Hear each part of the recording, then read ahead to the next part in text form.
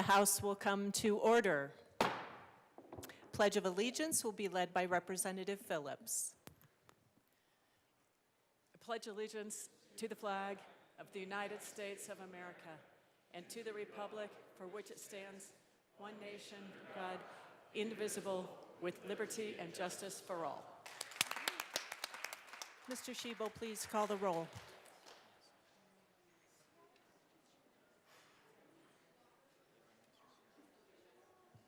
Needs one? Okay. Representatives Armagast. Bacon. AML Bacon. Excused. Barone. Byrd. Basenecker. Bottoms. Bradfield.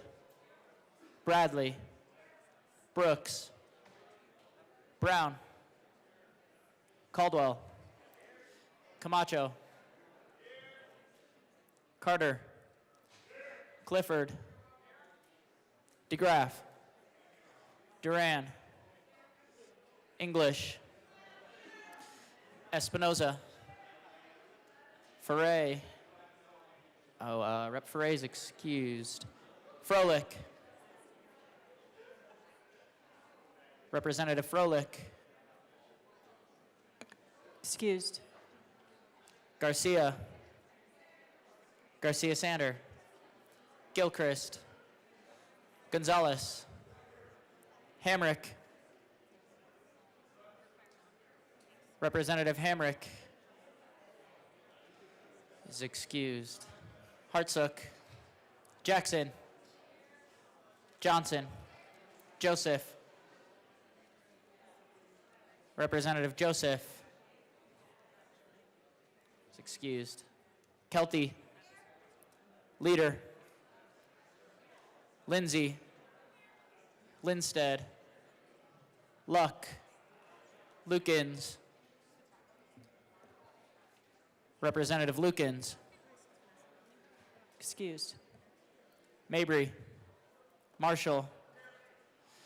Martinez. Morrow. Here. McCormick. Representative McCormick. Excused. Pascal. Phillips. Puglisi. Richardson. Ricks. Representative Ricks. Excused. Rootnell.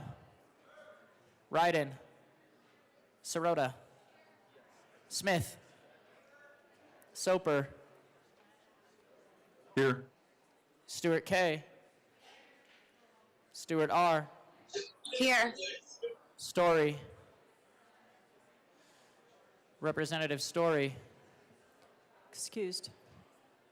Sukla. Taggart. Titone. Valdez A.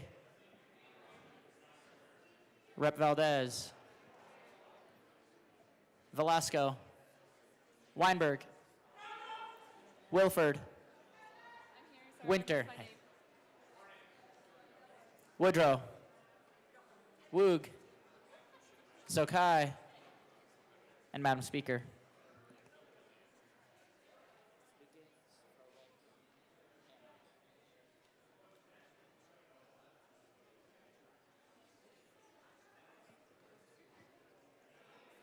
With 60 present, 5 excused, we do have a quorum. Representative Phillips, we do need a motion for our journal. Thank you, Representative. Thank you, Madam Speaker. I move that the Journal of Thursday, April 17th, 2025 be approved as corrected by the Chief Clerk. Members, you have heard the motion that the journal be approved as corrected by the Chief Clerk. All those in favor say aye.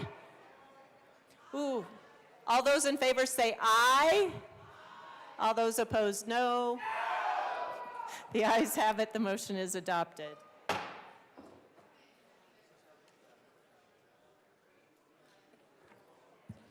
Members, I'll invite you to take your seats. We are proceeding to business, third readings.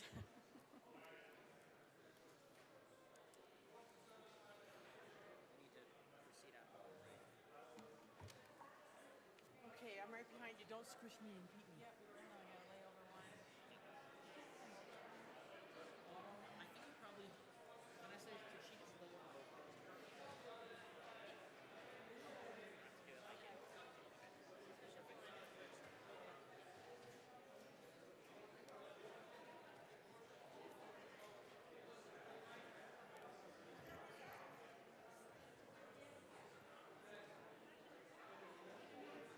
Members, please take your seats. Thank you. Madam Majority Leader. Thank you, Madam Speaker. I move to proceed out of order for consideration of third reading of bills, final passage. Seeing no objection, we will proceed out of order for consideration of the third reading of bills.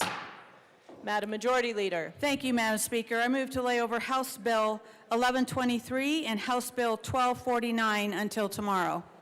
House Bills 1123 and 1249 will be laid over until tomorrow.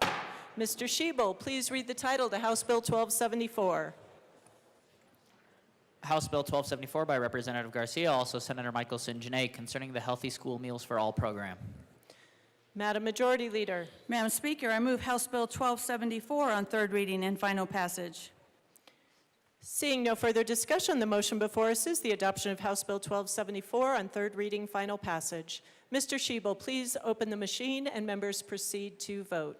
Representative Soper, how do you vote? No. Representative Soper votes no. Representative Morrow, how do you vote? Yes. Representative Morrow votes yes. Representative Stewart, how do you vote? Yes. Representative Stewart votes yes.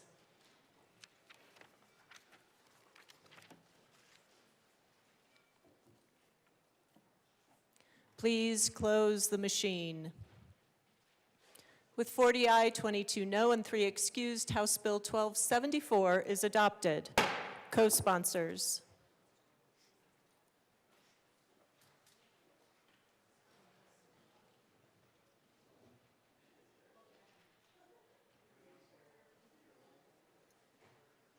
Please close the machine.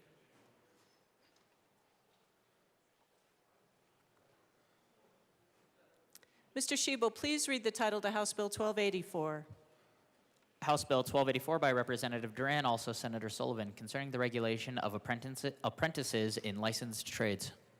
Madam Majority Leader. Madam Speaker, I move House Bill 1284 on third reading and final passage. The motion before us is the adoption of House Bill 1284 on third reading, final passage. Mr. Schiebel, please open the machine and members proceed to vote. Representative Soper, how do you vote? No. Representative Soper votes no. Representative Morrow, how do you vote? Yes. Representative Morrow votes yes. Representative Stewart, how do you vote? Yes. Representative Stewart votes yes.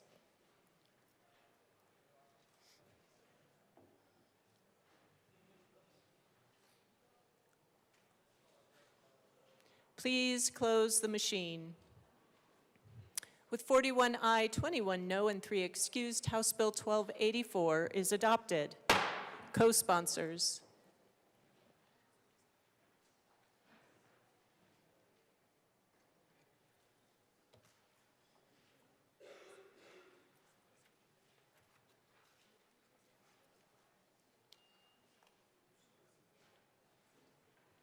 Please close the machine.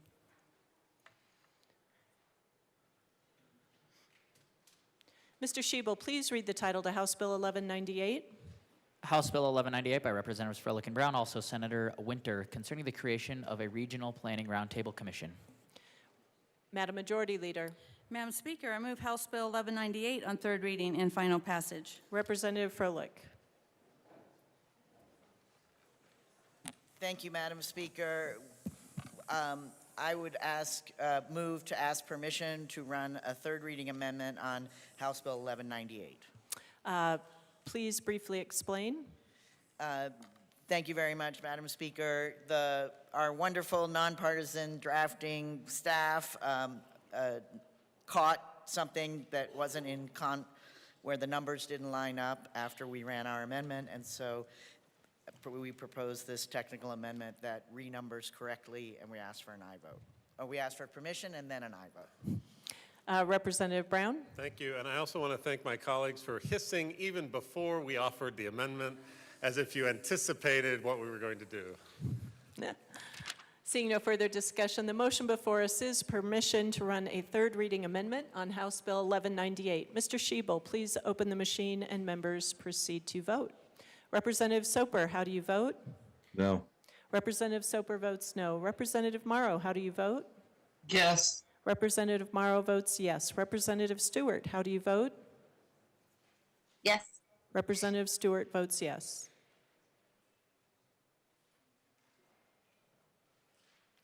Please close the machine. With 42 aye, 21 no, and 2 excused, House Bill permission to run a third reading amendment on House Bill 1198 is adopted. Representative Froelich. Thank you, Madam Speaker. I move Amendment 10 to House Bill 1198 and ask that it be properly displayed. One moment, please. It is properly displayed. Please proceed. Thank you, and I think you can see the truthiness of what we said. This is numbers and sequences that now are proper, and we ask for a yes vote. Seeing no further discussion, the motion before us is the adoption of Amendment L010 to House Bill 1198. Mr. Schiebel, please open the machine and members proceed to vote. Representative Soper, how do you vote? No. Representative Soper votes no. Representative Morrow, how do you vote? Yes. Representative Morrow votes yes. Representative Soper, how do you vote? Stewart votes yes. Sorry, I said Soper twice. Representative Stewart, how do you vote? Yes. Representative Stewart votes yes.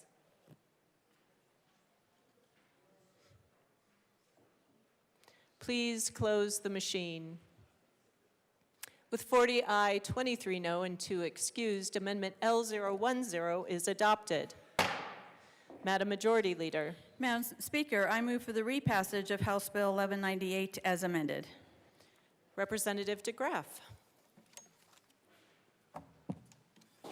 Thank you, Madam Speaker. Just looking at the overall, there's a lot of opposition to this. A lot of this, coming from the counties, the chambers of commerce. So when we come and say in this body that, we're the government and we're here to help, I think those are some of the most terrifying words in the United States, in fact, in the world, in fact. So the opposition to this comes because these agencies, they don't need the help of this body, and they don't want the help of this body. And they shouldn't be and it's not really help if it's being foisted on them by bureaucrats in Denver.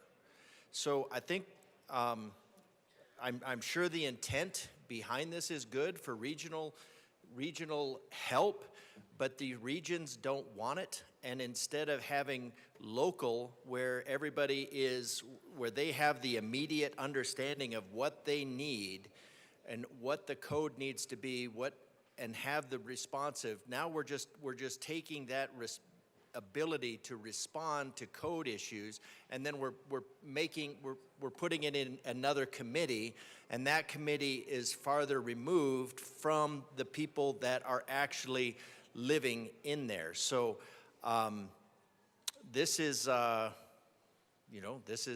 more nanny state type thing. I think it's well intended, but it's also something that the communities, the counties, the businesses are saying we don't need.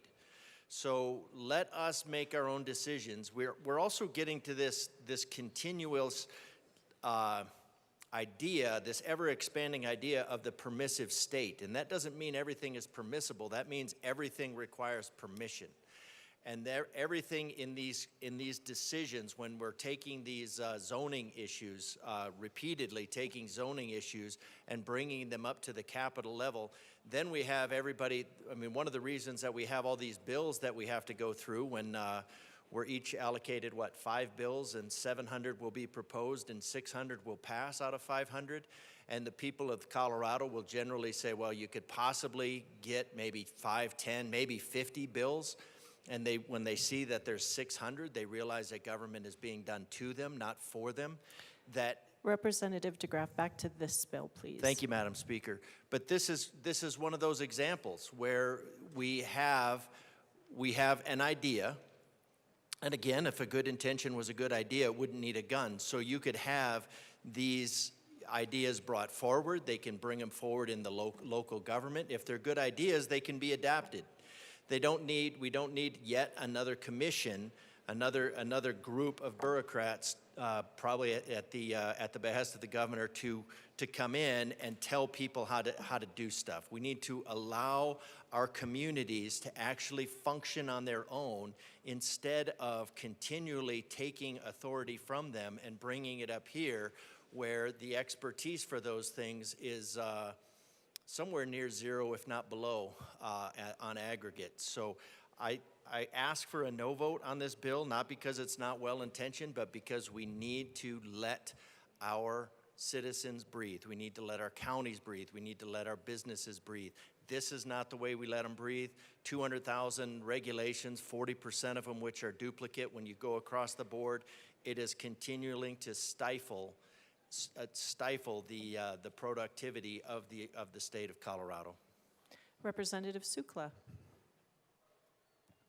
Thank you, Madam Speaker. So just coming from a commissioner standpoint, a previous county commissioner, we already know what we need at the local level. We don't need any more planning. As Elon Musk would say, the more meetings you go to, the dumber you get. So I would say that leave it at the local level and they need resources and not being told what to do, and I would urge a no vote as well. Representative Froelich. Thank you very much, Madam Speaker. And the awesomeness of what just happened is that we are in agreement. This literally doesn't happen unless it is at the request of local government. There's a set of folks who can be asked to participate in planning for your local community for an unseen event. Perhaps you get a data center plopped down into your community and you'd like to know, you'd like some convening in order to plan for that. But it literally doesn't happen unless the local government requests it. I think it's a solid local government request, permissive, all the good words, bill, and we ask for a yes vote. Seeing no further discussion, the motion before us is the adoption of House Bill 1198 as amended on third reading, final passage. Mr. Schiebel, please open the machine and members proceed to vote. Representative Soper, how do you vote? No. Representative Soper votes no. Representative Morrow, how do you vote? Yes. Representative Morrow votes yes. Representative Stewart, how do you vote? Yes. Representative Stewart votes yes.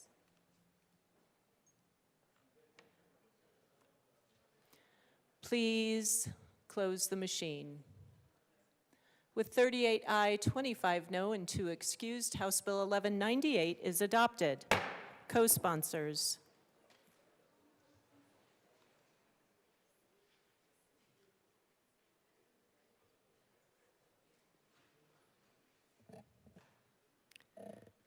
Please close the machine. Mr. Schiebel, please read the title to House Bill 1313. House Bill 1313 by Representative Story and Lindsay, also Senators Mullica and Hinrichsen, concerning modifications to certain laws that are within the purview of the Capital Development Committee. Madam Majority Leader. Madam Speaker, I move House Bill 1313 on third reading and final passage. The motion before us is the adoption of House Bill 1313 on third reading, final passage. Mr. Schiebel, please open the machine and members proceed to vote. Representative Soper, how do you vote? No. Representative Soper votes no. Representative Morrow, how do you vote? Yes. Representative Morrow votes yes. Representative Stewart, how do you vote? Yes. Oops, one more time, Representative Stewart, how do you vote? Yes. Representative Stewart votes yes.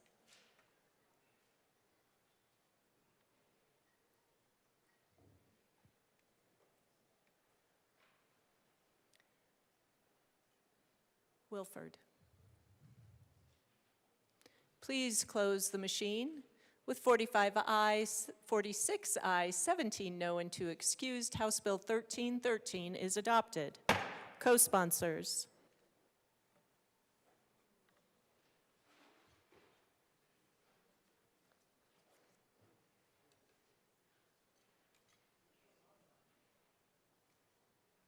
Please close the machine.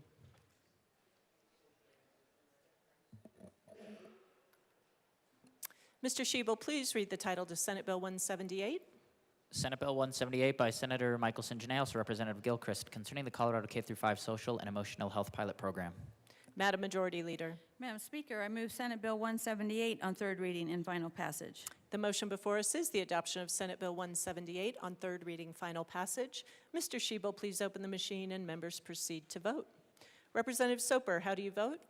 No. Representative Soper votes no. Representative Morrow, how do you vote? Yes. Representative Morrow votes yes. Representative Stewart, how do you vote? Yes. Representative Stewart votes yes.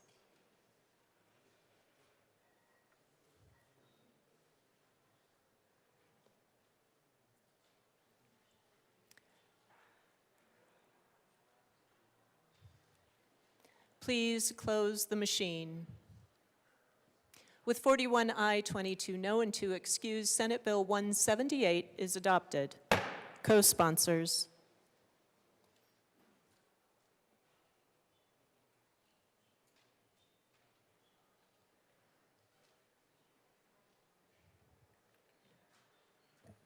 Please close the machine.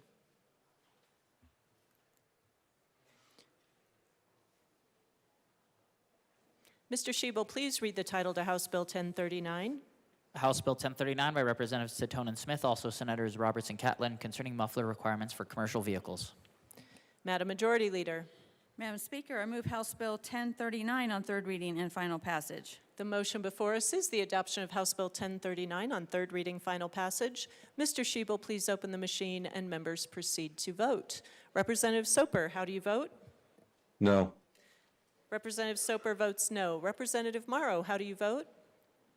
Yes. Representative Morrow votes yes. Representative Stewart, how do you vote?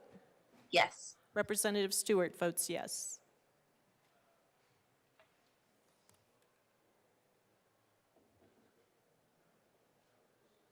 Brown Garcia Ricks. Please close the machine. With 41 aye, 22 no, and 2 excused, House Bill 1039 is adopted. Co-sponsors.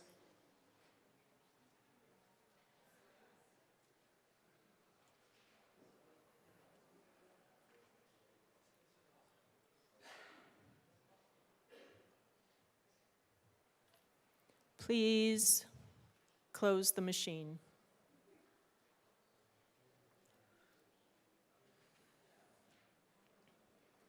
Mr. Shebel, please read the title to House Bill 1303. House Bill 1303 by Representatives Basenecker and Lukens, also Senators Roberts and Winter, concerning the creation of an enterprise in the Department of Transportation to provide funding for transportation system enhancements that lower automobile insurance costs by reducing the number of collisions that involve a motor vehicle. Madam Majority Leader. Madam Speaker, I move House Bill 1303 on third reading and final passage. Representative Gonzalez.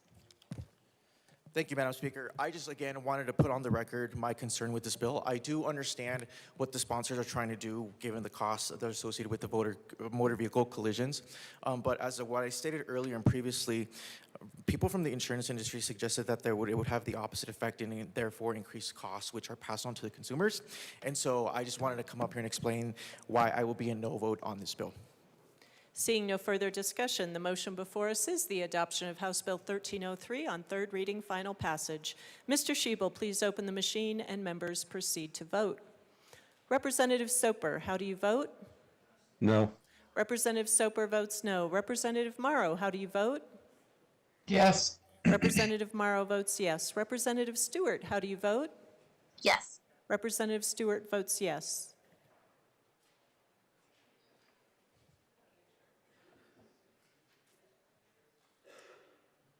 Representative Brown.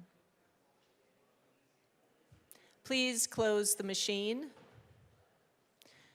With 38 aye, 25 no, and 2 excused, House Bill 1303 is adopted. Co-sponsors.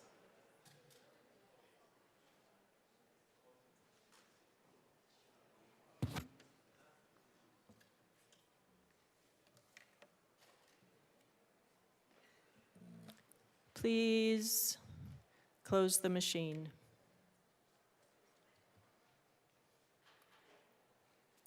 Mr. Shebel, please read the title to House Bill 1267.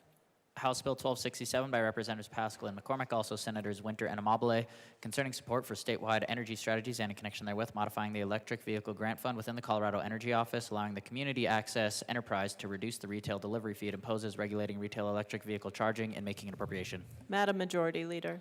Madam Speaker, I move House Bill 1267 on third reading and final passage. The motion before us is the adoption of House Bill 1267 on third reading, final passage. Mr. Shebel, please open the machine and members proceed to vote. Representative Soper, how do you vote? No. Representative Soper votes no. Representative Morrow, how do you vote? Yes. Representative Morrow votes yes. Representative Stewart, how do you vote? Yes. Representative Stewart votes yes. Please close the machine. Oops. Representative Martinez? Please close the machine. With 40 aye, 23 no, and 2 excused, House Bill 1267 is adopted. Co-sponsors.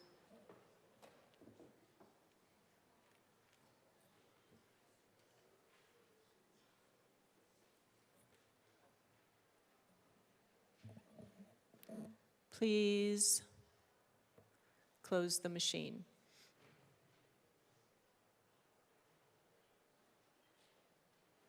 Mr. Shebel, please read the title to House Bill 1171.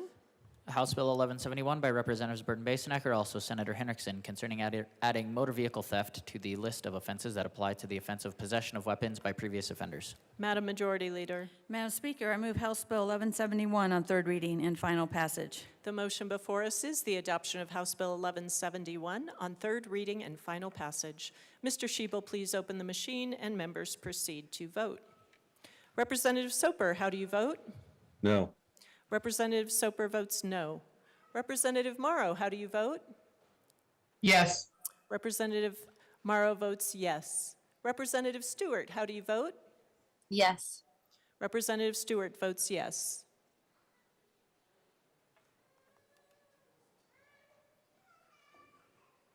Please close the machine.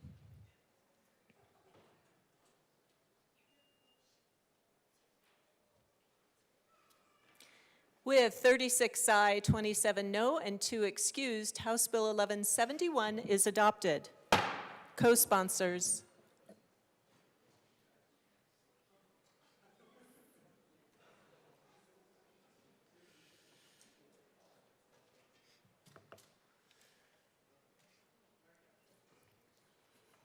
Please close the machine. Mr. Shebel, please read the title to Senate Bill 2.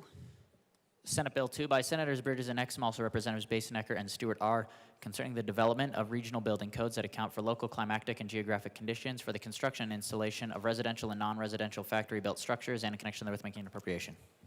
Madam Majority Leader. Madam Speaker, I move Senate Bill 2 on third reading and final passage. Speaker Pro Tem Basenecker. Thank you, Madam Speaker. It's an honor to serve with just you. It is an honor to serve with just you as well. Madam Speaker, I request permission to offer a third reading amendment. Please briefly explain. Thank you, Madam Speaker. The amendments we adopted on Friday, unfortunately, there was a conflict that the drafter found with the effective dates, and so what you'll see that is in 3 sections of the bill, we needed to clarify that effective date for technical reasons, and we ask for permission. Seeing no further discussion, the motion before us is a request for permission to run a third reading amendment to Senate Bill 2. Mr. Shebel, please open the machine and members proceed to vote. Representative Soper, how do you vote? No. Representative Soper votes no. Representative Morrow, how do you vote? Yes. Representative Morrow votes yes. Representative Stewart, how do you vote? Yes. Representative Stewart votes yes.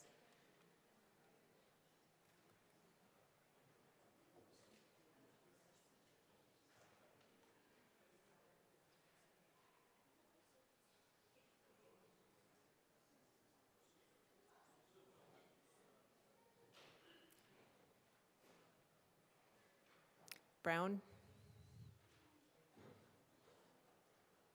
Please close the machine. With 43 aye, 20 no, and 2 excused, permission to run a third reading amendment is granted.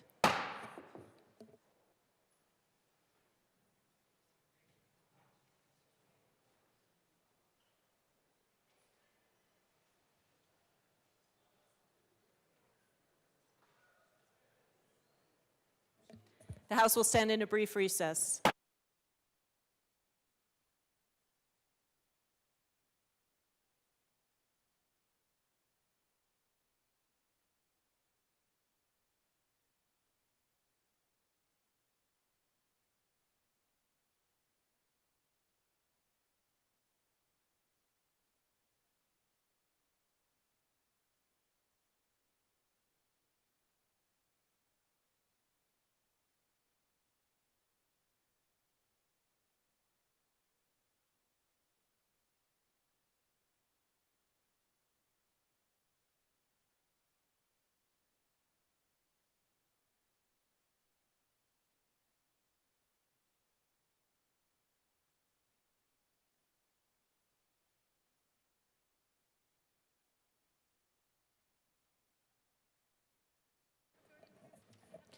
The House will come back to order.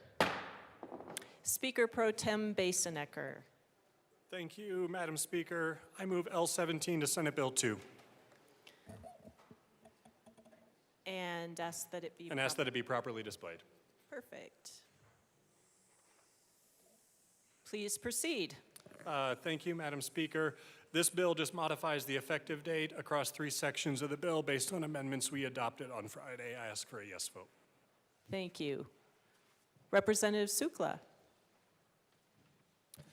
Thank you, Madam Speaker. So I actually sat on the committee. This was in transportation and local government.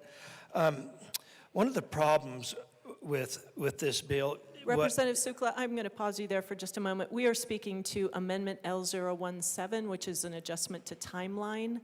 Yes, I would like to speak on the amendment. I think it's a bad amendment and vote no, and I'll talk on the bill. Thank you. Thank you. Thank you. Seeing no further discussion on the amendment, the motion before us is the adoption of L017 to Senate Bill 2. Mr. Schiebel, please open the machine and members proceed to vote. Representative Soper, how do you vote? No. Representative Soper votes no. Representative Morrow, how do you vote? Yes. Representative Morrow votes yes. Representative Stewart, how do you vote? Yes. Representative Stewart votes yes.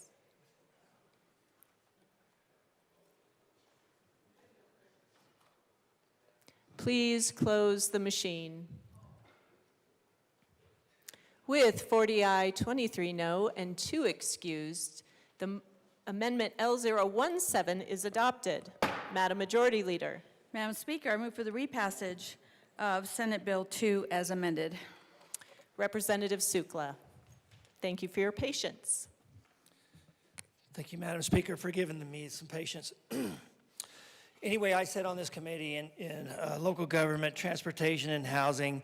It was a very interesting conversation on this. And I got to say, in general, where I live in the 8 communities, there is a lot of this type of building. And so the reason that the bill was brought up and what was discussed is that if you have a light switch on one side of the trailer house, if they were all consistent, then the builders would be, the manufacturers that can manufacture these homes can be more precise, and then they can sell these across the state. That sounds really good, except for I could just say that with the current innovation that we have, whatever locale that you want to put one of these homes, they can already do that, and I believe that the bill is unnecessary. Thank you. Representative Barone. Thank you, Madam Speaker. I'm also up here to talk that I am against this bill. I want to specify lines 23 through 27. Except as authorized in section 24, 32, 33, 29, a local government shall not adopt less stringent standards for an installation than those promulgated by the division. A local government shall not, without express consent by the division, adopt different standards than the standards for an installation promulgated by the division. That really, if you listen to that, that's basically taking away local control. It makes it hard for local governments to be able to control what goes into their communities. That's the whole point of local government. They know their communities better than we do here at the state level. We cannot make this happen to where a local government cannot make it less stringent for an installation. 3 years ago, my local government, we changed the building code for the reason to make it easier for developers, commercial and residential, to come into the city. I am concerned this will not allow us to do that. I am concerned that local governments are not going to be able to change their city code, change their building code, change their installation codes to make it easier for development to happen. I understand trying to avoid it, make it harder, but this specifies adopt less stringent standards. I understand there's a safety aspect to this, and yes, we do put that into consideration. The safety aspect does not change. To make it easier for them to come in tax-wise, to make it come in building-wise, it makes it easier for these developers to come in and build these homes for people to be able to afford them. I'm afraid this is going to go the wrong way. I urge a no vote. Representative DeGraff. Thank you, Madam Speaker. I'm also asking for a no vote on this. Yeah, we did just have a bill, just a couple back in the queue that was talking about optional regional building, which just means optional until next year when it becomes mandatory. And now we have a regional building code, or we have regional building code to address something that is even better at being represented at the local level. The local counties, the local municipalities know better. The problem, a big problem that you have when you start bringing all of this stuff, again, turning Colorado into a permissive state where permission is required for everything, is that everybody has to come here to ask for permission. So now we make this regional. We say then it affects the regions, and then it sticks Colorado, the General Assembly, in what should be a lower level of control. What we should be doing is we should be backing up the local control where they are having issues, and they're clearly not having issues in this regard. They're asking the General Assembly, from what I can see, they're asking the General Assembly to not get involved. They're asking the General Assembly to let them handle things at the local level where they can. Otherwise, we're just continually displacing the need. I mean, we're not displacing the need for local government. We're displacing the responsibility and the ability for local government to function. And then we're pulling it, I won't say up here, we're pulling it down here to the level of the General Assembly. We're pulling it down from the local control into the General Assembly.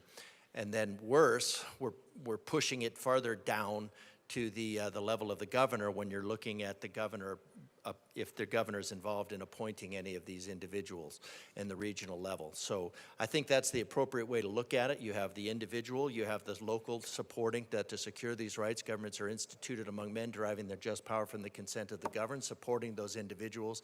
The state government should be supporting the local government instead of pulling their authority down to us and then asking us to push it back, the ability up to them. So the permissive state is one of the reasons that we have the 200,000 regulations, most of which are redundant and repetitious and duplicative. So we need to stop that. We need to stop coming up with ways to meddle in the business of the people of Colorado who know better about the business of Colorado and know better about what their localities are. When we pull that down and we create and we turn everything into a centralized decision, what you do is you're creating a centralized point of failure. You're creating a centralized, so a bad idea, a bad idea in one of the municipalities around Colorado is a bad idea in one of the municipalities of Colorado. A bad idea in this General Assembly, and now we're not just importing them, we're creating our own and exporting them as one of our primary things. When you have a bad idea at this level, and then you push it up to you force those bad ideas up to the level of local control, all of a sudden you have a bad idea imposed on all of the municipalities. Where the other way, when you have local control, if there's a bad idea, it can be replaced out. Here, a bad idea is promulgated immediately, pervasively, and it is very difficult to get out. So I think in general, I would like to see the General Assembly get out of the nanny state business. But since we're committed, since you're committed to being in the business of the nanny state, then I guess I'll just come up here and continue to request, well, the nanny of the nanny state. So I just request that we get out of, that the General Assembly get out of the business of being the nanny state, allowing the citizens of Colorado to breathe, allowing them some option, some flexibility to do some things without having to come up here, fill the lobby, and ask for permission, asking for that mother may I for every single thing that they want to do, because that's where we're going. We're going to one centralized system of governance, and that is a single point of failure, and we need to avoid that, so I ask for a no vote. Seeing no further discussion, the motion before us is the adoption of Senate Bill 2 as amended on third reading, final passage. Mr. Schiebel, please open the machine and members proceed to vote. Representative Soper, how do you vote? No. Representative Soper votes no. Representative Morrow, how do you vote? Yes. Representative Morrow votes yes. Representative Stewart, how do you vote? Yes. Representative Stewart votes yes. Please close the machine. With 40 aye, 23 no, and 2 excused, Senate Bill 2 as amended is adopted. Co-sponsors.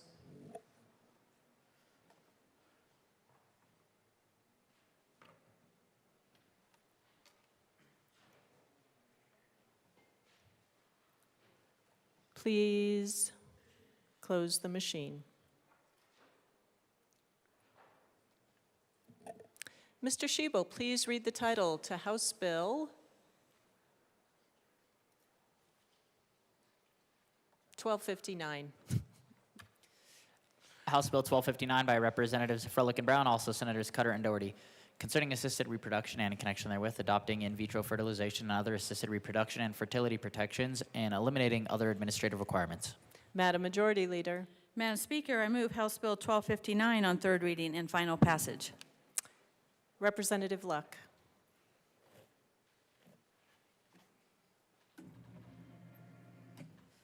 Thank you, Madam Speaker. Good morning. Happy Monday, everyone. On Friday, I forgot to wish you all a happy weekend on Thursday, which was the Friday. And so I think I'll take this bill as an opportunity to remind you all that you are amazing and valuable, worthy and adored. Because I genuinely believe that about you. I also believe that every life that is created has an inherent value. And in this bill, there was an amendment that was brought forth to page 6. And it said, every individual has a right to make autonomous decisions about that individual's own reproductive health, including the right to use or refuse reproductive health care, including the right to use gametes and embryos, destroy gametes and embryos, and including the right to donate gametes and embryos to third parties for procreation or research. And our side brought forth an amendment that sought to encourage this particular industry to not make embryos until the time that those embryos could be implanted in a woman's uterus. If that were to happen, there would be a lot of issues cleared up, a lot of moral questions eliminated. But it wasn't adopted. And now we have a situation, and I know that the bill sponsor said that this is settled law and it's easy because, you know, it's already been decided how this will be apportioned, but I don't really see how this section can be honored in full. Because it takes two people to make an embryo. The birds and the bees, right? Everybody remembers how that works? Flowers in the trees, no? Okay, I guess I'm dating myself, but used to be middle school or high school health, I think it's now earlier grades, would teach that a boy and a girl are required to make a baby. You have to have a sperm and an egg, otherwise known as gametes, that are then put together. Poof, light happens, genuinely light happens, and new life is formed.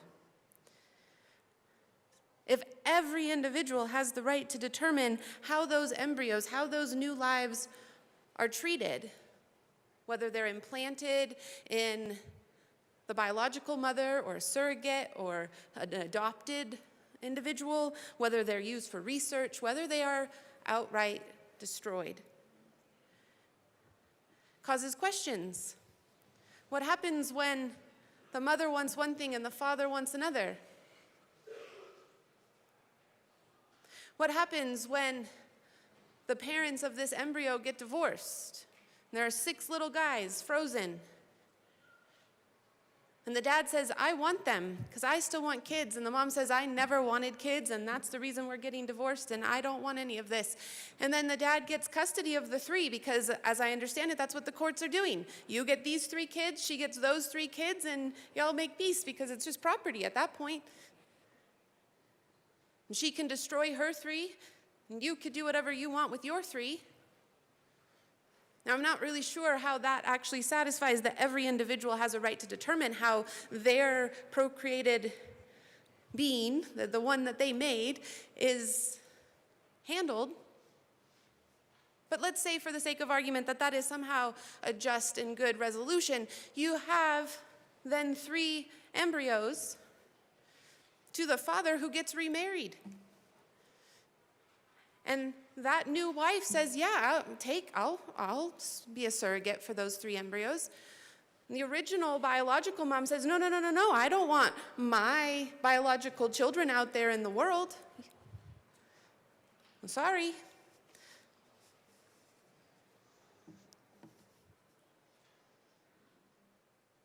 And then what about those 3 little guys who become little guys and bigger guys and older guys, and then they say, hey, who am I? Are you my mom? My biological mom didn't want me to exist, and so then my surrogate mom did. How does this all work?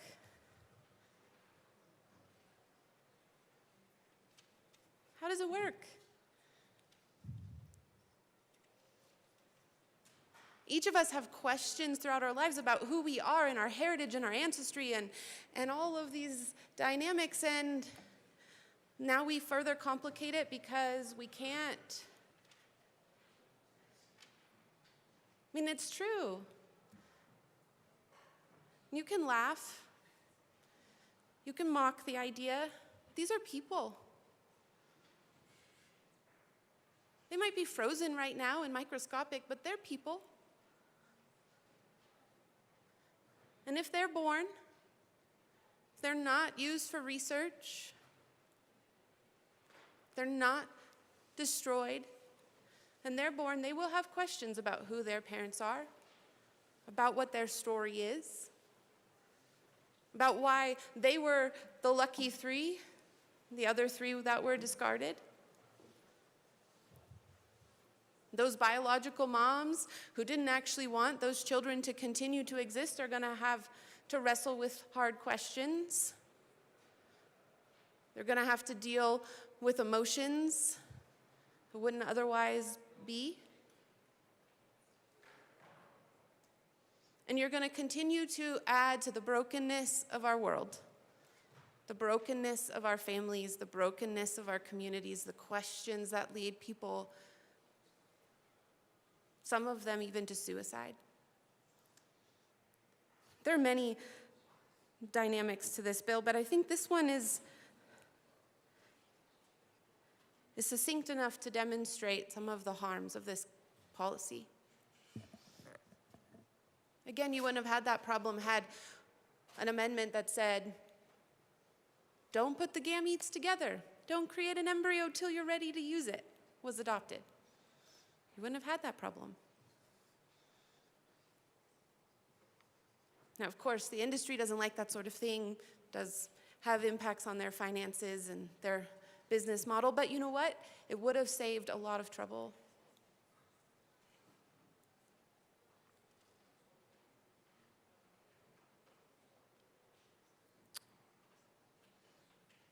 These guys have value just as much as you all do.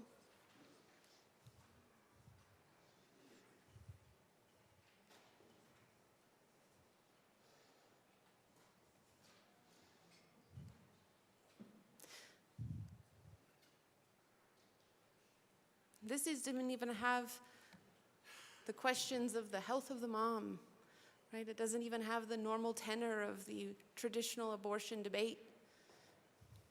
They're wholly outside of that.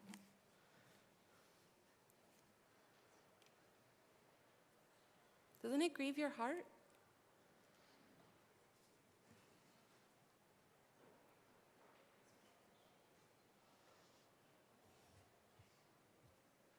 It really grieves mine. I ask for no vote. Representative DeGraff.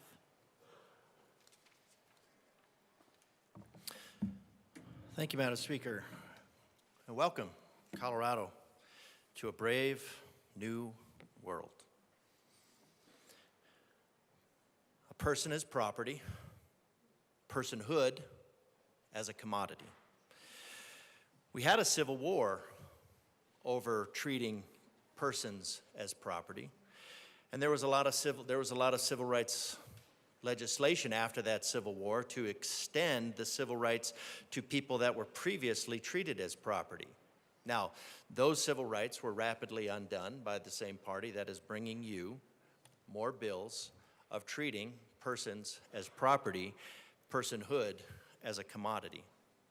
So when does a person, I don't know, I like the line, a person's a person, no matter how small. Because a bill like this does not negate the moral questions. To quote or paraphrase Martin Luther King Jr., you can't legislate morality. And true, you can't legislate morality. Neither can you make the immoral moral by making it legal. If you take something that's immoral and make it legal, it's just legal, not moral. So when you have the state come in, and the state doesn't have the option, doesn't have the authority to revoke personhood. I know previous bills from this body have pretended to not extend personhood to an individual. But you have to realize that that personhood is never extended to any individual. I mean, I haven't found it. Perhaps the lawyers in here can show me where. That would be very helpful. But the personhood is not extended. And when you look at the definition of person, from the time that these were done, a person is a human, basically the human body plus the soul. So either you, and that's based on, then you get into our founding, that all men, all mankind is created equal, endowed with certain unalienable rights, among which are life. Because without life, liberty and pursuit of happiness are meaningless. So bills that previously tried to negate or ignore the personhood of the individual don't actually negate the personhood of the individual. It just means that this body, this General Assembly, is telling the law and making it illegal to ignore the personhood of a class of individuals. And the reason for doing that is to avoid the 5th and 14th Amendments, whereby no person shall be deprived of life, liberty, or property without due process of law, and the 6th Amendment, guaranteeing a speedy trial, and the 8th Amendment, guaranteeing that no person would be subject to cruel and unusual punishment. Exsanguination, bleeding out, suffocation, starvation, mechanical dismemberment, chemical burning. Those are all I would classify as cruel and unusual. Now, being a formerly preborn person, I can guarantee you, I'm speaking only on behalf of the preborn persons, because in this case, what we have is we have two persons. We have two persons. And the sponsors want to further codify that it is okay to kill one of these persons brutally, with no limitation on time, because a preterm baby could have the right to life nominally. It's still pretty sketchy in this room. Whereas an overdue baby, more developed, would not have the right to life. So then you have to get into, is personhood conferred by this General Assembly or pretended to be conferred by the process of birth, in which case you'd have to ask the question about cesarean section. So you just bring up moral questions. You bring up more moral questions. And again, you could go back to Martin Luther King Jr. We live in a moral universe, and we have this moral arc. Otherwise, questions like this would not be a question. If we get to the point where these are not questions, we're treating a class of humans as property, as this bill does. This bill classifies humans as property.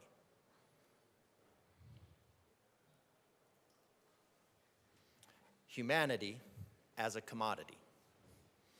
It doesn't negate the moral questions, it just highlights them. It just says these are moral questions that we should have to deal with. And probably putting ourselves in that role as moral arbiter is probably a dangerous place to be.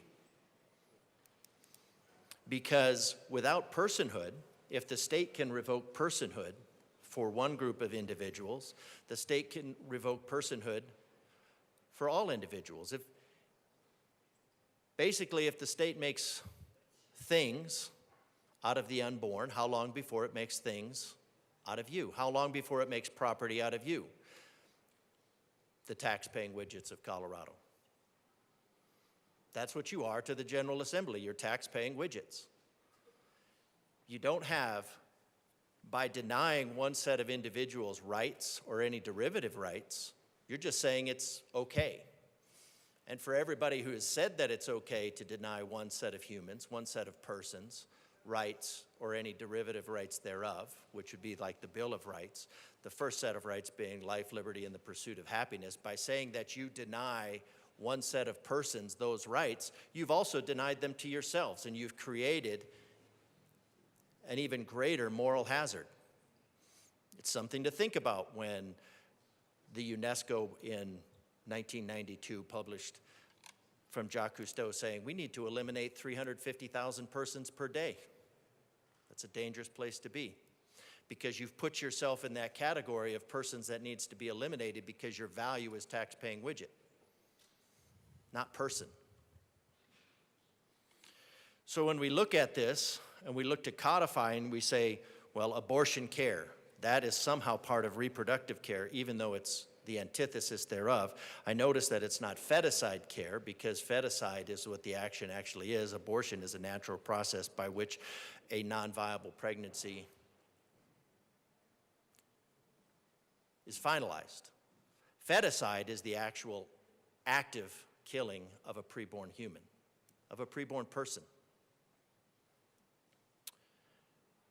Emergency contraception, the same thing. Instead of teaching people how to deal of the ramifications that we put porn in public schools, in the libraries, and then fight to keep it there, to make sure that kids are hopped up on porn. Representative DeGraff, that is not in this bill. Thank you, Madam Speaker. This bill, a lot of this bill is just the I mean, we're talking, again, we talked about the multi-subject, because we're talking about, you're not just talking about what the title is, which is reproduction, in vitro fertilization, reproduction, fertility protections. What you're talking about is ensconcing feticide as a right. Emergency contraception, just a chemical version of feticide, just with huge, massive implications as far as the health of the mother goes. Many complications, many deaths. Every individual has a fundamental right to make autonomous decisions, but in this case we have two individuals. One of the individuals, at the behest of this body, is 100% denied the option of making those choices. It doesn't negate the actual personhood. This does not negate the personhood of the preborn. This just is a grisly example of what happens when you have a legislative body that chooses to ignore it. Representative DeGraff, you have 55 seconds remaining. Thank you, Madam Speaker. So it's talking about reproduction, and it ensconces, all caps, performing, inducing a termination of a pregnancy. That's feticide. Knowing or engaging in conduct that aids or abets the performance of the termination of a feticide. So again, acts like it's supposed to be something that's about reproduction, but analysis shows it's more about death. And that's a very unfortunate place to be. It is a brave new world because it's full of hazard. Representative Bradley. Thank you, Madam Speaker. I was trying to decide if I was going to talk about this bill because I talked about it so much on Thursday. And I thought about maybe just telling a little bit more of a personal story than anything. When I read page 6, every individual has a fundamental right to make autonomous decisions about the individual's own reproductive health. I started thinking about our own journey of 4 years of infertility. And for anyone that's ever had to go through that as a woman or a man of a woman who has had to experience that, I cannot tell you the hardships that are involved with that. When most of your friends are having babies at the drop of a hat and you can't get pregnant for 4 years and you wonder if you're ever going to be able to be a mom, which I think a lot of us, really wanted to be or want to be. And I think about every individual has a fundamental right to make autonomous decisions. And I think about my husband who sat there with me for 4 years, both emotionally, financially, physically, and I think about what a detriment to him that is. He was all in. And I get the right, the courts give me the right. I have 4 boys. And what if their wives unfortunately have to go through this horrific process of having a baby? Because for some of us, it doesn't come naturally. It's excruciating every month to go through that process, to lose. And I wonder why we couldn't just take that out of the bill. I wonder why a person is now property in this state. I worry about my boys living here and their future wives. I worry about them going through this process. It makes me sad. It makes me sad that we couldn't adopt an amendment to take the embryos out of it. When I was struggling for 4 years and talking to many different, we changed labs twice because we just didn't feel like they were getting it done. The divorce rate for these people, and I'll include myself, is 50%, if not higher at this point. It was probably the worst time in my marriage. And there's no reason to include embryos in that. There's no reason to try to let the courts decide who gets this property. We're talking about a baby. There's no reason to have left that in. You're totally excluding the other partner in this. And that is not fair to my husband, and it is definitely not fair to my 4 little boys that live in the state. And if you can't understand our pro-life stance, then you can at least understand the stance on the custodial battles in the courts. This is very personal to me. And I feel like it literally fell on deaf ears. I mean, there's no reason to unite both gametes for an embryo. Even the lawyers that testified on this bill said there's no reason to do that. The implantation doesn't change. There's no reason to do it. I talked to you guys about a 2014 study that had involved 50,000 women that found that those who do not have children after fertility treatments are 3 times more likely to divorce. And I will tell you, from a personal story, we almost divorced. It is a horrible thing for women to have to go through to try to have a baby when others just discard it for a clump of cells. It's a horrible thing to tell the women of Colorado fighting for a baby that you can just destroy it or discard it. What is that saying to the people like me that tried for 4 years to have a baby? I'm just trying to give you guys a personal story. Not all of us just get pregnant at the drop of a hat. I hear people all the time, I want 2.5 kids and a white picket fence. Yeah, some of us don't get that. Some of us beg and plead and want to then listen to it be summed up as we can discard it or use it for medical research. I'm giving you the personal story. I'm giving you the face of in vitro. I'm giving you the story of a mom who tried for 4 years to have a baby who could not, and the devastation of that every month when I couldn't have a baby. And we asked for a couple of very specific amendments, and it's just no, no, no. I mean, don't even listen to our story. Don't even listen to the thousands of women in Colorado struggling to have a baby right now. And then to talk about progesterone, if we're going to talk about family planning, then the least we could do is talk about the abortion pill reversal. I was put on progesterone the first 6 weeks of my pregnancy. It is safe and effective for pregnant women. I mean, if we can give it to 12-year-olds without it being FDA approved, certainly we can give it to women who want to save their babies.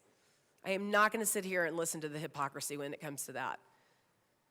If it's non-FDA approved for gender-affirming care, and I'm telling you I was on it to birth all of my babies to save them, then it is safe and effective. I don't want to hear about a 12-person study anymore. There's lawsuit over lawsuit after lawsuit, Arizona, Virginia, California, even in Colorado, where the Supreme Court said, we don't know what to do with these embryos.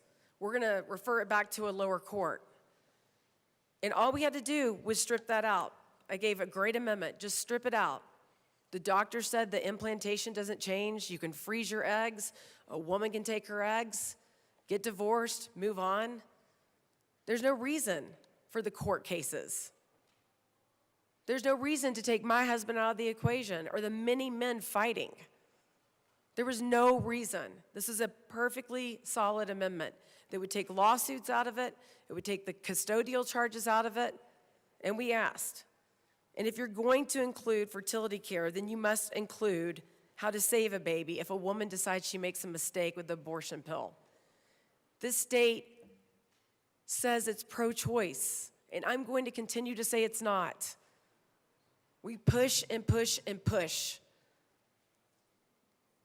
away from the ability for a woman to choose. If you are going to let a woman choose, you give her all the options. And this bill does not.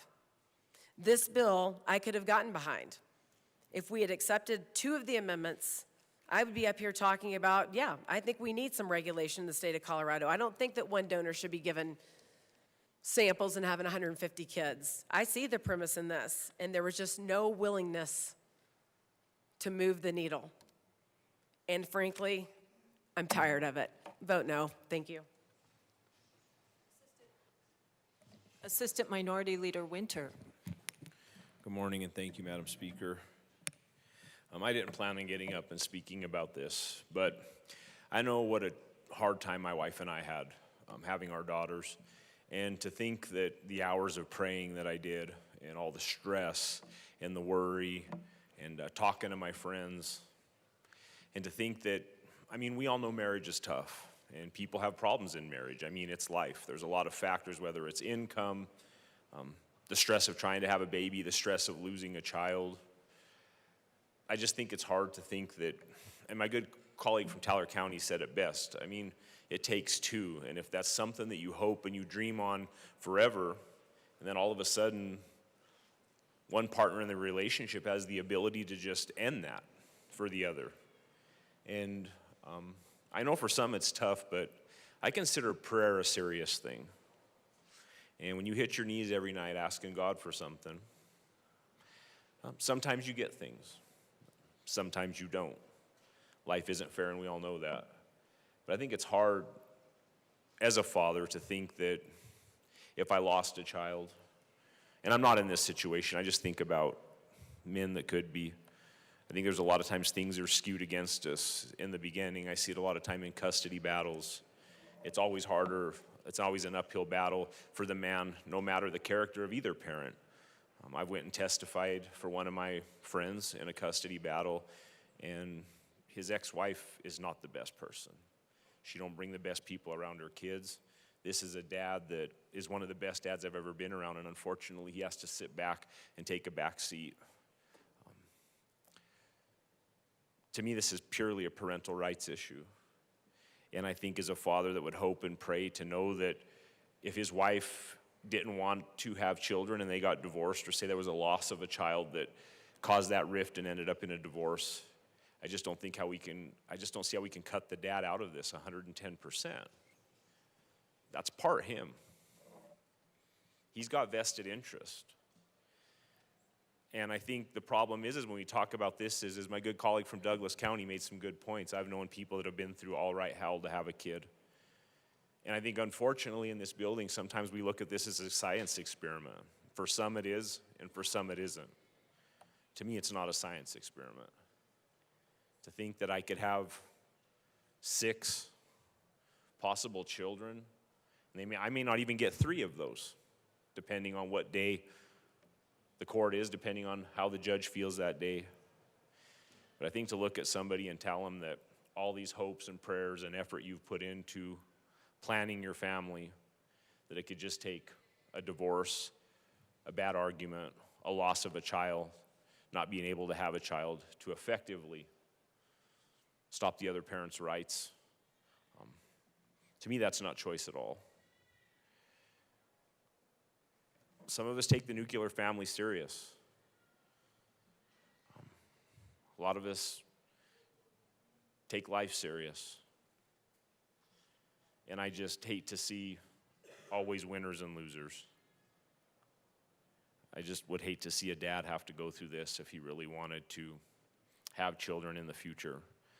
Like I said, we all know fights get messy, divorces get messy. I've heard some crazy things. I actually have a friend that works for the FBI that said after January 6th, they spent about a quarter of their effort on reports of spouses that were mad at each other, and the one spouse would call and say, my husband or my boyfriend was there when they really weren't. And it goes to show you how much vitriol there is to people. I mean, what they'll do to get back at each other in this world, and it's unfortunate.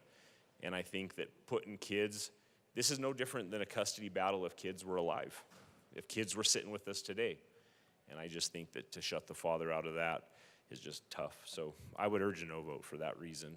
Parental rights matter and both parents matter. Seeing no further discussion, the motion before us is the adoption of House Bill 1259 on third reading, final passage. Mr. Schiebel, please open the machine and members proceed to vote. Representative Soper, how do you vote? No. Representative Soper votes no. Representative Morrow, how do you vote? Yes. Representative Morrow votes yes. Representative Stewart, how do you vote? Yes. Representative Stewart votes yes. Please close the machine. With 40 aye, 23 no, and 2 excused, House Bill 1259 is adopted. Co-sponsors.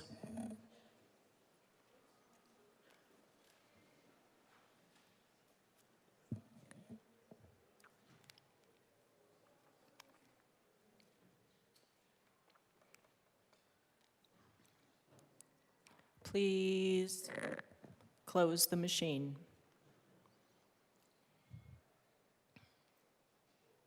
Mr. Schiebel, please read the title to House Bill 1318.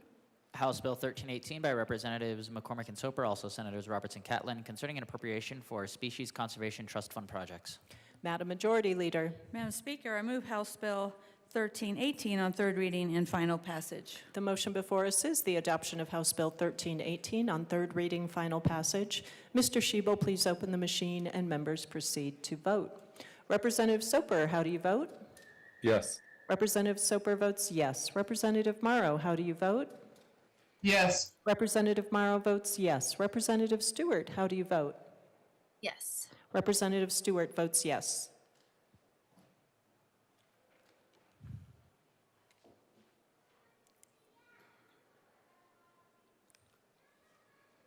Please close the machine. With 50 aye, 13 no, and 2 excused, House Bill 1318 is adopted. Co-sponsors.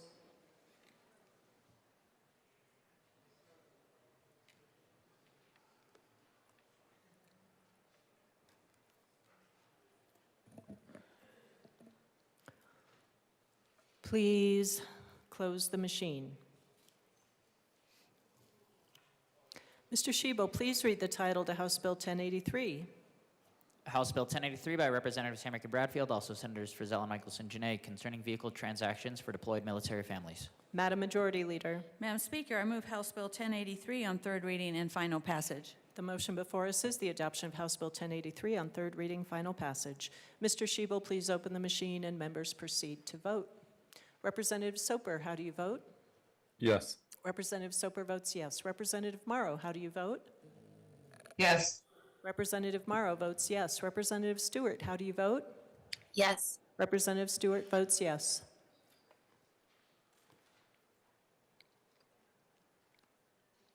Please close the machine.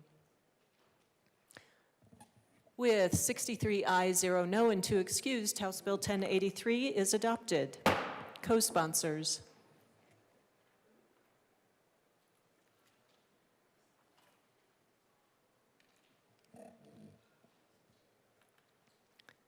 Please close the machine. Madam Majority Leader. Madam Speaker, I move to lay over House Bill 1146 until tomorrow. House Bill 1146 will be laid over until tomorrow. Mr. Shebo, please read the title to Senate Bill 125. Senate Bill 125 by Senators Weissman and Frizzell, also Representatives Soper and Mabry, concerning implementation of the Committee on Legal Services recommendations in connection with legislative review of state agencies' rules. Madam Majority Leader. Madam Speaker, I move Senate Bill 125 on third reading and final passage. The motion before us is the adoption of Senate Bill 125 on third reading, final passage. Mr. Shebo, please open the machine and members proceed to vote. Representative Soper, how do you vote? Yes. Representative Soper votes yes. Representative Morrow, how do you vote? Yes. Representative Morrow votes yes. Representative Stewart, how do you vote? Yes. Representative Stewart votes yes.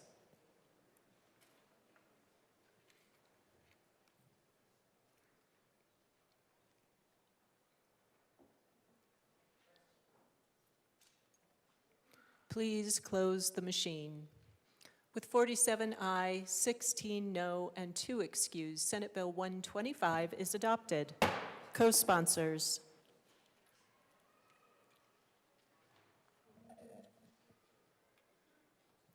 Please close the machine.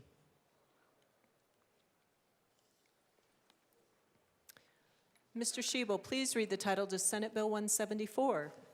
Senate Bill 174 by Senators Robertson, Simpson, also Representatives Lukens and Soper, concerning the continuation of the regulation of outfitters and in connection therewith implementing the recommendations contained in the 2024 Sunset Report by the Department of Regulatory Agencies. Madam Majority Leader. Madam Speaker, I move Senate Bill 174 on third reading and final passage. The motion before us is the adoption of Senate Bill 174 on third reading, final passage. Mr. Shebo, please open the machine and members proceed to vote. Representative Soper, how do you vote? Yes. Representative Soper votes yes. Representative Morrow, how do you vote? Yes. Representative Morrow votes yes. Representative Stewart, how do you vote? Yes. Representative Stewart votes yes.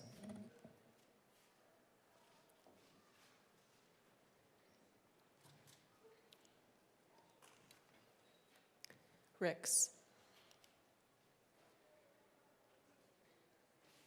Please close the machine.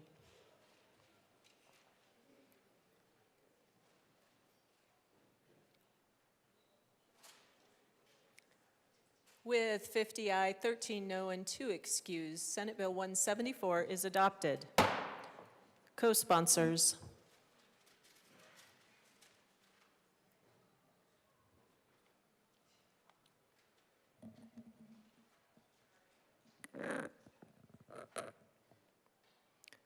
Please close the machine.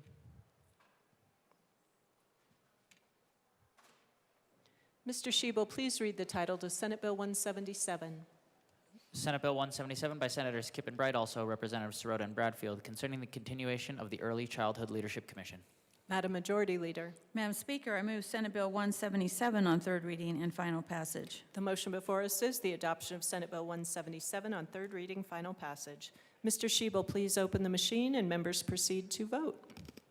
Representative Soper, how do you vote? No. Representative Soper votes no. Representative Morrow, how do you vote? Yes. Representative Morrow votes yes. Representative Stewart, how do you vote? Yes. Representative Stewart votes yes.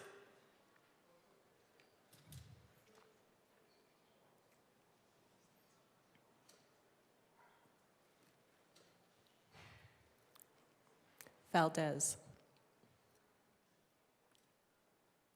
Please close the machine. With 53 aye, 11 no, and 1 excuse, Senate Bill 177 is adopted. Co-sponsors.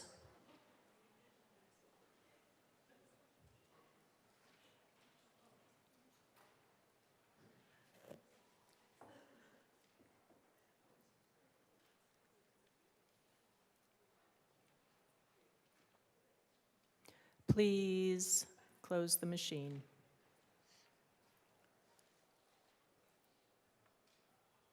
Mr. Shebel, please read the title to House Bill 1316. House Bill 1316 by Representatives Bradley and Carter, also Senators Exum and Rich, concerning technical changes to definitions that apply to the laws regulating electronic monitoring of prescription drugs. Madam Majority Leader. Madam Speaker, I move House Bill 1316 on third reading and final passage. The motion before us is the adoption of House Bill 1316 on third reading, final passage. Mr. Shebel, please open the machine and members proceed to vote. Representative Soper, how do you vote? Yes. Representative Soper votes yes. Representative Morrow, how do you vote? Yes. Representative Morrow votes yes. Representative Stewart, how do you vote? Yes. Representative Stewart votes yes.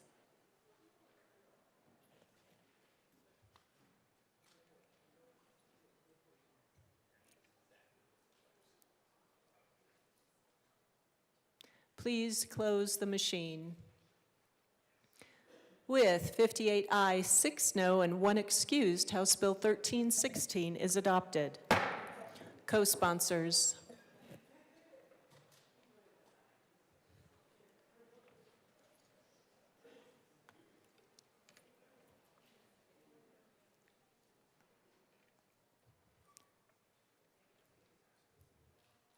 Please close the machine.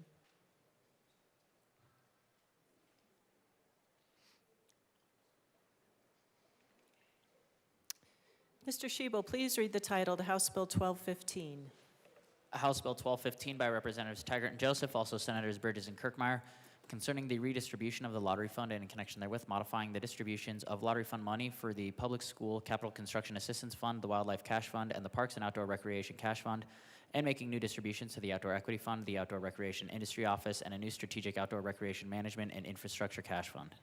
Madam Majority Leader. Madam Speaker, I move House Bill 1215 on third reading and final passage. The motion before us is the adoption of House Bill 1215 on third reading, final passage. Mr. Shebel, please open the machine and members proceed to vote. Representative Soper, how do you vote? No. Representative Soper votes no. Representative Morrow, how do you vote? Yes. Representative Morrow votes yes. Representative Stewart, how do you vote?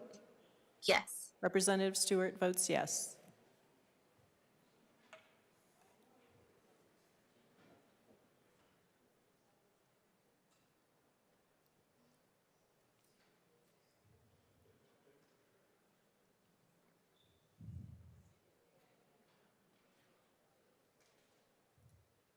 Please close the machine. With 48 ayes, 16 no, and 1 excused, House Bill 1215 is adopted. Co-sponsors.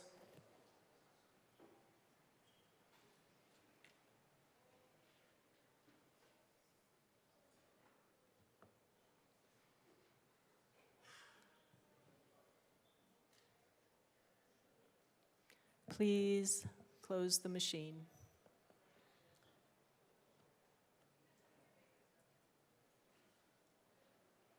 Mr. Shebel, please read the title to House Bill 1330. House Bill 1330 by Representatives Satone and Soper, also Senators Henriksen and Baisley, concerning exempting quantum computing equipment from the Consumer Repair Bill of Rights Act. Madam Majority Leader. Madam Speaker, I move House Bill 1330 on third reading and final passage. The motion before us is the adoption of House Bill 1330 on third reading, final passage. Mr. Shebel, please open the machine and members proceed to vote. Representative Soper, how do you vote? Yes. Representative Soper votes yes. Representative Morrow, how do you vote? Yes. Representative Morrow votes yes. Representative Stewart, how do you vote? Yes. Representative Stewart votes yes.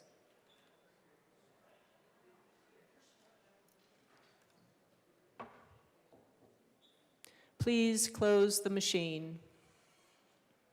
With 63 aye, 1 no, and 1 excused, House Bill 1330 is adopted. Co-sponsors.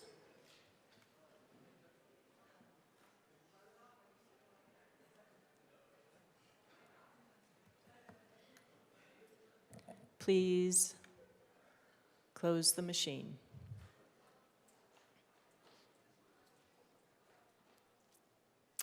Mr. Shebel, please read the title to Senate Bill 128.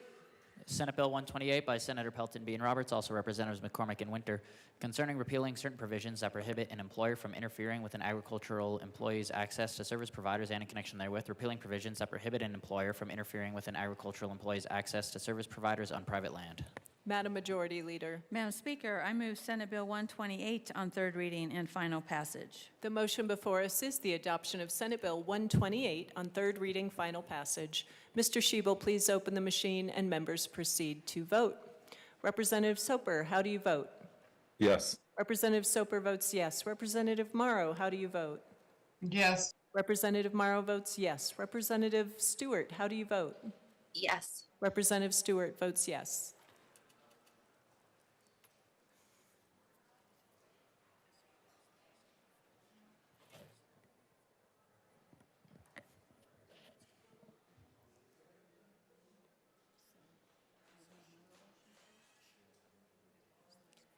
Please close the machine. With 53 aye, 11 no, and 1 excuse, Senate Bill 128 is adopted. Co-sponsors. Representative Soper, co-sponsors.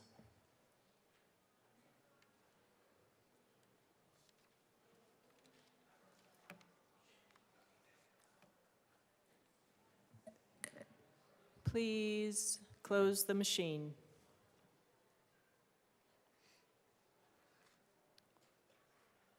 Mr. Shebel, please read the title to House Bill 1293. House Bill 1293 by Representatives Jackson and Puglisi, also Senators Pelton B. and Snyder, concerning measures related to overdose prevention for students. Madam Majority Leader. Madam Speaker, I move House Bill 1293 on third reading and final passage. Madam Minority Leader. Thank you, Madam Speaker. No, there's no assistance involved, so put them back in. I just wanted to just re-explain, because I know there's always a lot of activity on seconds. The $20,000 that would go towards these prevention strategies for schools and our students to prevent opioid and fentanyl abuse, if we aren't able to raise that $20,000, the bill goes away. I want to be very clear about that. It is not going to be a continuing line item in the budget. It is not coming from general fund, and we do have commitments that we think we will be able to raise this money because it's such a big issue throughout Colorado. So for my side, who's particularly interested in those things, I wanted to be very clear that if we don't raise the money outside of general fund, this bill will go away. And we were very clear and calculated in the way we drafted the bill to alleviate potential concerns from my side. So anyway, I do think this is a great strategy to help with prevention and education in our schools for our children around the fentanyl and opioid epidemic, and urge an aye vote. Thank you. Seeing no further discussion, the motion before us is the adoption of House Bill 1293 on third reading, final passage. Mr. Shebel, please open the machine and members proceed to vote. Representative Soper, how do you vote? Yes. Representative Soper votes yes. Representative Morrow, how do you vote? Yes. Representative Morrow votes yes. Representative Stewart, how do you vote? Yes. Representative Stewart votes yes.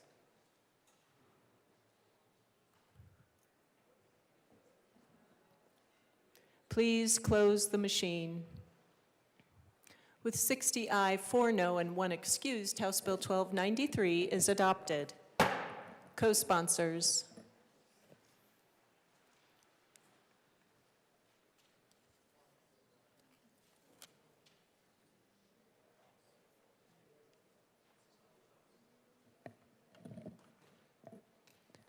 Please close the machine. Mr. Schiebel, Conference Committee report. First report of First Conference Committee on Senate Bill 206. This report amends the revised bill to the President of the Senate and the Speaker of Conference the House. Committee report will be printed in the Journal. Madam Majority Leader. Madam Speaker, I move to suspend the rules for the immediate consideration of Conference Committee report. Members, the motion is to suspend the rules for the immediate consideration of Conference Committee reports. Mr. Schiebel, please open the machine and members proceed to vote. Representative Soper, how do you vote?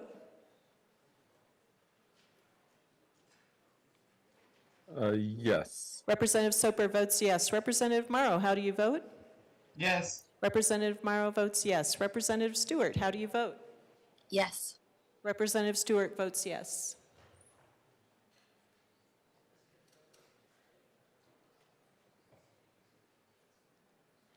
Espinoza and Garcia. Please close the machine. Mr. Schiebel, apparently the S's have the better of us today. Suspend. With 53 aye and 11 no and 1 excuse, the motion to suspend the rules is adopted. Mr. Schiebel, please read the title to 206. Senate Bill 206. Senate Bill 206 by Senator Bridges, also Representative Byrd, concerning the provisions for payment of the expenses of the executive, legislative, and judicial departments of the state of Colorado and of its agencies and institutions for and during the fiscal year beginning July 1st, 2025, except as otherwise noted. Representative Byrd. Thank you, Madam Speaker. I move for the adoption of the first report of the First Conference Committee on Senate Bill 25206. Please proceed. So, members, this is the report out. So the Conference Committee on the Long Bill met last Thursday, April 17th, and in that time we adopted 2 of the amendments that passed in both chambers. The first was Senate Amendment 21, House Amendment number 2, which restores the rate for multiple occupational, physical, and speech therapies during the same visit. The amendment adds $6.5 million total funds, including $1.95 million general fund in the Department of Healthcare Policy and Financing. Senate Amendment 46 and House Amendment 7 adds $959,310 cash funds for the Environmental Justice Program costs line item in the Public Health and Environment. The committee also restored Senate Amendment 41, which was similar to House Amendment number 7, to shift $40,676 general fund from one program to another in the Department of Personnel to help fund the Address Confidentiality Program. We also restored Senate Amendment 35, which added a footnote regarding prioritization of judgeships in the judicial branch.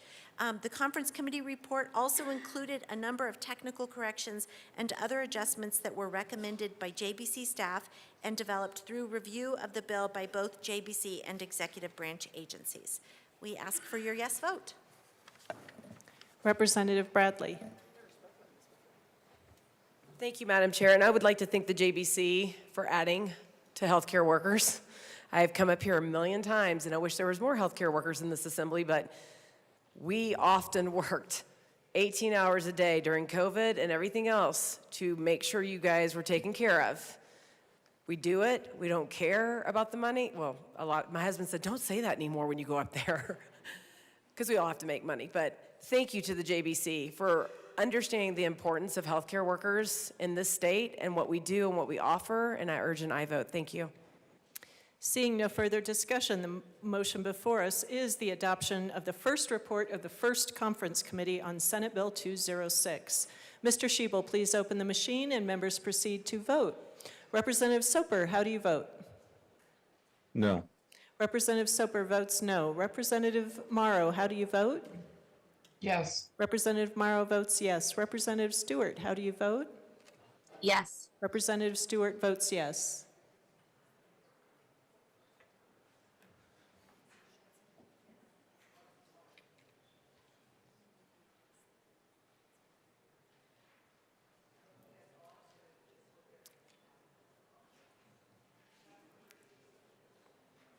Please close the machine.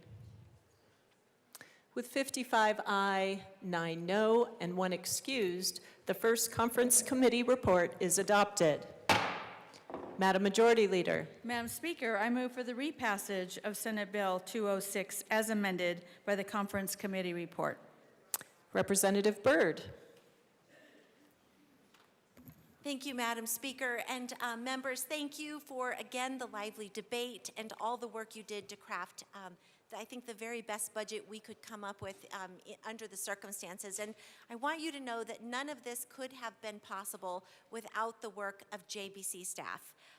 We have them joining us here along the side, and I'm so sad Jessie Newberg, who also was instrumental to our efforts to pull together this budget, can't be with us as she's manning the fort across the street. But these incredible analysts, we stand up before you and we talk to you about the policy and, you know, engage in the debate and the discussion, but we would not be informed to the extent that we are were it not for these incredible analysts who come in and start their work. They've been doing work on the budget all day, all year, all month. Truly, it feels like 24/7. And really, they are deserving of our incredible gratitude, and they're amazing. Please join me, if it's all right, Madam Speaker, in a round Yes, of it applause. is.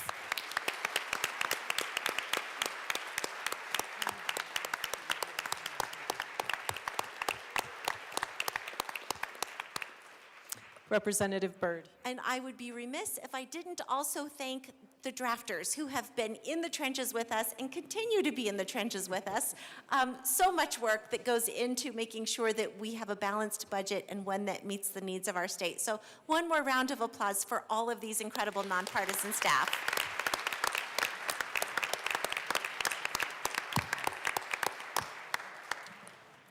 Seeing no further discussion, the motion before us is the repassage of Senate Bill 206 as amended by the first conference committee report. Mr. Schiebel, please open the machine and members proceed to vote. Representative Soper, how do you vote? No. Representative Soper votes no. Representative Morrow, how do you vote? Yes. Representative Morrow votes yes. Representative Stewart, how do you vote? Yes. Representative Stewart votes yes. Please close the machine. With 43 aye, 21 no, and 1 excuse, Senate Bill 206 as amended is repassed. Co-sponsors.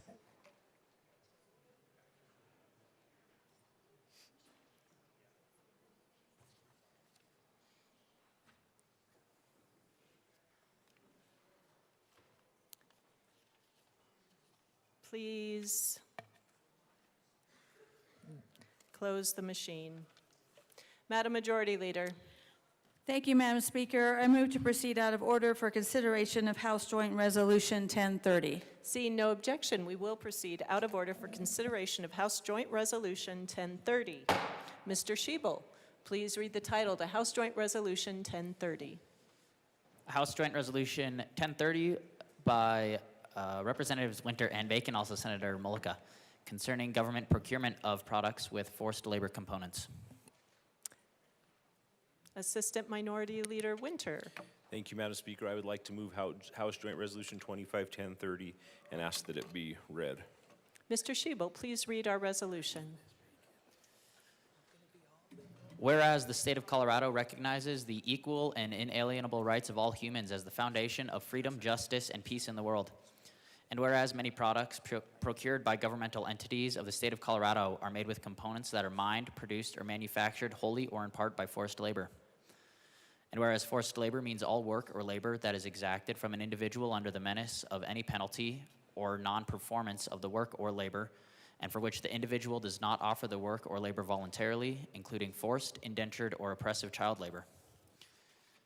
And whereas oppressive child labor is a condition of employment under which an individual under 14 years of age is employed in an occupation hazardous for the employment of children, such as manufacturing or mining. And whereas concerns about the use of forced labor to create certain components and materials prompted the federal government to pass the Uyghur Forced Labor Prevention Act, which with overwhelming bipartisan support. And whereas the Trafficking Victims Protection Reauthorization Act of 2013 mandates the U.S. Department of Labor to maintain a list that identifies products that utilize forced labor in violation of international standards, and such information is critical in combating forced labor and child labor issues. And whereas forced labor distorts global and local economic markets and undercuts ethical businesses and economies that rely on fair labor practices. Now therefore be it resolved by the House of Representatives of the 75th General Assembly of the State of Colorado, the Senate concurring herein, that the State of Colorado deplores the use of forced labor and finds that it is repugnant, violates basic human rights, constitutes discrimination, and damages free and fair competition, and that the State of Colorado will utilize its purchasing power to support businesses that create, retail, or utilize products or materials that are ethically sourced or manufactured without forced labor, and encourage the state and local offices of economic development to pursue the location or relocation of businesses that ethically source or manufacture products and materials without forced labor to the State of Colorado. Assistant Minority Leader Winter. Thank you, Madam Speaker. Colleagues, you can sit. I'd be remiss if I didn't thank my colleague from Adams County for helping me with this as well. As you all know, for those of you that are new, a couple years ago when I got here, I'd seen a documentary on this exact issue. Ran a couple amendments over the last couple years, but wanted to get serious about this resolution. In 2018, the voters of Colorado amended the state's constitution via Amendment A, and this long overdue amendment removed the language from the Colorado Constitution that allowed for an exception to the prohibition of slavery and involuntary servitude in the case of punishment for a crime. This resolution is a clear stance against forced labor in any regard, not only in our state, but throughout the world. We can no longer turn a blind eye to the hasty advancement of agendas that make progress off the backs of forced labor. As you all know, cobalt is a necessary metal for lithium-ion batteries, and it's in about everything that we look at for the clean energy push now, from solar panels, batteries. It's in everything that we use, our phones, everything. And as we push these things forward, I just want to make sure that we're ethically sourcing these things. The 2 million artisanal slave miners in DRC spend their days in constant contact with a substance that is toxic to touch and breathe in and can be found alongside traces of uranium. Many experiences cancers, respiratory illness, miscarriages, headaches, and painful skin conditions, while their children suffer birth defects, developmental damages, and seizures from direct and indirect exposure to cobalt. There is no such thing as a clean supply chain of cobalt from the Congo. All is tainted by various degrees of abuse, including slavery, child labor, forced labor, debt bondage, human trafficking, hazardous and toxic working conditions, low wages, injury and death, and incalculable environmental harm. We also put in our resolution that as a legislature, we're going to try to push to bring some of these industries into Colorado. Why wouldn't we want to use the ingenuity and the strength of the people in our state to be able to come up to solutions to this problem? The federal government does it. Why shouldn't we be one of the first states in the nation to stand up and say, enough's enough, we're going to figure it out for ourselves, and as if we push these agendas forward, we're not going to do it on the backs of children in other countries. I'd like to thank my co-prime for being on this with me. I really appreciate it. I think this is something that's very important, and it's something that at the end of the day, I'll be proud to pass this in this chamber to say that we put our foot down in Colorado. And if we continue these projects, we're going to do it in a way, a Colorado way, and we're going to be proud that we produce these products ourselves, create the jobs in our state, keep the money in our economy. So thank you. Assistant Majority Leader Bacon. Thank you. I too would like to thank my counterpart, AML Winter, for having these conversations with me. As you all know, obviously I have ties to the conversations we've had about slavery in this chamber, and I think we all recognize that it's not limited to the time period in this country up until 1865.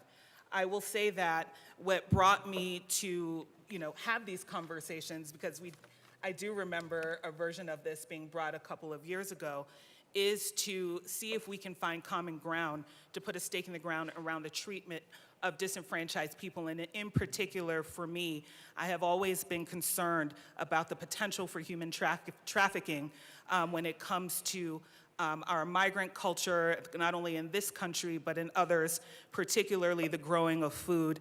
And then when we think about what's happening, the DRC is the Democratic Republic of the Congo.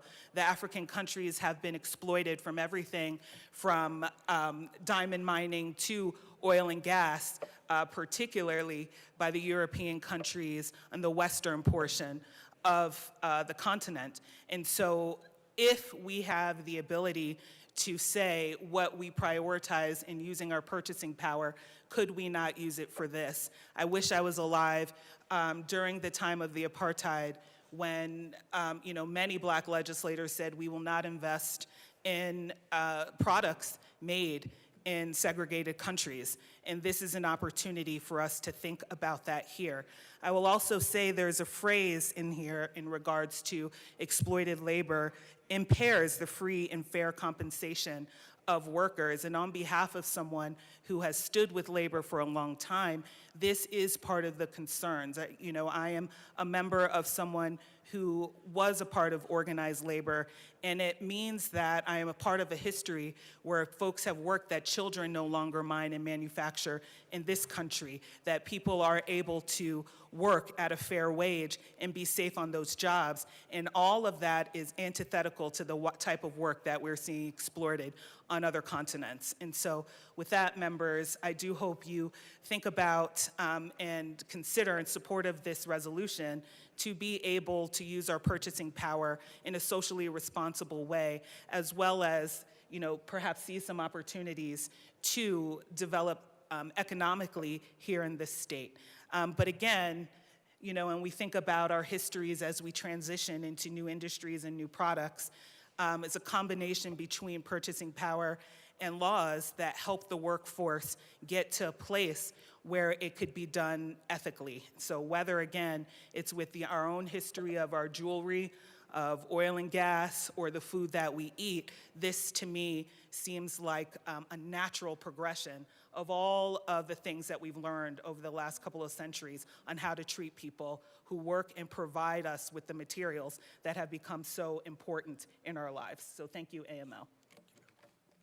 Seeing no further discussion, the motion before us is the adoption of House Joint Resolution 1030. Mr. Schiebel, please open the machine and members proceed to vote. Representative Soper, how do you vote? Yes. Representative Soper votes yes. Representative Morrow, how do you vote? Yes. Representative Morrow votes yes. Representative Stewart, how do you vote? Yes. Representative Stewart votes yes.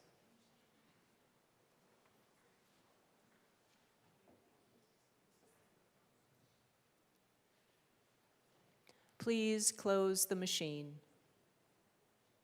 With 64 ayes, 0 no, and 1 excused, House Joint Resolution 1030 is adopted. Co-sponsors.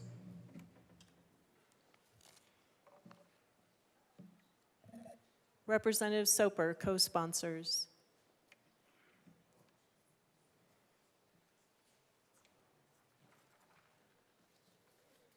Please close the machine. Madam Majority Leader. Madam Speaker, I move that the following bills be added to the special orders calendar on Monday, April 21st, 2025 at 12:02 p.m. House Bill 1327, Senate Bill 145, Senate Bill 45, Senate Bill 36, and Senate Bill 70. Seeing no objection, the bills listed by the Majority Leader will be added to the special orders calendar Monday, April 21st at 12:02 p.m. Representative Lukens.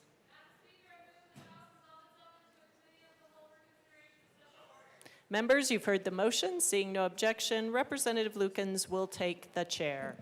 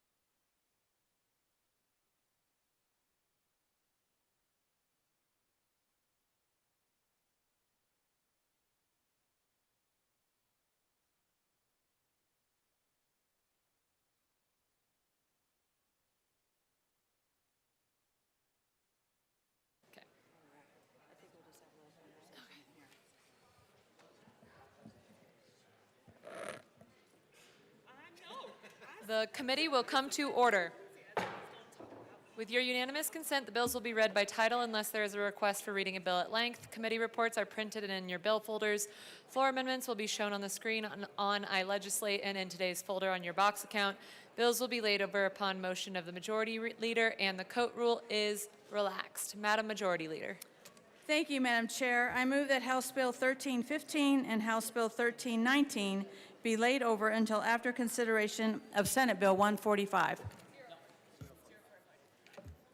So moved. Mr. Shebel, please read the title. Oh, did it? Hold on. Madam Majority Leader?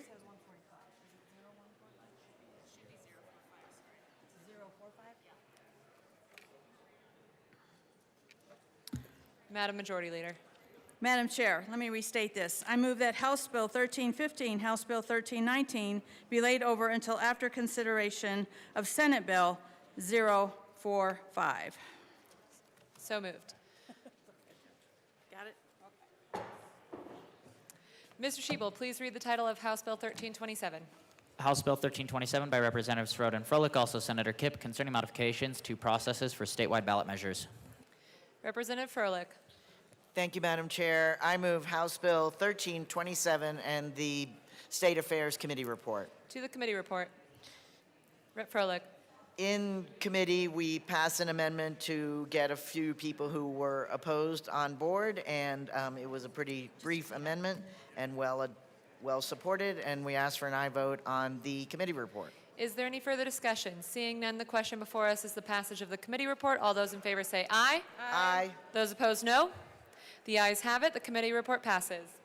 To the bill, Rep. Sirota. Thank you, Madam Chair. This is a fairly limited bill, but one that we think important to increase transparency, accuracy, and efficiency in our ballot initiative review process. In the last year, over 200 ballot measures were filed for in initial considerations, while only 7 made it onto the ballot. This has become a more and more prevalent process in recent election cycles in Colorado. And long before the measures make it onto the ballot, there is a multi-step review and analysis process through Legislative Legal Services, the State Title Board, and Legislative Council. And so this large volume of ballot measures has been sort of, I don't want to say clogging the process, but really jamming up the process, requiring significant staff resources from impacted agencies, and most importantly, has made it very difficult for the general public to track and navigate what is happening with these ballot measure filings. And so we are proposing a few changes to make it more transparent for the general public to be able to follow what's going on. Like, for example, submitting documents to the Secretary of State to clearly highlight changes made from an initial proposal after the first legal services review of a proposal. If 4 or 5 or more ballot measure proposals are submitted to the Secretary of State on the same topic and by the same proponent in an initiative cycle, there will be a chart that should describe the differences so that the public can better track and understand what is happening, and the process can be better reviewed by the title board. And we are making a few other changes to make the fiscal impact of ballot measures more clear and reflective of cost, and I ask for an aye vote, all for the sake of transparency and efficiency. Rep. Bradley. Thank you, Madam Chair. Over 200 ballot measures were filed because people are tired of the policies in the state. I mean, honestly, crime's through the roof. Fees and taxes are through the roof. We're circumventing Tabor with new enterprises. People are sick of it. That's why there's been 200 ballot measures, and I'm sorry. They're going to have to work a little bit harder. This is an attack on citizens' initiatives to file ballot initiatives, and I think that this is constitutionally protected in our state. And if you want to go after the big funded ones, go after them. But the people that are working on citizen initiatives, I think, should be exempt from this. We all work. We're trying to do things for the betterment of Colorado. We see our parental rights being attacked. We see our Second Amendment rights being attacked. And this is the only thing that we can do to go to the people and say, hey, we're sorry we're failing you as legislators in this body. Go put something on the ballot. like assaulting children. So that's something I'll be working on as well. If we're not going to do things in this legislative body, then we should at least have the protection of the citizens to be able to put it on the ballot. And to add insult to injury, we're going to put a safety clause on here so that the people can't even petition about this. The inability to now have a citizen petition. I say you go over or after the big funded things and leave the citizen-led petitions out of this. This is their constitutional right to be able to do this in this state. And one of the people said it the best. This is petition suppression. We heard about voter suppression and voter dilution. This is petition suppression. This is impossible for grassroots to get things on the ballot. They work very hard. They don't have the funding. Adding another $1,500 of a fine to citizen-led initiatives is just ridiculous. I urge a no vote. Thank you. Rep. Luck. Thank you, Madam Chair.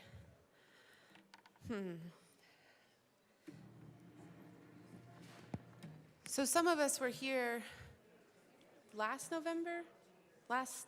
September, August, September, and was it August? August, okay. So some of us were here last August when a special session was called. And that special session was called in large part because of a ballot initiative. A ballot initiative had been put forth, had passed through the process, signatures had been collected and had been certified to the ballot. And the subject of that particular ballot initiative was property taxes. And both the proponents and the opponents were pretty convinced, pretty well assured that if that ballot initiative had gone all the way through to the voters would have approved it. And that would have caused some challenges for tax policy and the trajectory that the majority wanted to take tax policy.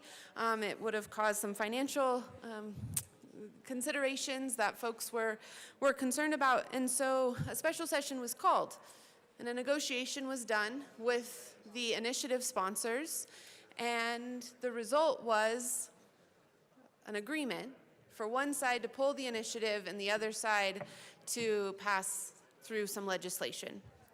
In other words, the citizens and their signatures were used as leverage to provide a particular constituency with greater negotiating power in order to accomplish what they wanted to in this building that prior to they would not have been able to accomplish, because the majority wasn't listening to what they wanted. And so the citizens were used as that unction, that oomph that allowed for those particular voices to be heard. Now, there were many, if you were paying attention to the third reading debate especially, there were many who spoke about the horrors of that particular process and backroom deals being made and conversations being had between the initiative sponsors and the powers that be that operate in this building to come to a particular outcome that some folks push the green button for begrudgingly. And so I dare say that some of this is a result or a response to that and trying to limit some of that. But as with all things, when you try to respond to certain issues, you tend to catch up other things. And it's those other things that we are concerned about. Rep. Luck, I'm going to interrupt you for a second. Members, please be quiet so that we can hear what is happening in the well. Rep. Luck. Thank you, Madam Chair. So we were told that, in the last cycle, there were 200 requests for ballot initiatives, and only 7 got through. Well, I actually helped to write a couple of those, some that got through and some that did not. And it's curious, that process.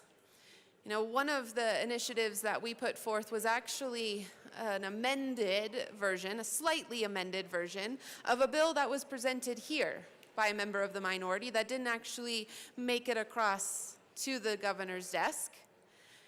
And it was deemed to be improperly drafted, which was quite interesting, seeing as the lawyers in our basement were the ones who drafted the vast majority of it. It was just slightly amended.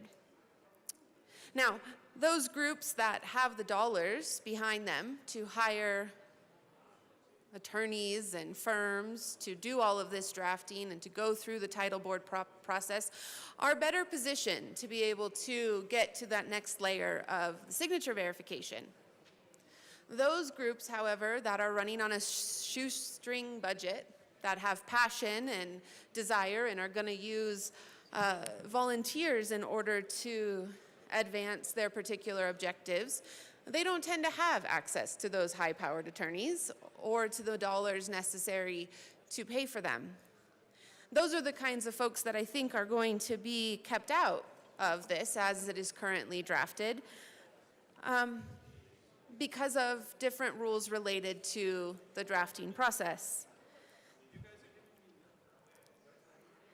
And then we take and we look at the fact that those same groups are now, under this bill, if it were to pass, required to provide regular updates to the Secretary of State as to whether they have met particular standards or particular thresholds, benchmarks of signature gathering.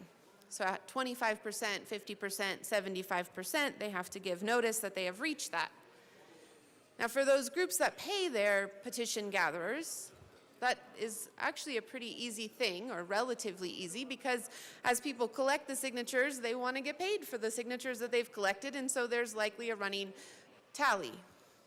But for those citizen initiative, the ones that are, I should say, volunteer initiated, the ones that don't have paid circulators, that's not generally the case. Generally, someone in a county is given 20 packets and asked, hey, can you distribute these amongst your friends and family and get them signed? And those people go out and they start to sign and collect them. And trying to get them back can be challenging. Trying to get regular notification as to how many of those signatures have been passed out can be, or signed, right, can be challenging. And yet if the groups fail to do this, there are fines attached. Another problem with that particular requirement is if you're 3 weeks out and you're only 50% done, people will lose momentum. They might not continue because they'll think, we'll never make it. We'll never get these signatures. And so the ability of the sponsors, the initiative sponsors, to rally and encourage those folks to continue signing diminishes. Now, I get it. The Secretary of State's office, and I think it's DOR, I think that's what the bill sponsors told us in committee, they want to be able to know and track how many of these are going to come through so that we can have the right personnel in place. And I get that. I do. But I don't know that that outweighs the other considerations that have to do with the citizens utilizing their fundamental rights, which is enshrined in our state constitution, to amend their government. The initiative process is an amending of government process.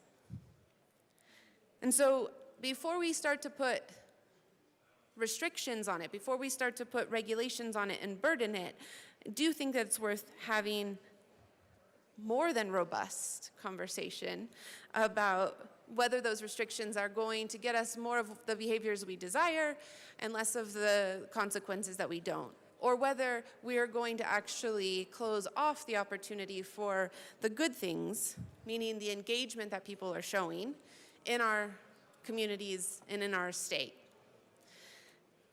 Now, my colleague from El Paso County regularly points out that this body in 120 days, which really works out to being about 84 or 85 under the Gold Dome, consider 700 bills. And so 200 initiatives over a 18-month, 2-year period in many instances doesn't seem like all that much when you take that there are 100 of us here and 6 million of our citizens out there. 200 seems actually kind of low, especially when you consider that while this body, this legislature, as well as the first floor, are all in the hands of one party, the breakdown in votes is 46-54-ish. And a number of the things that are passed here, meaning, let's say it this way, the number of folks who have voted in elections, right, for let's say the State House in 2022, there were 54% of the people who voted in favor of the majority party, which isn't this wide, sweeping stance of the population, right? Meaning that almost half of the population is not necessarily in agreement with what is going on in this building, and so perhaps they want to utilize this mechanism to push back. And closing that mechanism down is problematic, to say the least, especially when it's one of those release valves that allows people to be heard.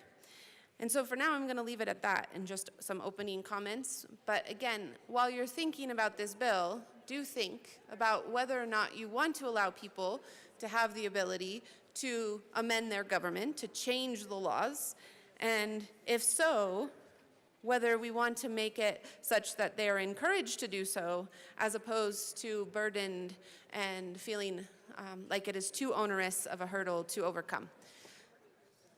Rep. DeGraff.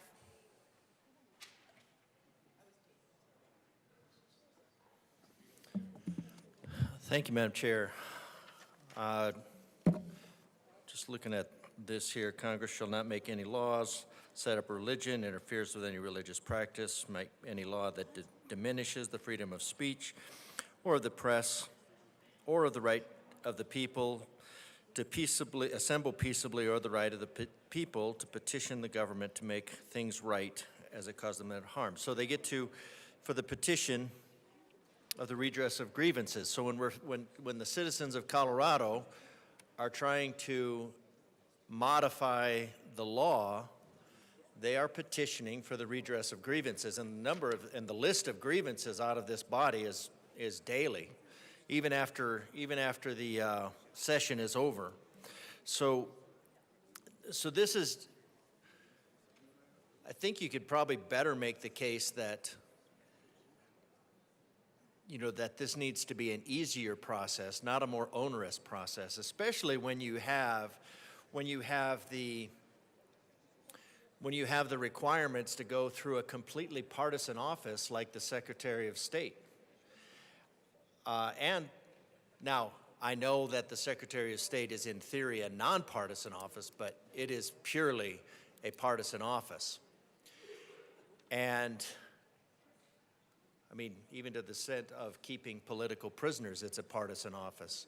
So to say that you have to have report when you have all of these petitions, because just like my colleagues have said, the citizens of Colorado have their petitions on the leftist side, have no shortage of bills. They have their petitions, they have their grievances, and their desire to have the nanny state control more of their life handled by the majority party, with the majority of bills, and then the entire spate of late bills of continuing to take control of their lives. And I understand that there are some people in Colorado that don't trust themselves enough to be in control of their own life, which is unfortunate, but it is true given the way that Colorado votes, apparently. But 25, 50, 75% notification, 1,500. So what is the enforcement mechanism behind all of this? There's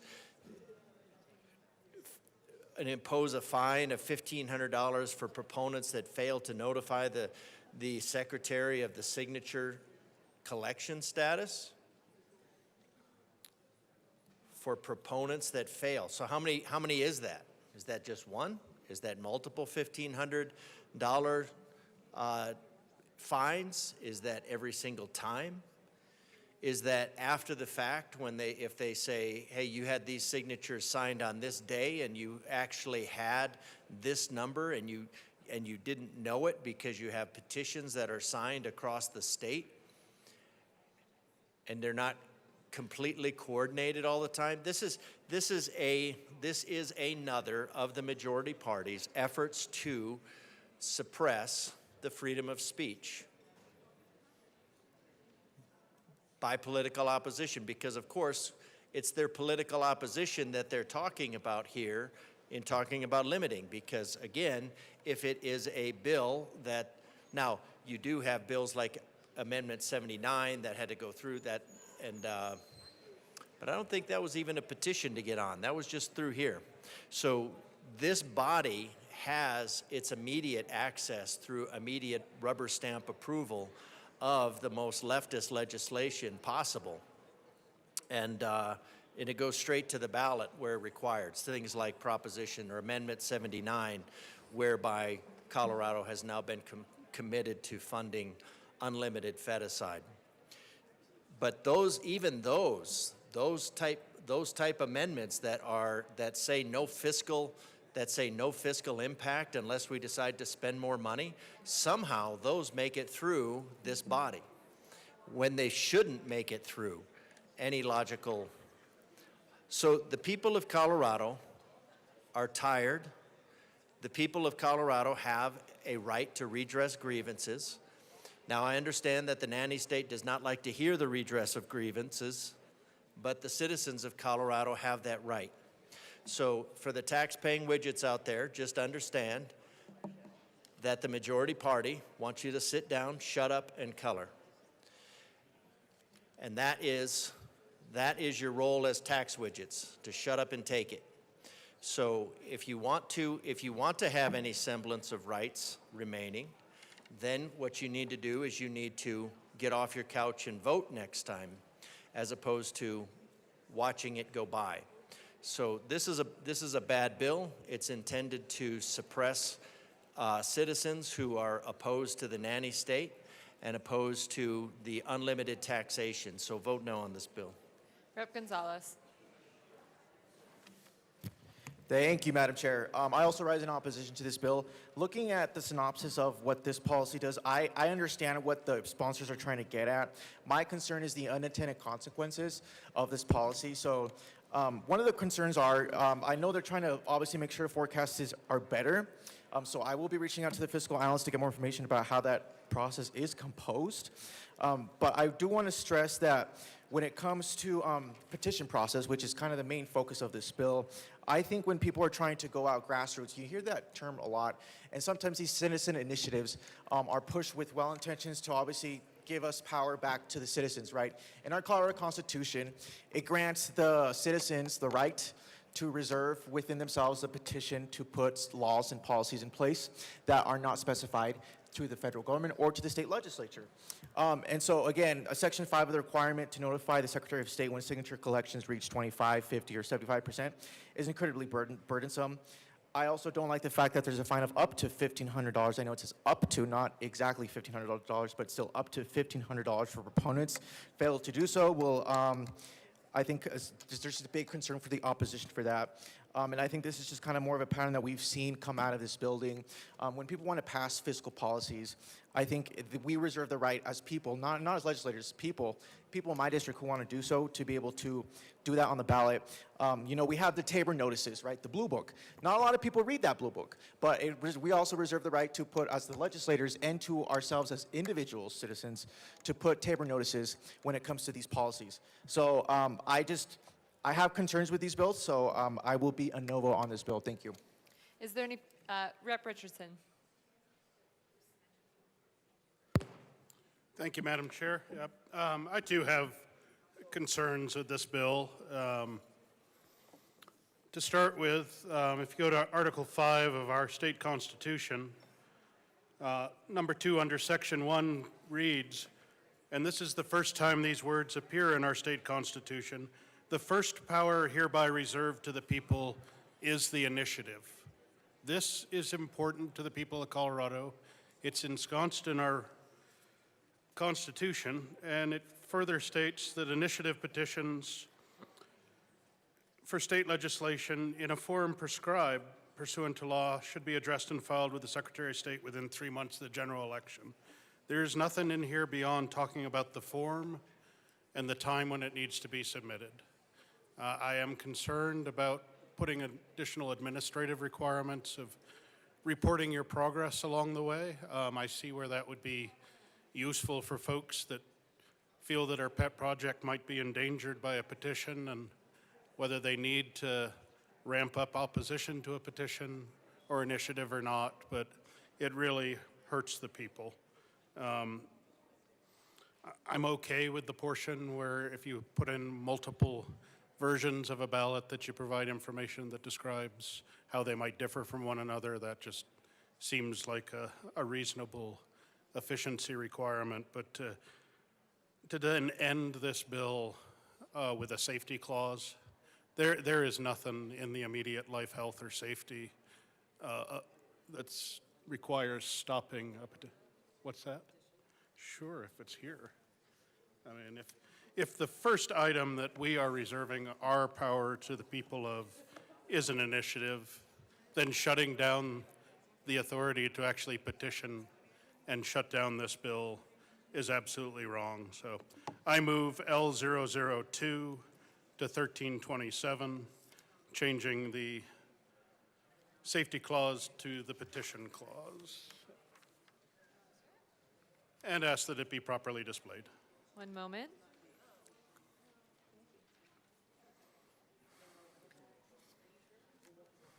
L2 is properly displayed. Rep. Richardson. All right.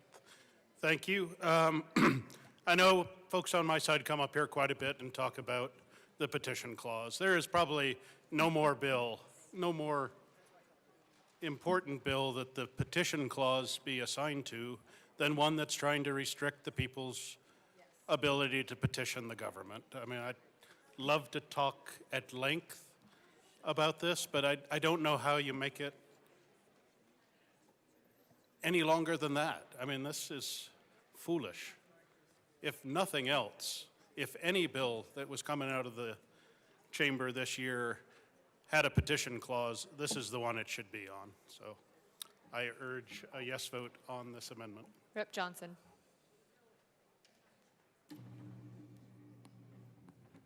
Thank you, Madam Chairwoman. And colleagues, it's no surprise I am down here, and I strongly echo what our good colleague from Elbert County just said, that any of the bills done this session, I would argue specifically that most of them should be petition clause, but this one specifically should be a petition clause. We're talking about ballot measures, something that the people get to vote on directly. They're not voting for us to then vote on bills. No, we're talking about ballot measures that they directly get to vote on come November every year, and we want to take the right away from them to be able to petition and be active in this process that's going to affect their ballot measures. I would love for somebody, the sponsors, please, if you could please explain why this has to be a safety clause, because if we're looking at November elections, we're looking at a petition clause 90 days after we adjourn here. We're looking at August. November's the time frame that people like to vote when we're dealing with ballot measures. So, between August to November, there is plenty of time for them to then figure out what they want to do. They have 90 days between sign die, which is May 7th, coming up in 16 days. Very exciting, 16 days when we will do that, and then this will go into effect if we would put this petition clause into effect.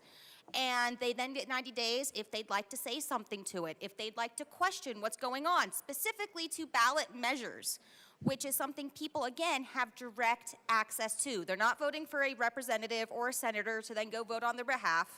This is something that directly affects their voting ability. So let's let them have the 90 days. And then after the 90 days, we hit about August 7th, give or take some, and they still have plenty of time, ample time, before Blue Books even roll out. So I would very much love to see why we need a safety clause here instead of a petition clause, and I strongly urge a yes vote on this amendment. Rep. Sirota. Thank you, Madam Chair. We ask for a no vote on this amendment to actually believe that the safety clause is important for implementation in a timely fashion to prepare the entire ballot process that is to come. Rep. Johnson.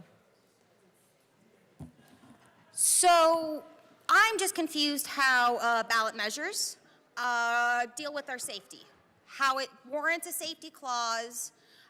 Instead, unless we're trying to do a wool over the people's eyes and say, let's just rush this through, let's not have people have any say on what they're going to do for their ballot measures. Very much, I don't see any safety. You know, when I think of a safety clause, I'm thinking of public health. I'm thinking of fire mitigation. I'm thinking of a huge weather storm that just came through and we have to figure that out. Not we want to circumvent and tell or not tell people how they can vote in the ballot measure because we want to control them as a nanny state on how we want to direct them in that blue book. So very much missing that safety ability. And again, 90 days if they wish to do it, and then implement it in August, well before blue books go out. So I'm really trying to figure out that timetable on why we have to rush this just to wait to then see it in November. Rep. Richardson. Thank you, Madam Chair. I find the sponsors' objection to this amendment vague and unconvincing. Last time I checked my calendar, we hold elections regularly year after year after year after year after year, going back about 150 of them. Why do we need to fix it this year if this is something they think needs to be fixed? Why is it so important that we should take away the voice of the people? I urge a no vote on their bill and a yes vote on this amendment. Thank you. Rep. Bradley. Thank you, Madam Chair. I too find the no on this amendment vague and unconvincing. It's kind of like when we were talking about Tabor, using taxpayer money to sue taxpayers to get rid of Tabor. We're literally going to take away from the people the ability to petition against a bill that goes against their ability to petition onto the ballot. Just want everyone to be clear, we're going to take away, with a safety clause, the people of Colorado's ability to petition against this bill that disallows or throws up roadblocks for their ability to have ballot-led initiatives. Make it make sense. Please vote yes on this amendment. Is there any further discussion? Rep. Garcia-Sander.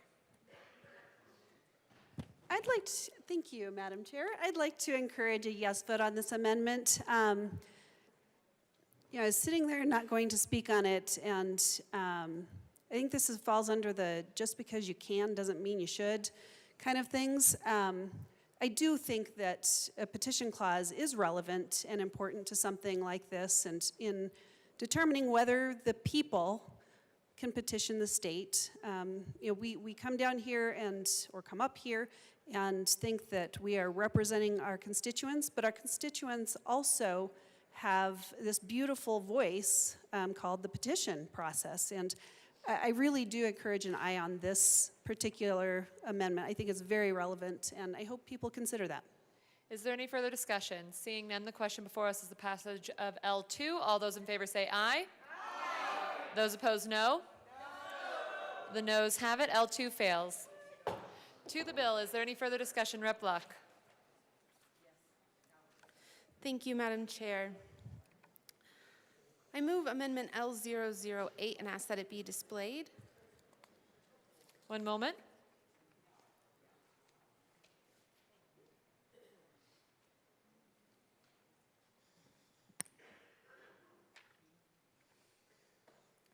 L8 is properly displayed. Rep. Luck.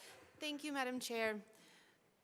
There is a difference, a very real difference between those entities that can pay for all of the services necessary to the initiative process, who have the kind of bank accounts that allow them to hire the law firms, to do all of the compliance, to do all of the printing, to go out and hire petition gatherers, to pay them whatever it is, 10 cents a signature, and to get it done via dollar on one side, versus the group that says, I really care about X. I have no idea how to show the people of Colorado how to do this, right?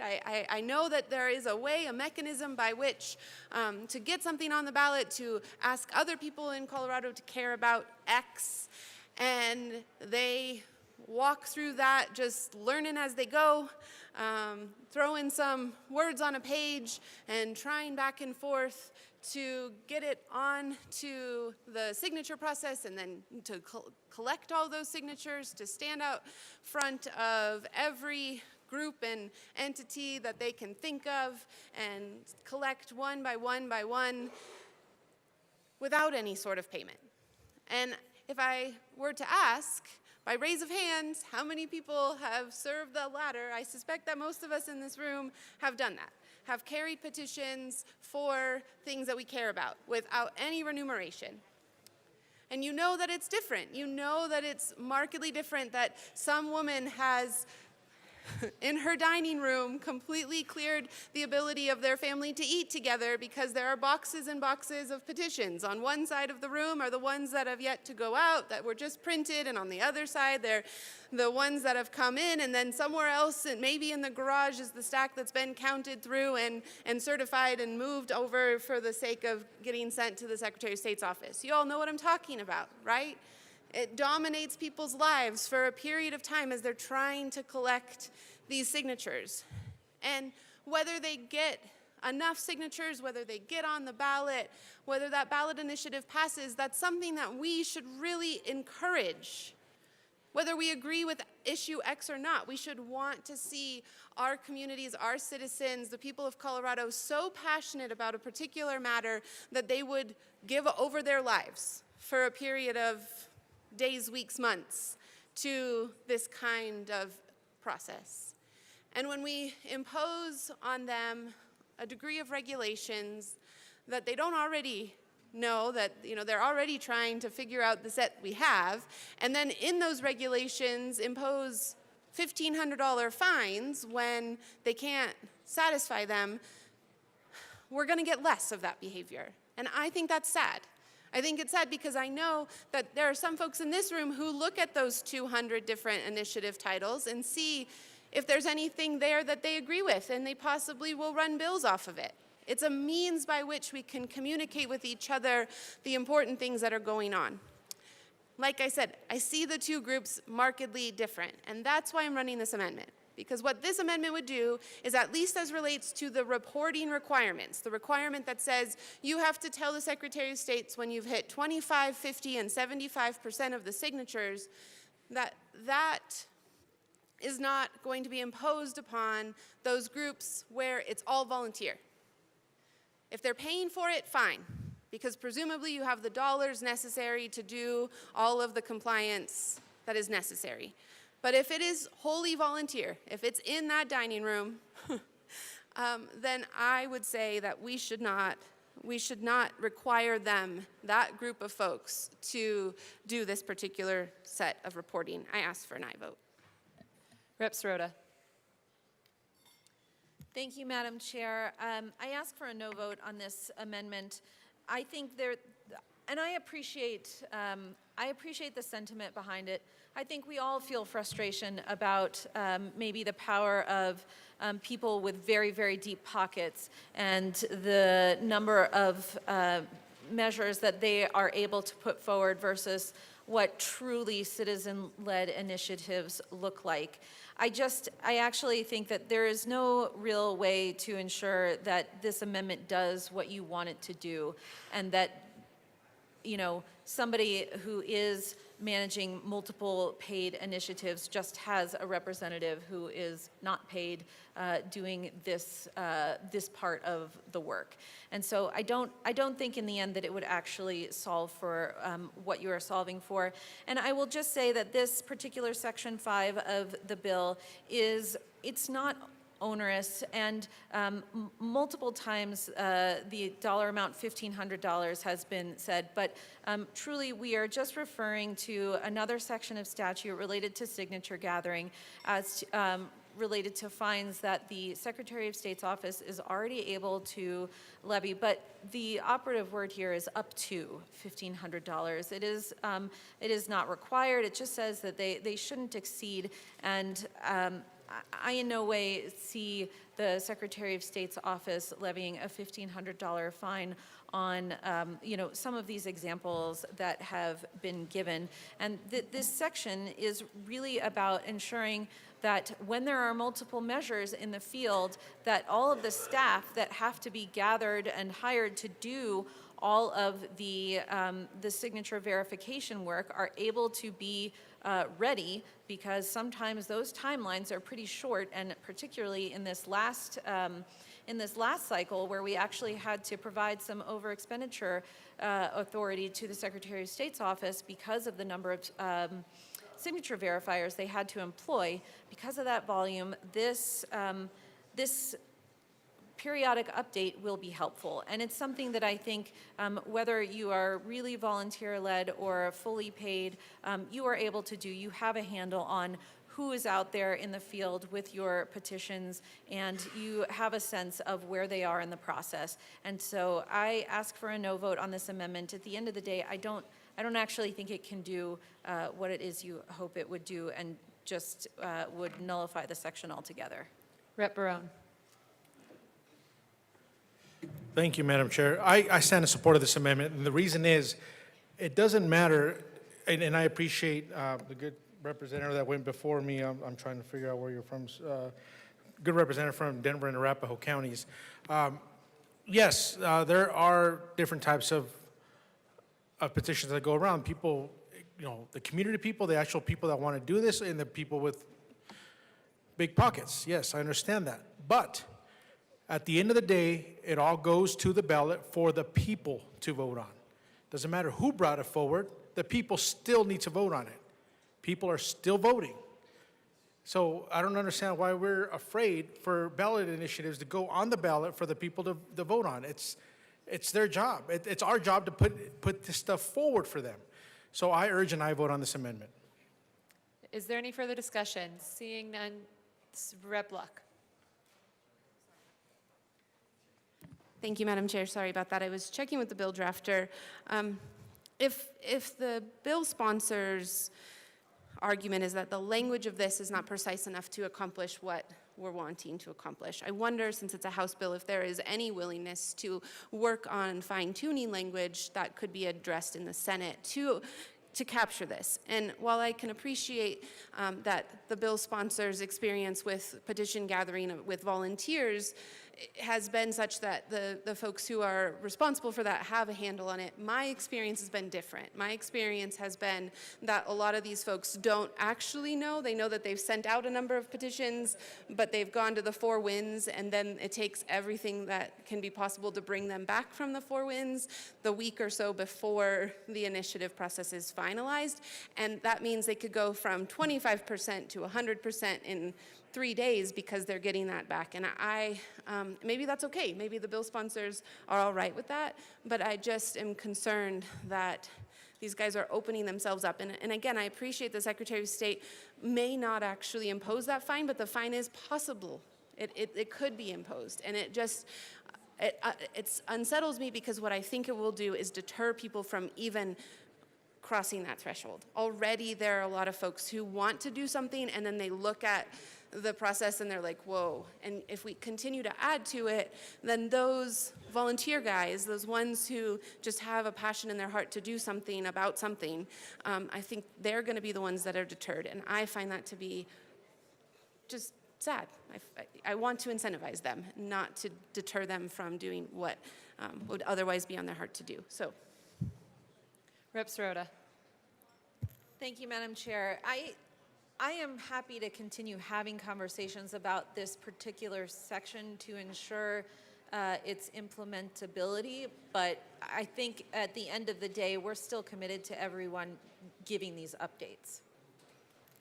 Is there any further discussion? Seeing none, the question before us is the passage of L8. All those in favor say aye. Aye. Those opposed, no. The noes have it. L8 fails. To the bill, Representative Barone. Thank you, Madam Chair. I'd like to come up here and speak a little bit to the bill. I'm looking at this and I'm having trouble understanding how we are trying to get rid of one of the cornerstones of people getting involved in government. Isn't that our job, for people to get involved in government? Our job to let people know what's going on, what's important to them, besides them telling us what to do, which is their job. Yeah, of course, and it's our job to do what our constituents want. But I'm having trouble comprehending why we're getting rid of one cornerstone of that process, the process to petition. the people have the right to petition things that are important to them. Not just tell us to do it for them, but they have the right to do it themselves as well. That goes to a ballot for everybody to vote on. I think this bill is very, very wrong in the process of government. We want people to get involved. We want people to let us know. We want them to put issues that are important to them on the ballot for us to vote on. We want this. This is what we talk about here every single day, is that we want more people involved. When they have the time to do so, when they have the time to go out and get signatures, we all know how hard it is to get signatures. Whenever we petition on the ballot for ourselves to get elected or any ballot issue, it is extremely hard to get all those signatures. But the people that do sign those petitions, they now know what's going on. They understand, because the people that are out here getting the signatures are explaining to them, this is what's important to my community. This is what's important for the state. And they are now they're invested. Now they're invested in that, at least that certain specific issue, which in turn might turn into, oh, you know what, this issue was pretty great. I was involved in this. Let me see what else is going on. That's what we want. We want to continue that. We want people to get invested into what's going on in their state, in their community, what their elected officials are doing. It's very important. So getting rid of this cornerstone of the process to petition is a big issue. We cannot get rid of this cornerstone. I urge a no vote on this bill. Rep. DeGraff. Thank you, Madam Chair. I also ask for a no vote on this bill. If anything we should be doing with the petition process is we should be making it easier. We should be making it more streamlined. We should be allowing the citizens of Colorado to bring their ideas to the ballot. We should be encouraging them to be engaged in self-governance. Right now, this is yet another bill with the, perhaps not the intent, but with the outcome of further shutting down the petition process, the petition of grievances by the citizens. And that is contrary to our republic form of government, which again is, we had that discussion on 1023, what is a Republican form of government, and we have this, which that Republican form of government is premised on the idea that to secure these rights, governments are instituted among men, deriving their just power from the consent of the governed. And then we have the First Amendment that talks about no restrictions for the petition of grievances. And this is just more restriction on the petition of grievances. And we need to make that less. We need to make that minimal. And if we have to do stuff in this body, if the onus on our government is just so high, you know, we're looking at what was cited was that over 200 were placed, you know, in the last however many years, I don't remember how many years, but we do 700 a year in this room, 700 a year.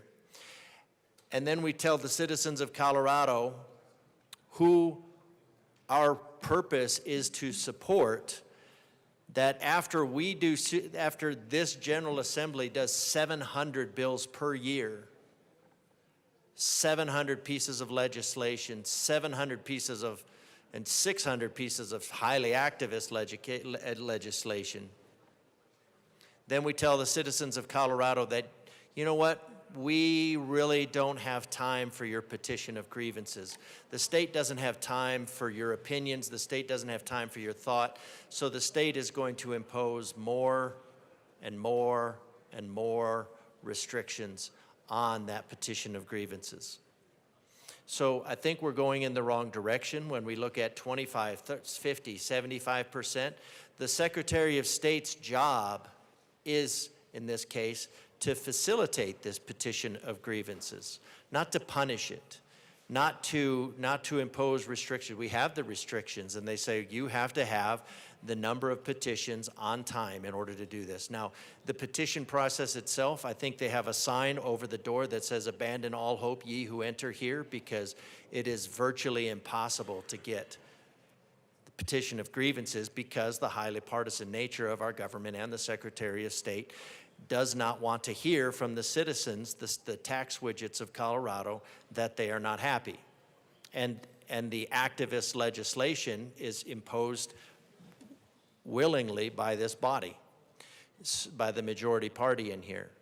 So there's no reason for the majority party to have any sort of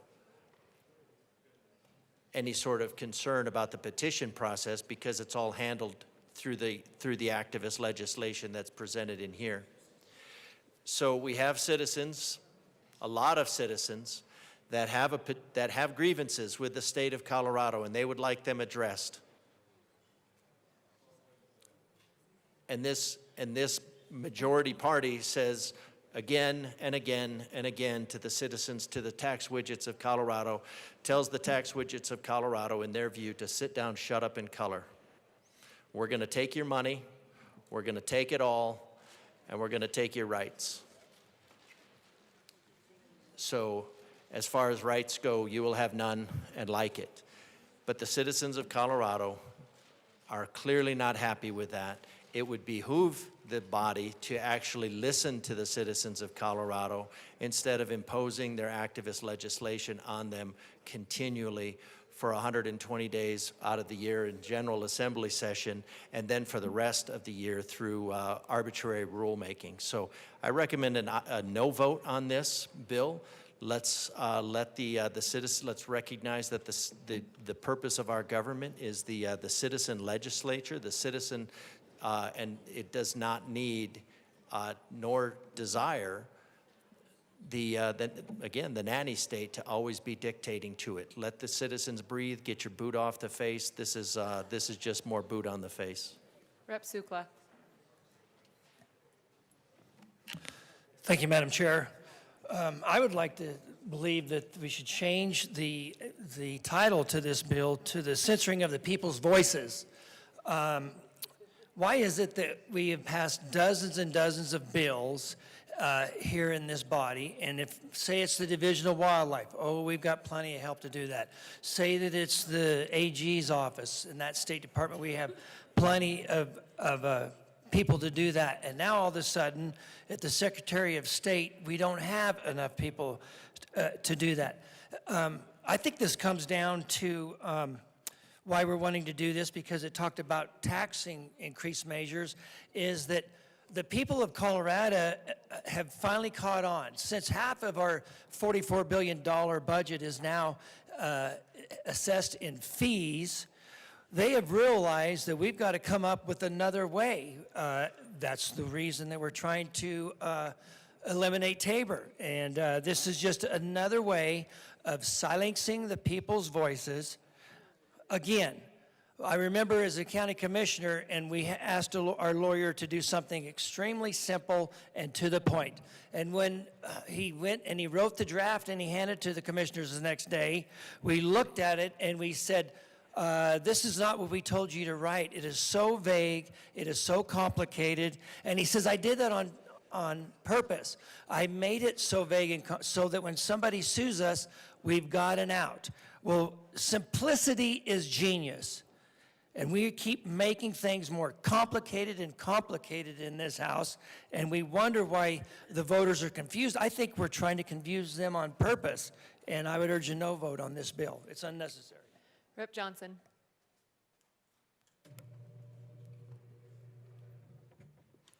Thank you, Madam Chair.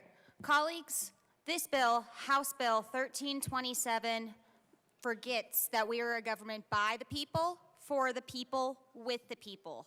I understand that there are 65 of us in this room, 65 districts that represent approximately 89,000 people. But why does that make we won our election? Why, with this bill, are we saying we know more? That we are above the 89,000 that we represent? I know when I go back to House District 63, I tell them to call me Dusty. I'm not Representative Johnson out there, because I work for all of them, and I never want to be held higher than they all are. They have the information, they have the knowledge, and I am just their microphone from the plains to here.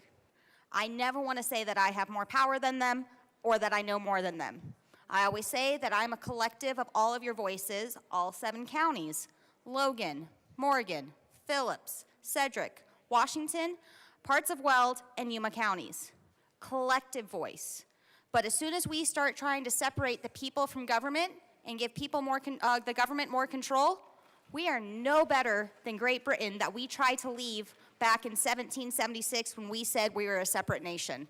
Why are we making it harder for the people to have a direct voice in their state government, in their state of Colorado? Why are we trying to add more hoops for them to have to jump through and make it even more burdensome? We had a colleague up here said we should be making it simpler for them to get involved. And that is the opposite of what House Bill 1327 seeks to do. And I have heard it here, and you know what, just to point it out, because we hear it with safety petition clauses, which is a real shame that we just lost that amendment, saying, well, we're elected here to represent our district. Isn't that them having their voice? Yes, in a sense. But why are we saying we are their only voice and taking away the ability for them to voice for themselves? Why are we saying one person gets to be the voice of 89,000? That's it. They don't get a petition. They don't get to have a direct say in their government. And instead, we're going to keep adding different steps. We're going to become like the federal government here, where you have to go up somewhere else for them to talk to us. State government should not operate that way.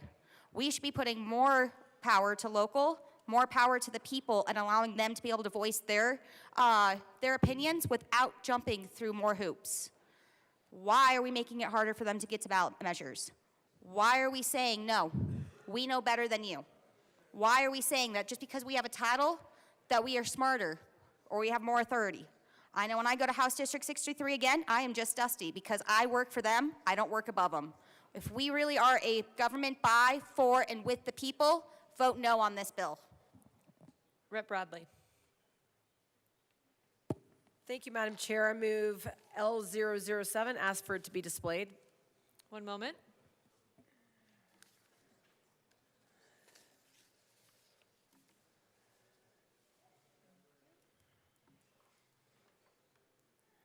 L7 is properly displayed. Rep. Bradley. Thank you, Madam Chair. This is just to kind of take into account what the bill sponsor said. The Secretary of State shall not impose a fine on any designated representative who does not pay circulators.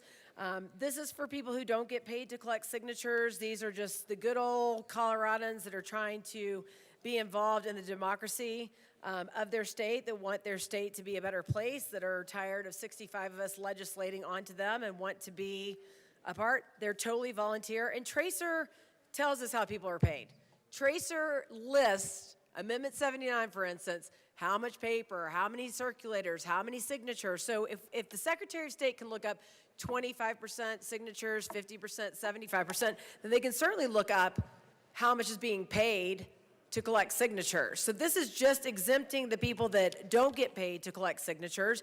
This allows the citizen-led initiative to be a good part of the Colorado process that is guaranteed by the Colorado Constitution. Stop making more and more things harder for the good people of Colorado who just want to be involved. This is an equal playing ground for the citizens without a big bank account, the big spenders, and I think that's what the bill sponsors want. When I heard them testify in State Affairs, I think we want to take out these big spenders and let it be more citizen-led initiatives. And this would help that. We don't have big bank accounts, the ones that want to be involved. I've been involved in some of these citizen-led initiatives. These are literally parents that go out on the weekend after they've worked or in between their kids' baseball games to collect signatures. They don't have $1,500, so let's take them out of it. Let's go after the people that are trying to run 5 and 6 ballot initiatives with the same subject line, which is what it seems like is the focus of this bill. Because it says if 5 or more ballot measure proposals are submitted to the SOS on the same topic and by the same proponent in an initiative cycle, a chart that describes the differences between each of the proposals must also be submitted. So the big spenders, let's take the citizens out of it. Let's not fine them. Let's let them be a part of the democracy. Let's let them be a part of collecting signatures. Let's let them be a part of ballot-led initiatives. We've seen too much money infiltrate. Let's get it back to the people who are maybe disappointed in maybe me and what I've run. Maybe Douglas County wants to run something different. It takes a lot to go through the title board and to jump through hoop after hoop after hoop. And then you run a very small timeline on how many signatures you can collect. And for people who can't pay $20 an hour for someone to sit in front of King Soopers, this takes those people out of it. Find those people. But the citizens who want to be a part of this process should be able to do that without jumping through any more hoops other than what the title board and everything that's put on them already. These are hard to get. These cost a lot. And so when you have parents and other people willing to go in front of King Soopers on a Saturday in between their kids' games, we should allow them to do that without a fine. And if the Secretary of State can keep up with 25%, 50%, and 70% of signatures, they certainly can go on Tracer and say, oh, this is a big spender. They're paying a lot of money for signatures. We're going to fine them if they don't do this. Versus the mom and pop who just want to make small businesses better in their district. They don't deserve a $1,500 fine or up to a $1,500 fine. Let's take them out of this. Let's let the citizens have a part of this process. Let's not make it harder for them. I urge an aye vote on this very reasonable and transparent amendment. Rep. Johnson. Thank you, Madam Chair. I also urge a yes vote on this very reasonable, sensible amendment. I'd say common sense, but that's lost upon this body. This, though, makes sure that people can be involved in government. We need to stop creating a caste system that only the rich or the groups can afford. Why are we trying to filter out the normal person who is the basis of why we should be doing what we're doing? I urge a yes vote because this makes sure that people stay over politics and they stay over government instead of saying the money gets to have the voice. Rep. Kelty. Thank you, Madam Chair, and I too am in support of this amendment. It's actually a very fair to all amendment for people who do not have the funding, the finances to actually pay the up to $1,500. It gives the smaller people of the state the ability to actually partake into what's actually happening in the state. Going door to door, getting these signatures. If you're not using a paid petitioner, it's a lot of work, and then to tack on, all the up to a $1,500 fee for this is absolutely, in my opinion, ridiculous. We're here. It improves the bill. It enhances the bill to make it fair for all. And we're here to work together. We're here to show that we actually care about what each and every person here can bring to the table. And for the smaller voters, and I shouldn't say for smaller voters, but the people who don't have the large incomes or the bank accounts, bank rolls to be able to push out a $50,000 petition campaign, this allows them to have their voice, and it's actually fair for all. So if the sponsors actually really want to work together, this is actually an amendment that I really implore. I actually ask for them to consider because I do believe it makes it fair for everybody.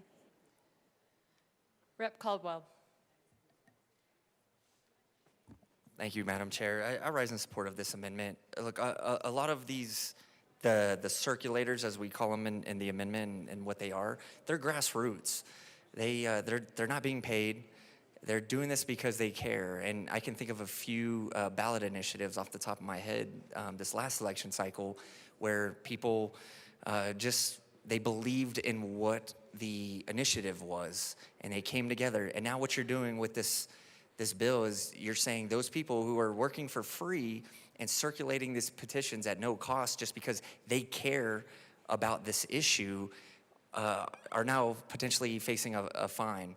And that's not right. And as one of my colleagues said, it's kind of a caste system where only people with money can afford to do these types of things. It's already costly when you consider the printing and the distribution of these petitions. It's already a costly thing that a lot of people come out of their own pocket to pay for because they care so much about the issue.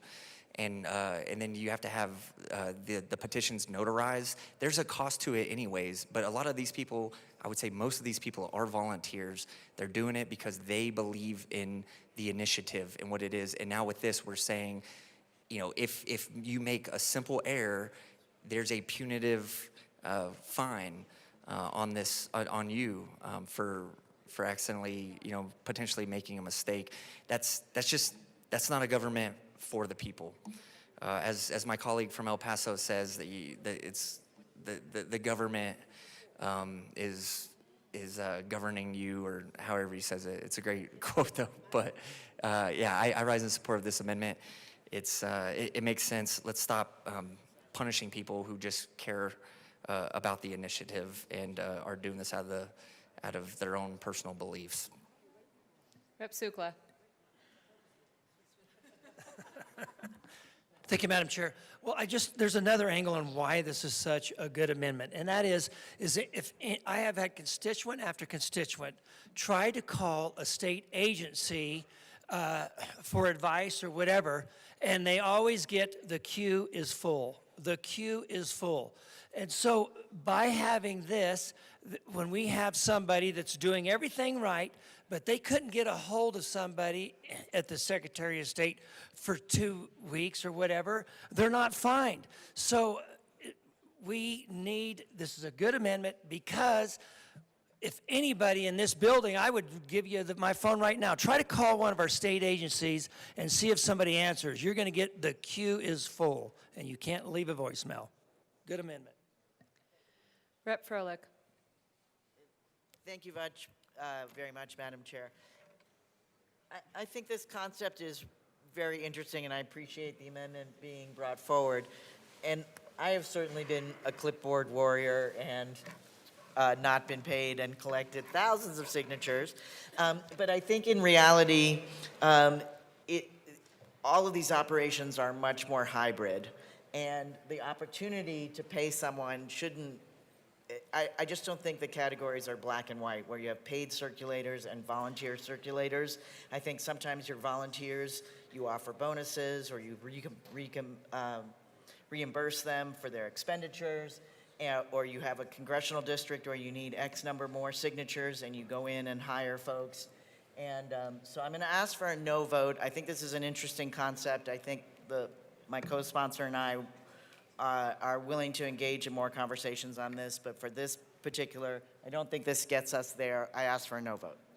Rep. Bradley. Thank you, Madam Chair, and I appreciate the bill sponsor. I think that this would be a small percentage of people that we could really designate. When I have been a clipboard warrior, we didn't pay for anything. We begged people. These were parents, off-duty, trying to do it. No one was paid for anything. They maybe got a dum-dum lollipop. I don't know. I mean, there are some citizen-led initiatives that they don't pay anything for anything, and so they should be exempt from a $1,500 fine. It's not that many people. It doesn't add that much work, but we would just like to see some work towards not litigate or creating a fine against the good people of Colorado who are just doing citizen-led initiatives. The ones I've been a part of, no one got paid. We just did it because we wanted to make some changes in the state legislature. So I would really love to continue to talk and maybe possibly add a Senate amendment, but I still wish or urge an aye vote. Thank you. Is there any further discussion? Seeing none, the question before us is the passage of L7. All those in favor say aye. Aye. Those opposed, no. The noes have it. L7 fails. To the bill, is there any further? Rep. Kelty.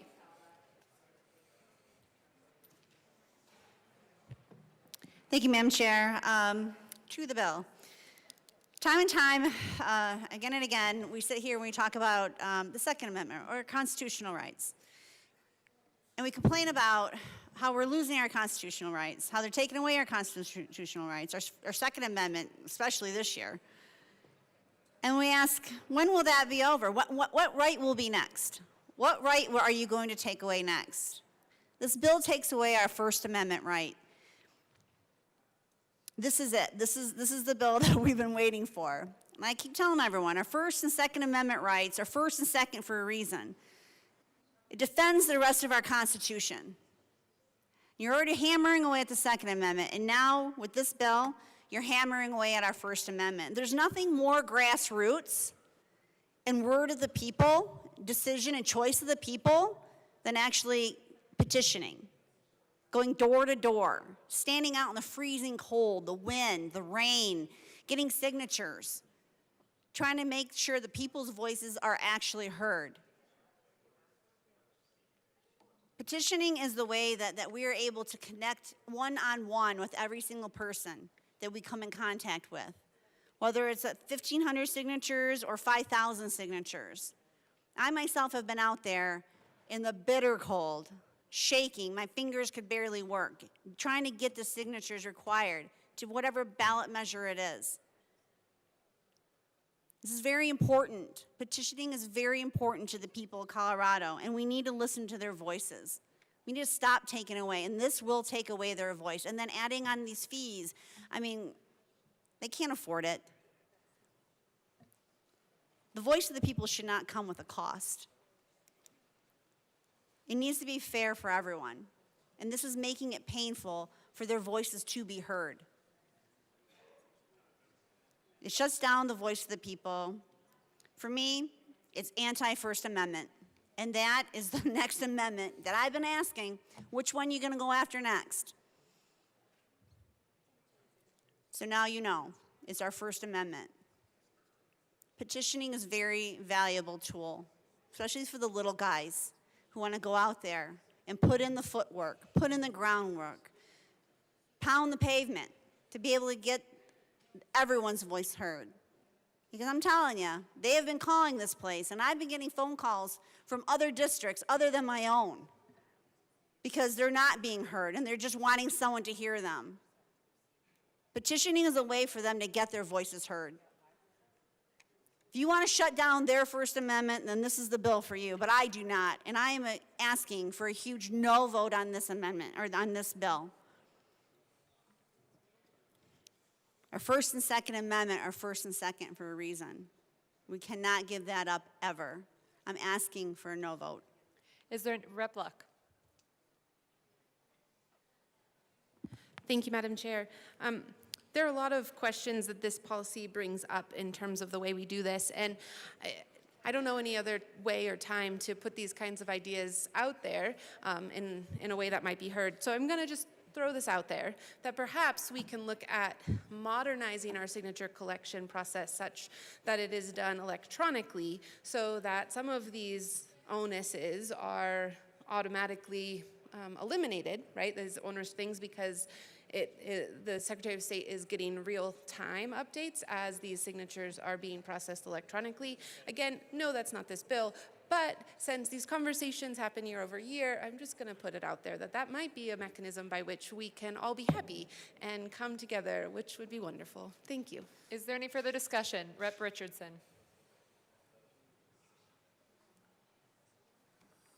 Thank you, Madam Chair. This is not a good bill. This kind of goes back to a statement made by John Gideon Tucker back in the 1800s that no man's right, property, or freedom were ever more in danger than when the legislature is in session. And that is no more true today than it was then, and it's certainly true in this place. When I first saw the title pertaining to statewide ballot measures, I was initially hopeful.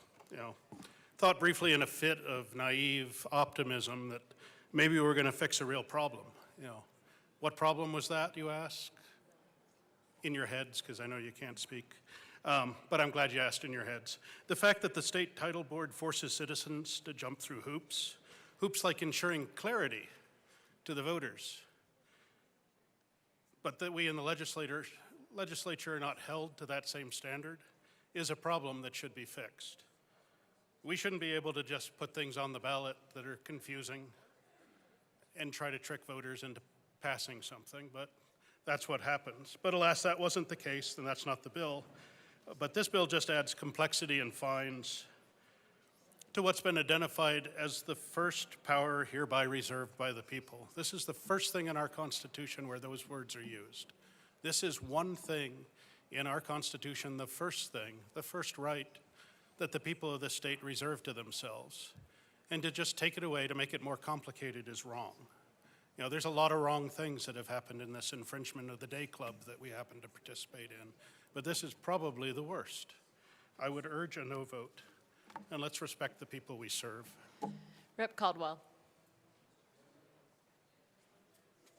Thank you, Madam Chair. I just kind of want to summarize what a lot of my colleagues have been saying over the last few minutes here, which is, if anything, we should be making the petition process easier and not more hoops to jump through. It's already a very complex procedure. I know people who who do this, and I mean, they raise money to do this, and I would consider them professionals, and I've had very long discussions with them. It is a very complicated process. It usually involves lawyers. Doesn't have to, but the title board can be a very complicated process. Getting it right, a lot of times it's not right, and you have to go back and then have a rehearing and so on and so forth. And then the amount of signatures that you have to get in general is just such a steep and high bar. And we do it that way, I think, because we want to make sure that if we are going to put something on the ballot for everybody to vote on, that there is a very large base of support for it already, and that's the point of collecting the signatures to get it on the ballot. But again, it is a very timely, it can be a very expensive process already. It's already complex, and what we're doing with this is we're furthering that. We're making it even more complex, making more hoops to jump through, and I don't think that's good for the people of Colorado. I know some specific ballot initiatives that went through this past election cycle, and I helped with it a little bit, and they didn't even get enough signatures in time to get on the ballot. And this was a pretty, I think, to me, it was an 80-20 issue. But that just kind of highlights just how tough it is to get something on the ballot already. And so I don't think making it more complicated is going to help anyone. And I just, one of the last things I want to say on this is about the safety and petition clause. I mean, it feels like a slap in the face to put a safety clause on a bill about petitioning your government. We're saying we're going to change the petition process for you to put things on the ballot, but then we're going to do a safety clause so that way it goes into effect without the ability to petition it, petition against it. I mean, it's pretty ironic, feels kind of hypocritical too at the same time. So just in general, I don't like this bill. I don't think making it harder for the people to have a voice. And again, as was said by my colleagues here, the reason the petition process is used pretty widely in this state is because they don't like what's going on in the state, in this very room right here. They don't like what's happening. And when they try to advocate for certain things to be done and we ignore them, or we run a bill and then that bill doesn't even make it out of committee, that's how we get these ballot measures. It's because they don't like what we're doing here and they don't feel this issue is being represented in this body, or it goes to a committee where it has no chance of getting out and actually getting on the floor for a debate. So the petition process is how the people can come together and put what they really want to see on there, because they feel like we're not doing it for them a lot of times. And so why would we make that process more complicated? A lot of the ballot initiatives, they pass. They pass because usually they're pretty, I would say common sense, even though I hate using that phrase because I think it's way overused and it's cliche. But a lot of the ballot initiatives pass because it's just good policy, and it's good policy that we refuse to do here as a body. And so why do we want to make that harder? Let the people have a voice. Don't overcomplicate it even further than what it is, and vote no on this bill. Rep. Garcia-Sander. Thank you, Madam Chair. So I wasn't in this committee, and so I have been reading up on it. And I just did a really quick search and came across a really fascinating thing from our Rocky Mountain Public Broadcasting Service station. Coloradans love making their own laws. This was last fall, and they were discussing how citizen-led measures make it on your ballot. And it was, of course, right before the November election. And it referred to how much citizens love statewide ballot measures, citizens' initiatives, from a constitutional right to abortion, to ranked choice voting, to a ban on trophy hunting. Don't forget those wolves. Voting by ballot measure is a form of direct democracy in which voters themselves, rather than elected officials, vote on policies and legislative issues.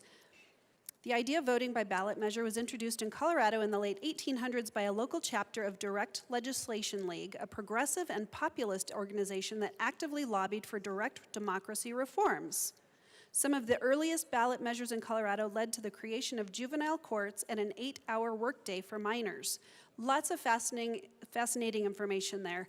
I guess I keep thinking about how Colorado is a special state in that we do have some things that we've run, ballot measures and laws that we've run that have come from citizens. Citizens are very into making their own laws. They are very active in local government. They love their Tabor. Over 70% really love their Tabor, don't want to give that up. That was a citizens-led initiative. And I guess when I look at this bill, it appears to make citizens' initiatives just more complicated, more difficult. It requires proponents of an initiated measure to notify the Secretary of State when the petition being circulated has received 25, 50, and 75% of the required number of signatures to qualify for the ballot. A lot of citizens who do this are just regular citizens. Keeping track of those 25, 50, and 75% thresholds is a challenge. If petition circulation stops at any point before the election, proponents must notify the Secretary of State within 5 days that the petition is not being actively circulated. The SOS must post this information on the department's website and may impose a fine of up to $1,500 for proponents that fail to notify the Secretary of the signature collection status. And again, these are just regular citizens, and we would be punishing them for just trying to get something on the ballot. And again, going back to some of the ballot initiatives that have been citizen-led, I don't want to tout the wolves again, but marijuana legalization, the 8-hour workday for minors. There's a lot of things on here that if it were not for citizen-led initiatives, Colorado wouldn't be where it is. So Colorado's voice is important. Colorado's petition process is important. I think that making moves to stifle citizens' actions and voices is really antithetical to what Colorado is. It's not Colorado. So I urge a no vote on this bill because we want to make citizens our partners in legislation with us, not our opponents. Thank you. AML Winter. Thank you, Madam Chair. I appreciate it. So just to get this on the record, I did a quick Google search on the right to air grievances, which essentially means the freedom to express concerns or complaints to the government or other relevant authorities. This right is a core component of the First Amendment's protection of freedom of speech, assembly, and the right to petition. And the right to petition. It allows individuals to voice their opinions, seek redress for wrongs, and participate in the democratic process. So then we go to freedom of speech. The First Amendment to the U.S. Constitution explicitly protects the right of people to petition the government for redress of grievances. This right extends to expressing concerns about government actions or policies, as well as seeking remedies for perceived injustices. The right to air grievances is closely linked to the broader freedom of speech, which allows individuals to express their views and ideas without fear of censorship or reprisal. Now, as you jump down through the bullet points, petitioning the government. The right to petition is a means of formally requesting that the government address a specific issue or concern. This can involve filing complaints, submitting written petitions, or participating in demonstrations. The redress of grievances refers to the legal and practical remedies available to individuals seeking to address their concerns. This can include legal action, lobbying government officials, petitions, which advocate for policy changes. I just wanted to get that on the record. I'm a no on this bill. Thank you. Seeing no further discussion, the question before us is the passage of House Bill 1327. All those in favor say aye. Aye. All those opposed, no. No!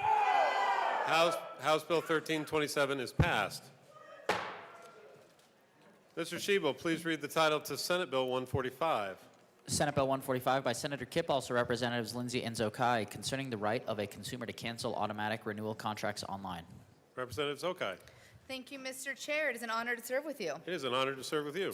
I move Senate Bill 145 and the Business Affairs and Labor Committee report. To the committee report. Thank you, Mr. Chair.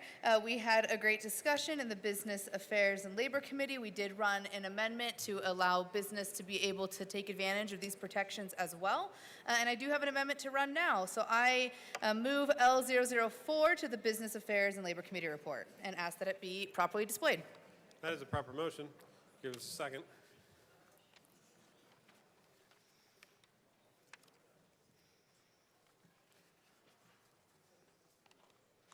It is displayed. Please proceed. Thank you, Mr. Chair. So this is an amendment that pushes out the effective date. We want to make it easy for businesses to comply with the law, and so we're giving them a little more time to implement these changes, and we ask for an aye vote.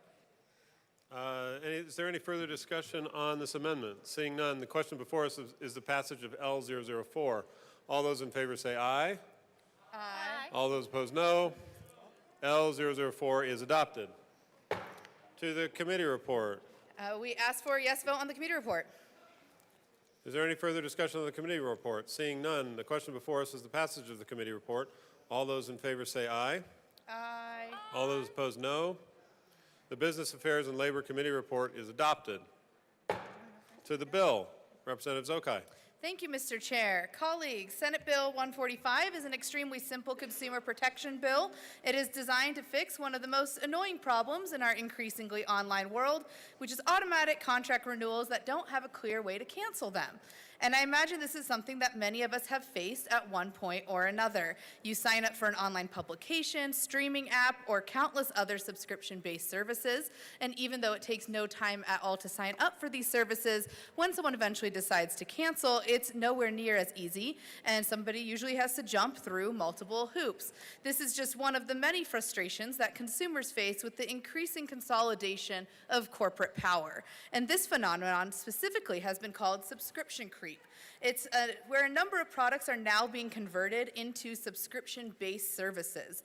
And surveys have even found that as many as a third of Americans are paying for a subscription service without knowing it.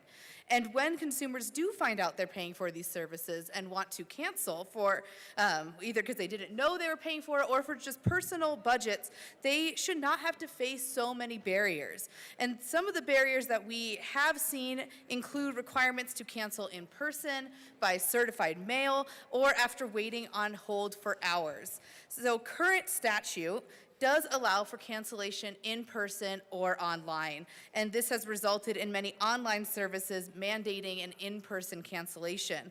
This bill's closing that loophole to create a true free market where consumers are able to make decisions and then act on those decisions, and the market can accurately reflect consumer preferences.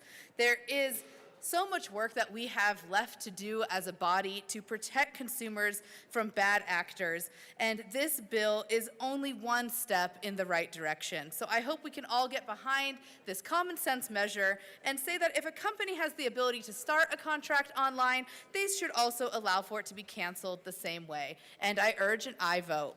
Representative Lindsay. Thank you, Mr. Chair. Members, this is just quite a simple bill, like my co-prime had mentioned. It closes a small loophole that has created serious challenges. The day that I actually got the phone call from the Senate sponsor on this bill to consider sponsoring it, I had just gotten off the phone calling a place, trying to figure out how to cancel something that I was unable to cancel online.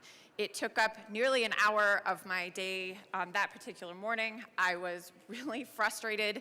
And this kind of thing happens all the time. And at that point, I was told that I would need to come in to cancel. Meanwhile, that thing had been charging in my account for actually a few extra months because I did not have the time to go in and cancel it in person. So this just makes it easier. We all have these subscriptions. If you can sign up for them online, you should be able to cancel them that way as well. And we urge an aye vote. Thank you. Representative Bottoms.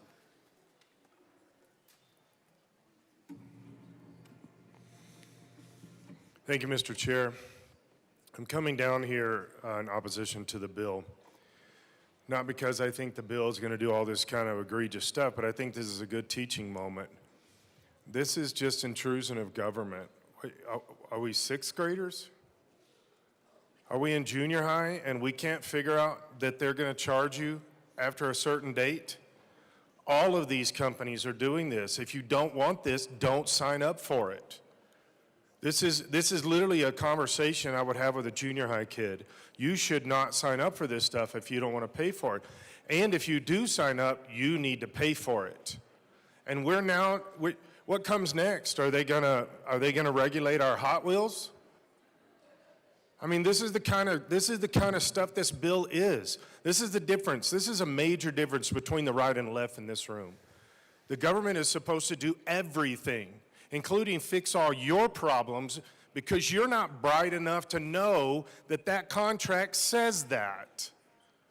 Just don't sign up for it. This is silly stuff.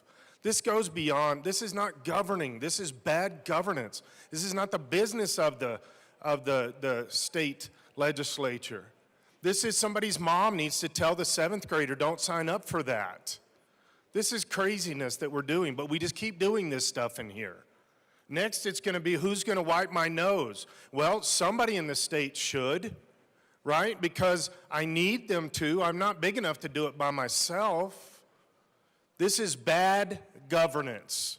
This is the kind of stuff that when we take it outside these walls, the people of Colorado say, what did you pass? You passed what? This is silly little kid stuff. Hey, Representative Bottoms, I appreciate you've made your point. At this point, I think you're getting close to, I feel like I crossed that line a long time ago. Calling the sponsors children. So let's not do that, okay? I agree with you. I did cross the line. I'm not making my point, obviously, but I did cross the line because this is not what we should be doing in this building. We're wasting time, we're wasting resources, and we're acting like we're kids. This should stop. But we keep doing it bill after bill after bill. This has got to stop. Enough is enough with this kind of stuff. When do we say, wait, let's be adults again and actually do important bills? This is silliness. We've definitely got to reclaim Colorado. Seeing no further discussion, the question before us is the passage of Senate Bill 145. All those in favor say aye. Aye. All those opposed, no. No. Senate Bill 145 is adopted. Mr. Schiebel, please read the title to House Bill 1315. Well, sorry. Mr. Schiebel, please read the title to Senate Bill 45. Senate Bill 45 by Senator Marchman, also Representatives McCormick and Basenecker, concerning the analysis of a statewide universal health care payment system. Representative McCormick. Thank you, Mr. Chair. I move Senate Bill 045. To the bill. Thank you, Mr. Chair. This bill furthers some work that the General Assembly did back in 2019 with a comparative analysis of healthcare financing systems that was conducted by the School of Public Health. And the results of that bill and report showed that there was strong evidence of significant savings across healthcare expenditures, up to $500 million to $3.6 billion in the first year and over $5 billion in the 10th year of such a system. Also showed increase in healthcare provider compensation by 100 to 250% and improved patient coverage across the state and improved patient health outcomes, which is a pretty amazing analysis at a really high level. This study that we are bringing forth will continue that work by the Colorado School of Public Health to dig deeper to answer more questions that this legislative body and the people across Colorado, including many of my own constituents, continue to ask and deserve to know. The data that we need is outlined in the bill that you can read. There are 17 things that the School of Public Health can consider in their analysis, and that includes what are the cost estimates for such a system, what reimbursement rates for providers are needed to both attract these providers to our state and retain those health professionals here, what are the expenditures per payer What will the premiums be for me and my family, the out-of-pocket expenses, et cetera, and compare the cost per payer and the ability to pay. It will compare hospital costs between payment systems, as well as the impact on healthcare facilities, private health insurance companies, and the Colorado Option Plan. It will also consider the impact on the cost and development of pharmaceuticals. This bill considers a different payment system, not a different healthcare system. That's very important to remember. It's not a different healthcare delivery system. Hospitals, providers, healthcare professionals will continue their work as they do today with patients. The payment system would make reimbursements to providers from a streamlined, not-for-profit source, potentially allowing more patient time for providers and less administrative burdens, and potentially higher reimbursement rates. I'll turn it over to my co-sponsor for more comments. Mr. Speaker Pro Tem. Thank you, Mr. Chair. It's an honor to serve with you. It is an honor to serve with you. Thank you to my co-prime for her work on this bill, back for a third time. Hope to not see you next year on this same bill, but I've really appreciated and enjoyed the work on this important, I think, homework assignment is what my co-prime called it. We're really excited about the fact that the School of Public Health has agreed to do this work. As mentioned, they'll choose a piece of model legislation that directly compensates providers. The draft legislation comes from a Colorado nonprofit that prioritizes 10 elements listed on pages 4 and 5 of the bill. And I think most importantly, understanding the fiscal situation we are in as a state, we have opted for a different approach to funding the study, which includes gifts, grants, and donations. So all of this information for the price of free, which I think is a heck of a deal in our work. We would also say that the bill establishes a statewide healthcare analysis collaborative. Their report will be due back to the General Assembly in 2026 by the end of the year. And we just really appreciate your consideration to be able to inform good public policy, all with the goals of decreasing costs and improving health outcomes for Coloradans. We'd ask for a yes vote. Representative McCormick. Thank you, Mr. Chair. I do want to bring up something that has happened certainly in the past here. We had Amendment 69 on the ballot in 2016 that suffered a resounding loss at the ballot, and that proposal was to impose a flat tax on people and businesses in a plan that had no solid evidence to support the proposal's ability to function past 1 year.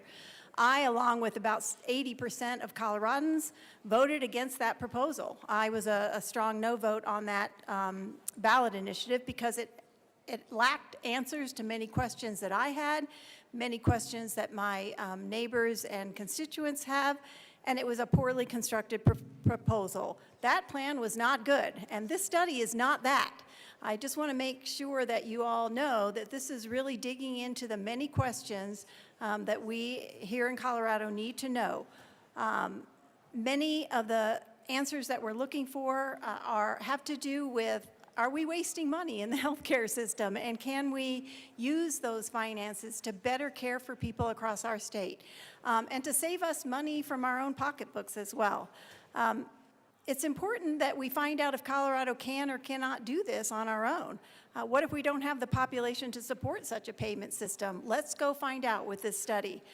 Wouldn't we like to know so that we can let our constituents know that we did do a deep dive into this, we did look into it, we asked all the questions to find out if this is a feasible approach or not. And then it'll be up to others to determine what to do with that information, if anything. I think information is powerful, either way you look at it. So let's get that information and let's pass Senate Bill 45. We urge your support. Representative Hartsook. Good afternoon. Thank you, Mr. Chair. We've been down this road countless times. This state seems to want to be the first one to get universal care. I don't know any of the providers anywhere that I've ever spoken with, and I've written about this several times, that are dead set against this. When the state starts setting rates and prices and trying to control what people are making, what they're charging, what's going to consumers, it has never worked out. It's never worked out in a country. It's never been applied in a state, and we want to be the first one. Now, once you start doing the first thing and people have options, the providers are not going to like this.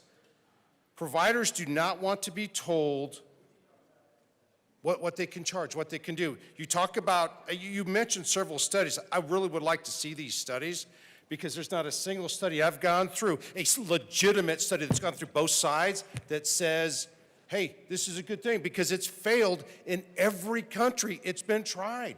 It never succeeds. They always end up reverting back, whether you take the UK, whether you take Canada. There are people from Canada that come down to here because of the system. There's countless places it doesn't work, and they come over here because of our system. Now, is our system perfect? Absolutely not. Do we have lots of problems with our system here? Absolutely. But going to a universal health care as a single state to do that would be disastrous, in my opinion. I would urge a no vote. Thank you. Representative Bradley. Thank you, Mr. Chair. I don't know why we need a bill to do this in the first place. They've tried twice. This is the third time, I guess, to try to do this. There's so many people that are against this bill, and when they say this is just a task force or a group, draft model legislation included in the ledge deck. Page 2, an analysis of draft model legislation. Page 4, twice. And review the draft model legislation. Part B, the draft model legislation selected must be created by a Colorado nonprofit. Page 5, the draft model legislation selected pursuant. So if we're just saying, oh, I'm sorry, I missed one. Page 6, the draft model legislation. So if we're gonna sit here and say this is not a predetermined outcome, I think that's kind of a slap in the face. This is draft model legislation. It says it 10 times in this bill. Draft model legislation over and over and over. And I'm glad that the bill sponsor brought up ballot initiative. I am a healthcare worker. None of the providers I work with, especially the spinal surgeons and the neuro doctors and the very specific doctors, want universal health care. They're gonna pick up their bags and they're gonna leave. So I don't care what this study comes back and says. Because if you come back and say that its cost analysis would be great for the state of Colorado, please tell me how. When countries can't even do this, when whole countries can't even do this without taxing the people of their countries to death, tell me how a state's gonna do it. What, Colorado's gonna pave the way for universal health care when countries can't even do it? When countries can't even afford it, Colorado is gonna be the brazen state to do it. Okay. You know how much money we spend obliviously in this state on health care? $9 billion comes from the federal government. You think they're going to support this or not? Because countries can't even do it. Countries can't even implement this. How is one little state going to implement this? So we're going to have this group. It's going to come back and say, yes, after 3 times you finally got it right, let's do universal health care, and then mass exodus of all the health care workers because of it. And then you can't pay for it on top of it. And then we had Denver Metro Chamber, 1,100 businesses they support, 85% of them small businesses, and they said no. This is gonna be a $36.2 billion investment to Colorado. How are we paying for that? We can't even afford $40,000 study group. Somebody tell me how we're gonna afford $36 billion. And I know it's just a work group. No, it says draft model legislation 10 times in this bill. Don't try to pull the wool over our eyes. Doctors have left Canada. My sister-in-law is a nurse. Her dad had to come here for melanoma treatment. Her dad had to come from Canada here for a cortisone injection. Her dad had to come here for an MRI. Stop making it seem like universal health care is this pretty little present with a pretty little bow on it. It's not, because you wouldn't have Canadians coming to Colorado for health care and paying out of pocket for it. The voters don't want this. The healthcare professionals don't want it. Who are you talking to?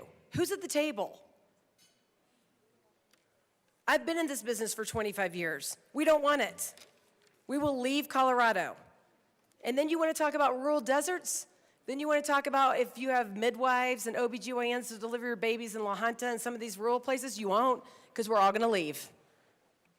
We're not going to do this.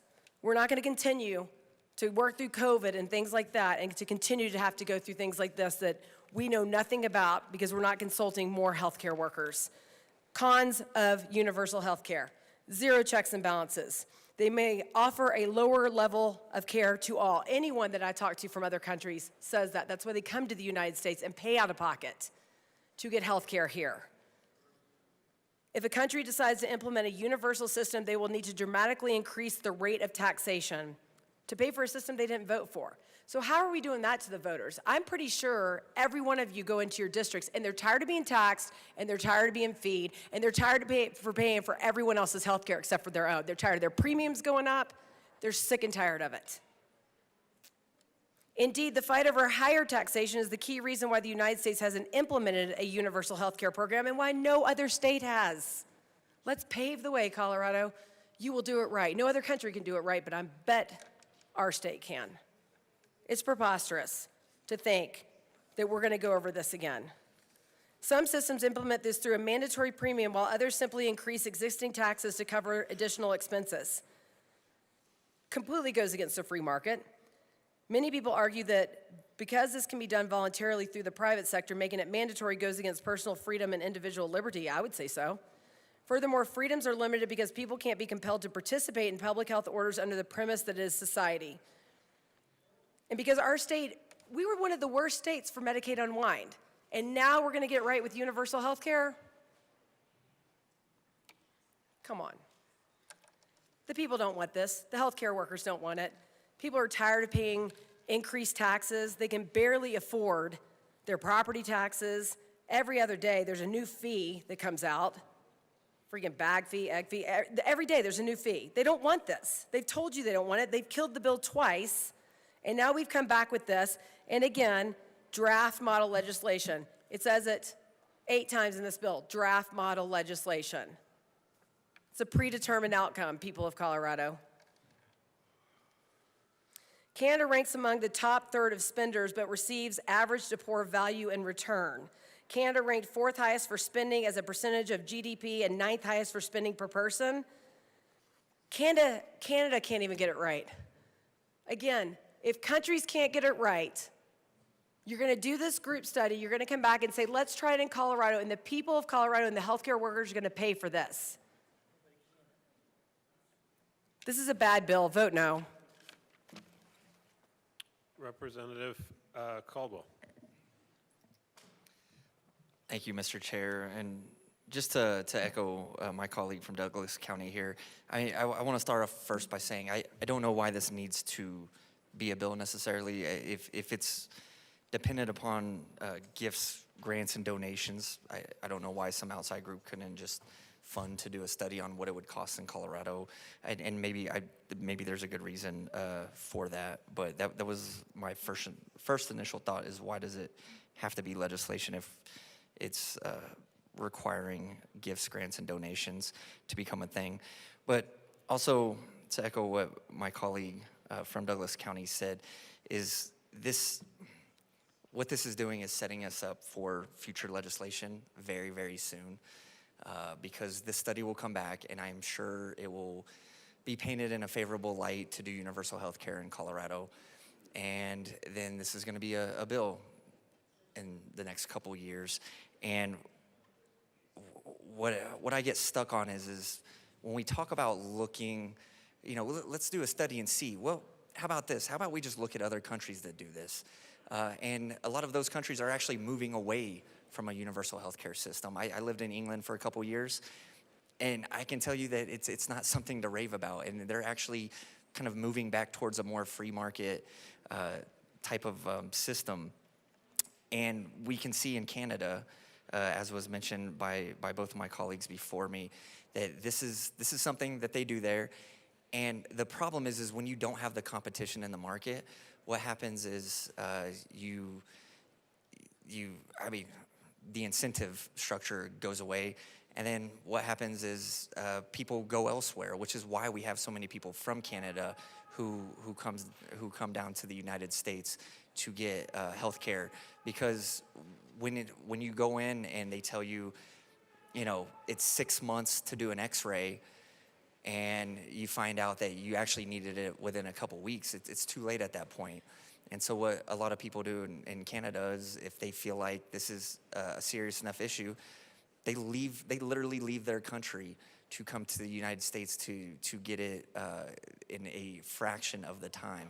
So a universal healthcare system in Colorado would remove any kind of incentive structure, remove any kind of competition, And maybe the most important point of this is that when the government is in control of your health care, they essentially control your life. It's life and death at that point. They decide how quickly that you can go get medical treatment. Next thing you know, they need to save money. And then they start saying, well, if you live maybe a more unhealthy lifestyle, then you're gonna be lower on the waiting list because you're whatever, you meet these criteria. And so putting government in total control of your health care essentially puts them in control of your life. And I don't think that's good. When we look at the free market with healthcare, we look at things like LASIK surgery. LASIK surgery was extremely expensive when it first became available, but then competition in the market and different competing interests and doctors and organizations started making it more efficient and more cost effective, and now it's a fraction of what it was originally. And so we need more competition in the market, not less. When you get universal health care, it doesn't get less competition than that because the government is then in charge of it. I have talked to a lot of medical providers, and I could count on one hand the ones who are actually asking for this. And as my colleagues before me mentioned, the way that you pay for universal health care is you have to increase taxes dramatically. And I mean, very dramatically to cover those costs. And then that factors in when something is free, you get the moral hazard of it. You get people abusing the system because it doesn't cost them anything to go and complain that they have some kind of issue and then get drugs prescribed for it. There's no cost to it when it's free. Most people, if they have medical insurance, you usually save it for when you really need to go. And you are very conscious of what your deductibles are, what your plan covers, and you go when it's truly needed, and so that moral hazard doesn't exist. But when it is free, it gets very expensive, and the moral hazard is there, and the system will be abused. So again, I don't think we need a study to see what it would do in Colorado, for the simple fact that we can just look all around the world and see what it does, and know that there is a reason that we lead in healthcare innovation. Because we have those free market principles, and people literally travel here from all over the world to get life-saving procedures done. And when you put the government in charge of your life-saving procedures, good luck. Vote no on this. Representative Supla. Thank you, Mr. Chair. So one thing, why do we keep making up names for things? So healthcare is this and this only. It is a pair of running shoes, it is a gym membership, and it's the way you eat. That is healthcare, period. Take care of yourself, that's healthcare. Now what this is we're gonna talk about is medical care. Medical care is what we're talking about, not healthcare. Let's keep those two words straight and what they really are. We have already did this study. It's called Obamacare. And I can tell you for an example that when Obamacare took place, right before it did, my health insurance for a family of 3 was $200 a month. The very next year, my health insurance went to $1,200 a month. And now for one person, it's $12,000 a year. This study has already been done. It is called Obamacare, and we don't need to do it. Why don't everybody just get a pair of walking shoes and start eating better, and maybe we won't have to do this all the time. Thank you. Representative DeGraff.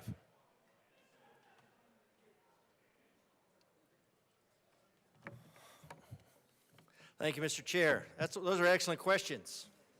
Now, as far as the this committee of predetermined conclusions, I think we ought to address the predetermined conclusions. Obviously, the committee is being formed via gift grants and donations to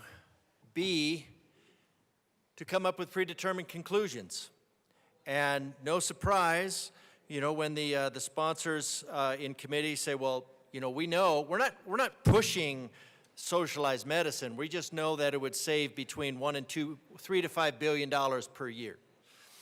We're not pushing it. We're not pushing an answer. We just know that it would save us that much money. Now, the only thing that you have to do to save that money, all you have to do is completely ignore reality. because there are lots of countries that are doing socialized medicine. And one of the ways that you could do this, instead of a study, instead of this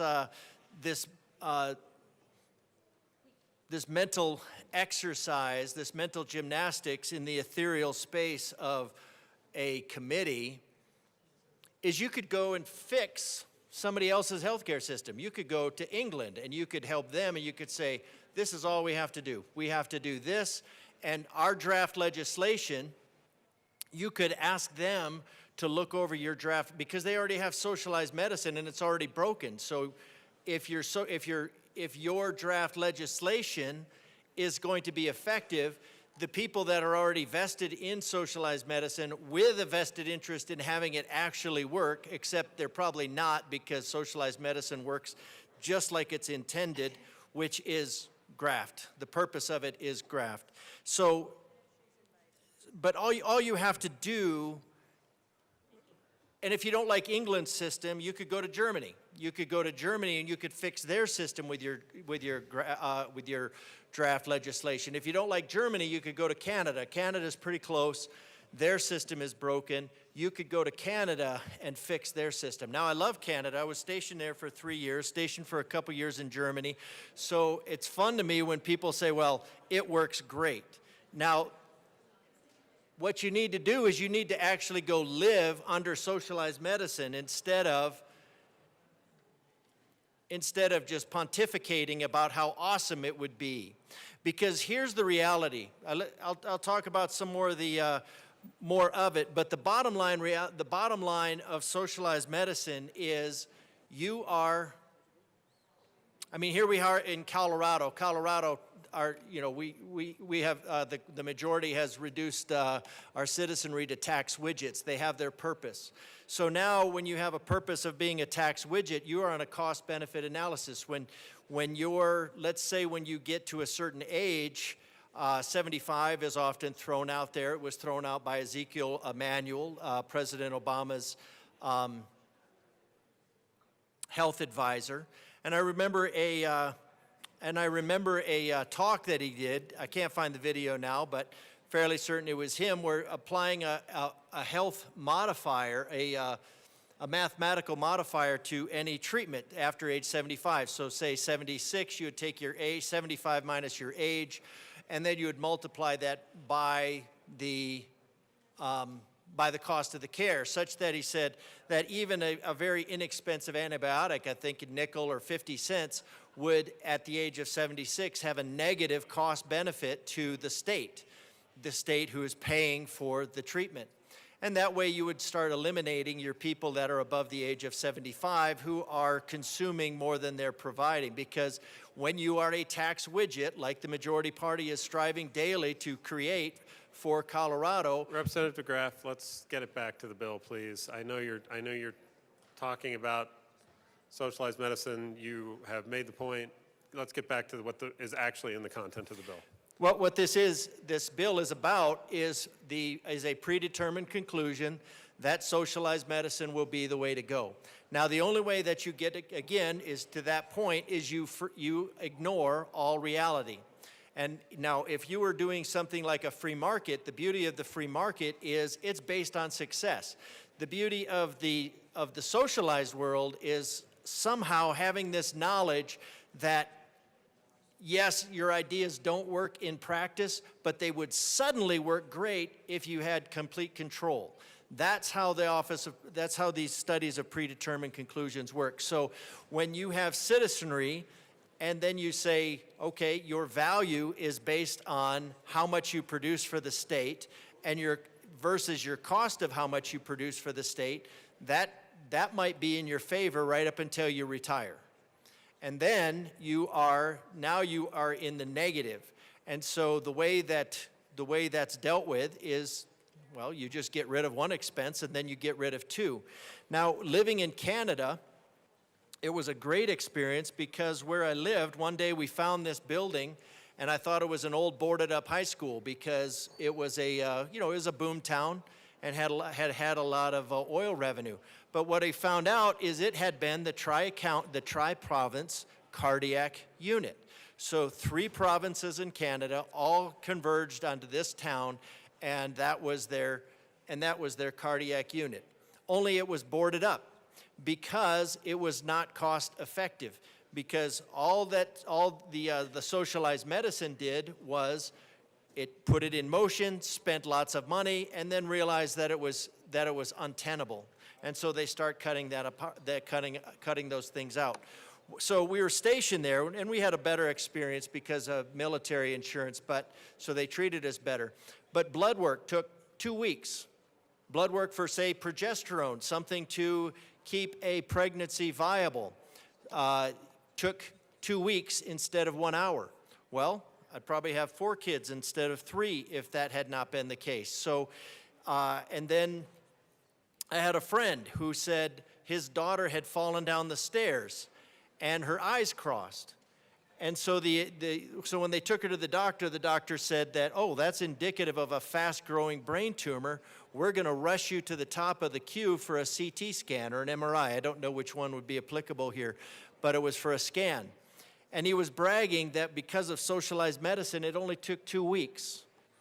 2 weeks to be seen for a concern about a fast-growing brain tumor. That's what you get when you have socialized medicine. When you have socialized medicine, a common thing with in Canada was, well, basically whenever they wanted to take out some legislator, they just exposed that for whatever healthcare procedure he was on the waiting list for all the way across Canada. Now, all of the legislators in Canada would be on multiple queues for healthcare because the queues are very long. So, it was just a tool for that. So what's required is that for people that want to be seen, that it takes months and months. Now, my wife, second-degree black belt, broke her hand, had to have surgery.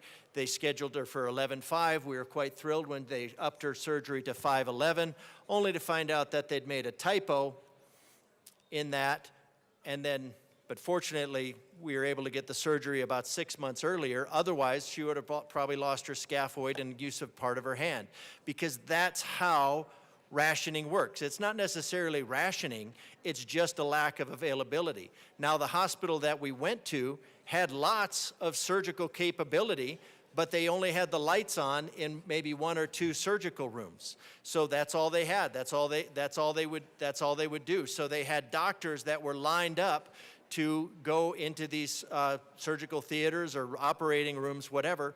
They just did not have them available. Now, the other things that you got to do in Canada is that you had to pay to have your television turned on, you had to pay and reconnected, you had to pay for your phone, you had to pay fees for everything, which you guys would love because... Thanks, Representative DeGraff. Again, we're talking about the health care bill, not about television fees in Canada or impugning the motives of the caucus and what we may or may not like on the Democratic side of the aisle. I don't know why you'd like it, but I was just saying that... Well, I don't think you know whether we'd like it or not. So I think you should not talk about what other people want or know and talk about what you believe. Thank you. Well, whether you like it or not, it gives the opportunity to impose lots of fees. Now, some people like them, some people don't. I won't name names. Now, another thing, so then we lived in New Mexico, and we lived with the, we had a lot of interaction with the German Air Force there. So that's how my boys are fluent in German. But anyways, so a friend of mine, his brother who lived in Germany was an orthopedic surgeon. And what he would do is, because this is how socialized medicine works, and again, Mr. Chair, I'm talking about the bill because we're talking about the predetermined conclusion that socialized medicine will save us billions of dollars, and I'm just telling you that the way it saves billions of dollars is by just not providing care. So here's how this worked. So in Germany, an orthopedic surgeon would meet his quota because you're not going to make any money above that quota. You would just be exposing yourself to more risk. And then he would go to England, because England wouldn't pay for hip surgeries after you're age 67, because as tax widgets, you're having your hip replaced after age 67 is not cost beneficial for the state. So, okay, yeah, it hurts you a lot. There's probably some whining that you're doing about bone on bone or something like that, but you're not a tax, you're as a tax widget, you're not benefiting the state at that point. So what they would do, so the state would deny care, a hip replacement. So if you're in England, and well, probably not going to get care for your teeth, that's just, but if you're in England, and you want to get hip surgery, you need to make sure that you get hip surgery before you're age 67. Now, I don't know, so if you're, I don't know, if your hip is going out and say you're a cyclist or a runner or something like that, well, then you're going to have to do something to really expedite that need for hip surgery, because after age 67, they're not going to pay for it. So all they have to do is drag you out past the age of 67 while they're considering it and then not paying for it. So the German doctors would actually go to Germany, and maybe, because I'm sure the sponsors are curious how this works for socialized medicine, because we want to know how this works in the Committee of Predetermined Conclusions, is that in Germany what they would do is the German surgeons would go to England and they would perform those surgeries in an out-of-pocket scenario. So when somebody says, well, in England you can get hip surgery done and it only costs $12,000 instead of $50,000, then that's why, because they're paying for it out of pocket. Now, why is it that way? Well, let's look at why. The reason that your health care costs are so high in this country is because of Medicare. Medicare makes your costs go up. And you think, well, that's crazy. Medicare is designed to save taxpayer money. Well, if you look at the math, Medicare pays about 20 to 25%. So my daughter helped my daughter do some several hundred Medicaid payments, get those processed, and we found out that roughly 20%, 1/5, is what the Medicare would pay for the medical treatment, and that's consistent with what I've seen after 27, 30 years, depending on how you count it, in the Air Force. So they pay 20%. So if Medicare only pays 20%, that means that they can only accept about 20% of the patients on that before they start losing money. So what's the simple solution? The simple solution is that Medicare forces providers to charge 5 times more, 500% more. So that's the easy solution. So Medicare forces everybody else to pay to charge 500% more, and then they take that 500%, and then for everybody else that can't afford it, you need insurance. So what does insurance do? Insurance, for the cost of $2,000 per month, does a job of negotiating you back down, because does insurance actually do anything for you? No. What insurance does is it negotiates you closer to a 20% level. And then the funny thing is when you pay 20% of you pay 20% of the cost that's inflated by 500%, you pay that as a copay. So what Medicare does is it drives up the cost by at least 500%, and then you require insurance to negotiate you back down to that 20%, and then the insurance charges you 20% copay, which is what the amount would have been cost anyways if Medicare hadn't been involved.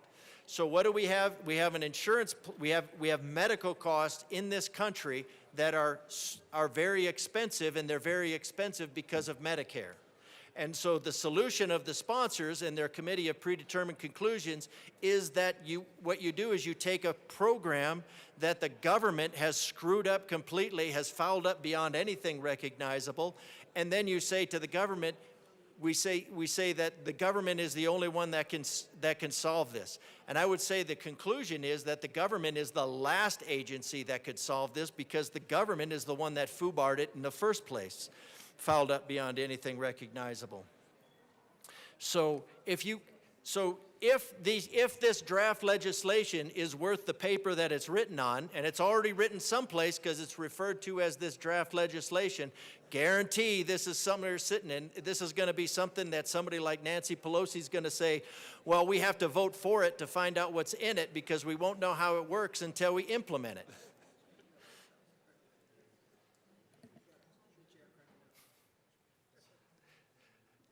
So we have the draft legislation. So instead, and then we have this gift grants and donations line to put this in there, and then give this study that is predetermined to have a conclusion that already has a draft legislation. I'm just curious from the sponsor, is there a draft legislation already prepared? You're going to say no? It's not drafted? There's not a draft legislation someplace? Nobody has a draft legislation? Okay. I'm curious. I'm pretty sure somebody has a draft legislation because there's all kinds of countries that have screwed this up. And if the sponsors had a decent idea on how to implement socialized medicine, what you would do is you would go implement it in one of the other places, and there's all kinds of examples of where socialized medicine is screwed up. And if you can't find out where socialized medicine is screwed up, just like take a globe out, spin it, hit a country, and if they have socialized medicine, it's screwed up. The free market, the problem with our market here is not that it's a free market. What Marx considered the worst of all freedoms is the free market. The problem in this country is that the market is not free. What we did after, I think it was World War II, there was price caps put on, or wage caps, because they wanted to do that. So what they did is in order to entice people to come work for them when they had wage caps, is they said, oh, well, we'll offer you medical coverage. And that medical coverage, because you take out the supply-demand curve on it, what you do is you drive up the cost. The cost goes up and up and up, and then you put in HMOs, and then you look at the progression of the government intervention. And throughout all of the progression of the government intervention, whether it's HMOs, whether it's price caps, the problem has gotten worse. Why is the problem getting worse? The problem is worse because you're asking the people who created the problem to solve the problem, which 100% of the time gives you a bigger problem. And so the idea that this group is going to pretend that they're going to do a study to see if maybe, just maybe, socialized medicine would work in Colorado instead of taking their idea and using a market approach and unfoobarring some other country, then maybe we could see, all right, let's see it work in another country that's already gone down this path. Let's see you fix another country before you start fouling up the United States. So I'm a little bit skeptical of why we need to have a bill that's paid for by grift grants and donations, except that the grift part. Because I would estimate that the people that are really interested in funding this are the ones that are going to really benefit from this. So that is why I move L005 to SB045 and ask that it be displayed. That is a proper motion. Give us a second. I also want to appreciate the sponsor's lead-in to this amendment. That was something else. Thank you. Oh, the sponsor of this amendment. Oh, well. Yes, I just mean it was a very thorough explanation getting to your amendment, that's all. Please proceed, Representative DeGraff. I was not leading up to this amendment at all. I was kind of doing a study to see if I needed this amendment, and then I'd look down, and I happened to find this amendment, which happened to correspond to the study that I had just been doing for you all. It's really weird how those sorts of things work. I feel like maybe I was exemplifying the Committee of Predetermined Conclusions by saying I think we need this amendment, which is L005 to SB045. Yes, please proceed. Representative. And it was done by a different committee, not myself, and just hemmed it up here. So this is Re-engrossment Bill, page 13, after line 6. Insert, the State Department shall make public an individual or entity that provides money. Oh, I'm sorry. I put the amendment over here so they could read it. You got it. Okay. The State Department shall make public an individual or entity that provides money to fund the study, including the amount of the gift, grant, or donation. Gift is spelled without an R, so that's, I think, a typo. It should be grift. Or did you mean gift? Oh, gift, okay. I thought the sponsor was talking about the grift grants and donations that typically typically go with these sorts of amendments. But she's new here, and she meant gift. So I think in the line of transparency, what we need to have is we need to know who's funding this study. Why can they not fund the study on their own? We know what conclusions they're going to come up with. Why would they not have this out front? Why do we need a bill to say we're not going to spend money to come to a predetermined conclusion? I'm not sure. So if we're going to spend money on somebody else's predetermined conclusion, that we're going to give the air of legitimacy by way of putting it in the bill, and also providing it a line item in the budget, so when we say, oh, it goes in the budget as grift grants and donations, then the next year, then all of a sudden it's a line item, and then we need money in the budget for it. So I think the citizens of Colorado would like a little bit of transparency in determining, so they can look at who it is that's coming to the predetermined conclusion that we need socialized medicine in Colorado, despite the abject failure throughout the globe, and why the sponsors can't use their draft legislation, or in whatever form this draft legislation is proposed, or whatever ideas, why they can't just take that draft legislation to another country, fix their FUBARD system, and that fouled up beyond anything recognizable, for those of you who are curious what that means, and fix their system, and then show us in the United States how successful it was. And then you would have the proof, you would have the market proof, you would have the beta test, and you would have fixed somebody else's system. Otherwise, what you're doing with this Office of Predetermined Conclusions is you're risking imposing something biased and imposing it on Colorado when it has failed elsewhere. So I ask for an aye vote on this amendment. Representative Bradley. Thank you, Mr. Chair. And note to self, don't leave your amendments on the bench or the El Paso rep will take them. Clearly says Bradley on that amendment, but whatever. I urge an aye vote on this amendment as well. I think we all need to be aware of who is contributing to this. We need to all have some transparency. I'd like, as a healthcare worker, to know who's contributing to the gifts, grants, and donations. I think that it should just be this anyway, and that we don't need a bill. I think that we could get some gifts, grants, and donations, run the task force, and then come up with a plan. I don't know why we have to legislate this, but the least we can do is make it transparent to the people of Colorado to know who's behind giving money towards this study / task force / predetermined outcome. Thank you. Representative DeGraff. I did give it to you, right? I'm sorry. I just wanted to come up here and publicly accept the public apology from my colleague. But yeah, we need to know where these gifts, grants, and donations are coming from. We could just skip the step of having approval for a non-funded study, and then we could just put this draft legislation on the table and vote on that.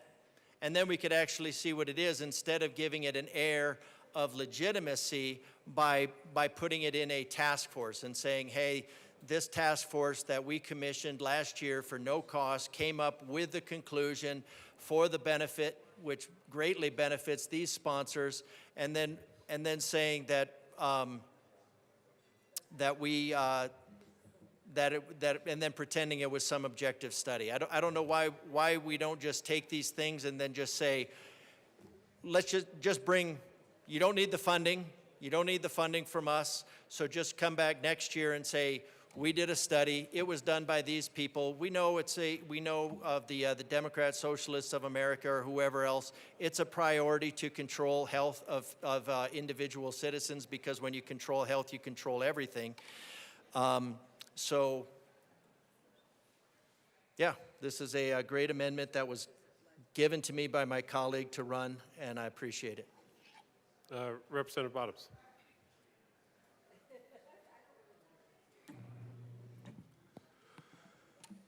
Thank you, Mr. Chair. I feel like my colleague from El Paso County is making a bunch of ado about nothing. I think if you would have just asked the other side, they know this is sensible and would have done it. I don't think you need an amendment to do this. This is common sense stuff right here. Why would we hide these kind of things from the public? I mean, I'm definitely a yes on the amendment, but did you ask them? Because I think they would probably have just agreed to this. It's so common sense, and it would make no sense to hide this stuff or keep it quiet from the public. That doesn't make sense. We're a transparent state. We're a transparent house. Why would we not want these things to be brought forward? So while I think this is a lot of smoke, I'm going to go ahead and vote yes for it because we all in this room agree with transparency, specifically on things like this when it has to be the complete control of all medical practice in the state of Colorado by a completely leftist mentality. This makes sense to me. So that's, I'm just going to vote yes on it. Representative Bakesonecker. Oh, sorry, Representative Luck. Thank you, Mr. Chair. I also rise in support of this amendment. I think we really should look at just making this the standard policy of the state of Colorado. And anytime we get gifts, grants, and donations, to know exactly where those dollars are coming from and be able to understand who is influencing the state in broader and broader ways. We just debated at length a bill related to the initiative process that's largely spurred on by deep pockets engaging in government. And so what makes that any different than this process where deep pockets can engage in government to a greater degree because they're able to expend more resources to influence government action. And so not only do I rise in support of this particular amendment, I rise in support of this being added generally to all of the clauses we have related to gifts, grants, and donations. Mr. Speaker Pro Tem. Thank you, Mr. Chair. We are asking for a no vote on this amendment for the simple sake that if you would like to already know who's donating to any department, that is a simple Quora request you can make. Or conversely, you could just send them an email and ask, and I'm sure they'd be happy to give you the information. I would also say that on just a very basic level, I also reject the categorization that sick people just need to take better care of themselves in order to have better health outcomes in our system. And I want to give you an example. When my father-in-law was diagnosed with leukemia, putting a pair of running shoes on him would not have fixed his situation. When my mother was diagnosed with breast cancer, simply telling her to take better care of herself would not have healed her. What is true is that both of those situations risked bankruptcies for the families that were implicated inside of a healthcare system that even with good insurance led them down a financially precarious pathway. And so with all due respect, and there's a lot to unpack in the last representative's remarks, fixing the healthcare system in England, for example. There's a lot to unpack there, but I think one of the fundamental issues that we have and a disagreement we might have on this bill is that sick people don't cause themselves to get sick. That is not something that any individual causes or asks for or wishes. And I truly believe that doctors and providers are looking for a different way to provide care for people in our community. When you look at the Secretary of State's website, it's why you will notice that so many people, providers included, are in support of this bill. So to blame people for poor health outcomes is quite frankly irresponsible and not reflective of the truth of what is happening on the ground in our healthcare delivery system. Is there a better way? Perhaps. This bill seeks to give us some answers. I don't know what we have to fear from more information. I do know that what is happening right now for so many people, rural communities included, where there are healthcare deserts, is not working. The School of Public Health has come in to committee and said that part of the consideration would very much be these questions which you are raising. I don't know the answer to them. The outcome might not be something that I like, but I know that I'm not afraid of the data that can bear out some sort of reasonable improvement for people's health outcomes and costs to consumers while also looking at provider rates. If this would mean negative health outcomes or increase in prescription costs or lack of ability to provide health care in our rural communities, those are all very good reasons to stop right there. But when you hear the Colorado School of Public Health talk about some of these things, one of the things they will say is that this bill could actually pair alongside our existing healthcare delivery system and reduce costs even as it relates to the Colorado option. Why not find those answers out?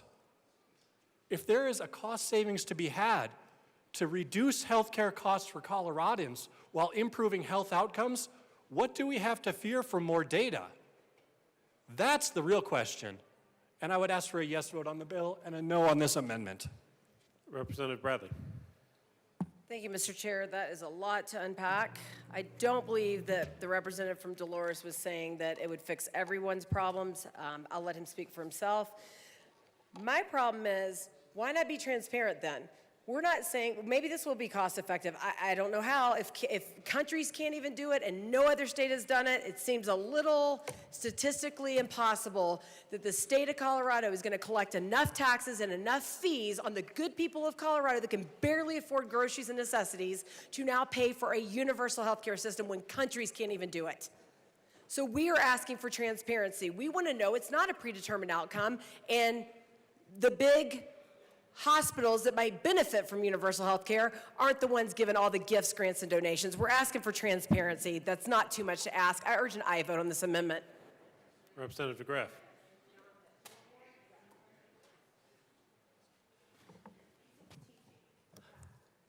Thank you, Mr. Chair. I'm still in favor of this amendment. Yeah, better health, better responsibility perhaps isn't going to solve everybody's issue. And this study isn't going, this study is predisposing that government intervention, that government involvement in your health care is the solution. More draft legislation. Draft legislation. Well, draft the legislation. Bring it out. Let's talk about it. I just want to remind all members of the House that we are talking about this particular amendment, not the bill. Please direct your comments to the amendment. So, as in so much of the legislative warfare that goes on in this room, there are clearly people that benefit. There are organizations that benefit. Whether they benefit ideologically or they benefit financially, there are organizations that benefit. So I think we need to be upfront in who these come from. Now, as far as CORA goes, I mean, we just had some bills, I think it was vetoed, but talks about that makes the CORA more difficult. So then we're just relying on somebody to answer what sort of emails that they have in the last few months, which may or may not be useful. Let's just say who's on there. And maybe that would be on Tracer. That'd be fine. Put it on Tracer. Is there a better way? Yeah, we would like to know that. We would like to know that, and a great way to do the study, the best way to do the study would be to put something in action. And the way to do that study would be to put in action would be to address the needs of any number of countries that have failed socialized medicine. Or you could take your draft legislation. So take your draft legislation and stick it in some country where they have some problem. Not trying to re-wicker our state has issues. Our country has issues. Our country has issues with the Medicare system, with the medical system, because the assemblies, the Congress, the legislators keep pushing themselves into a space where they don't have the expertise and should not, even if they did have the expertise, should not be involved.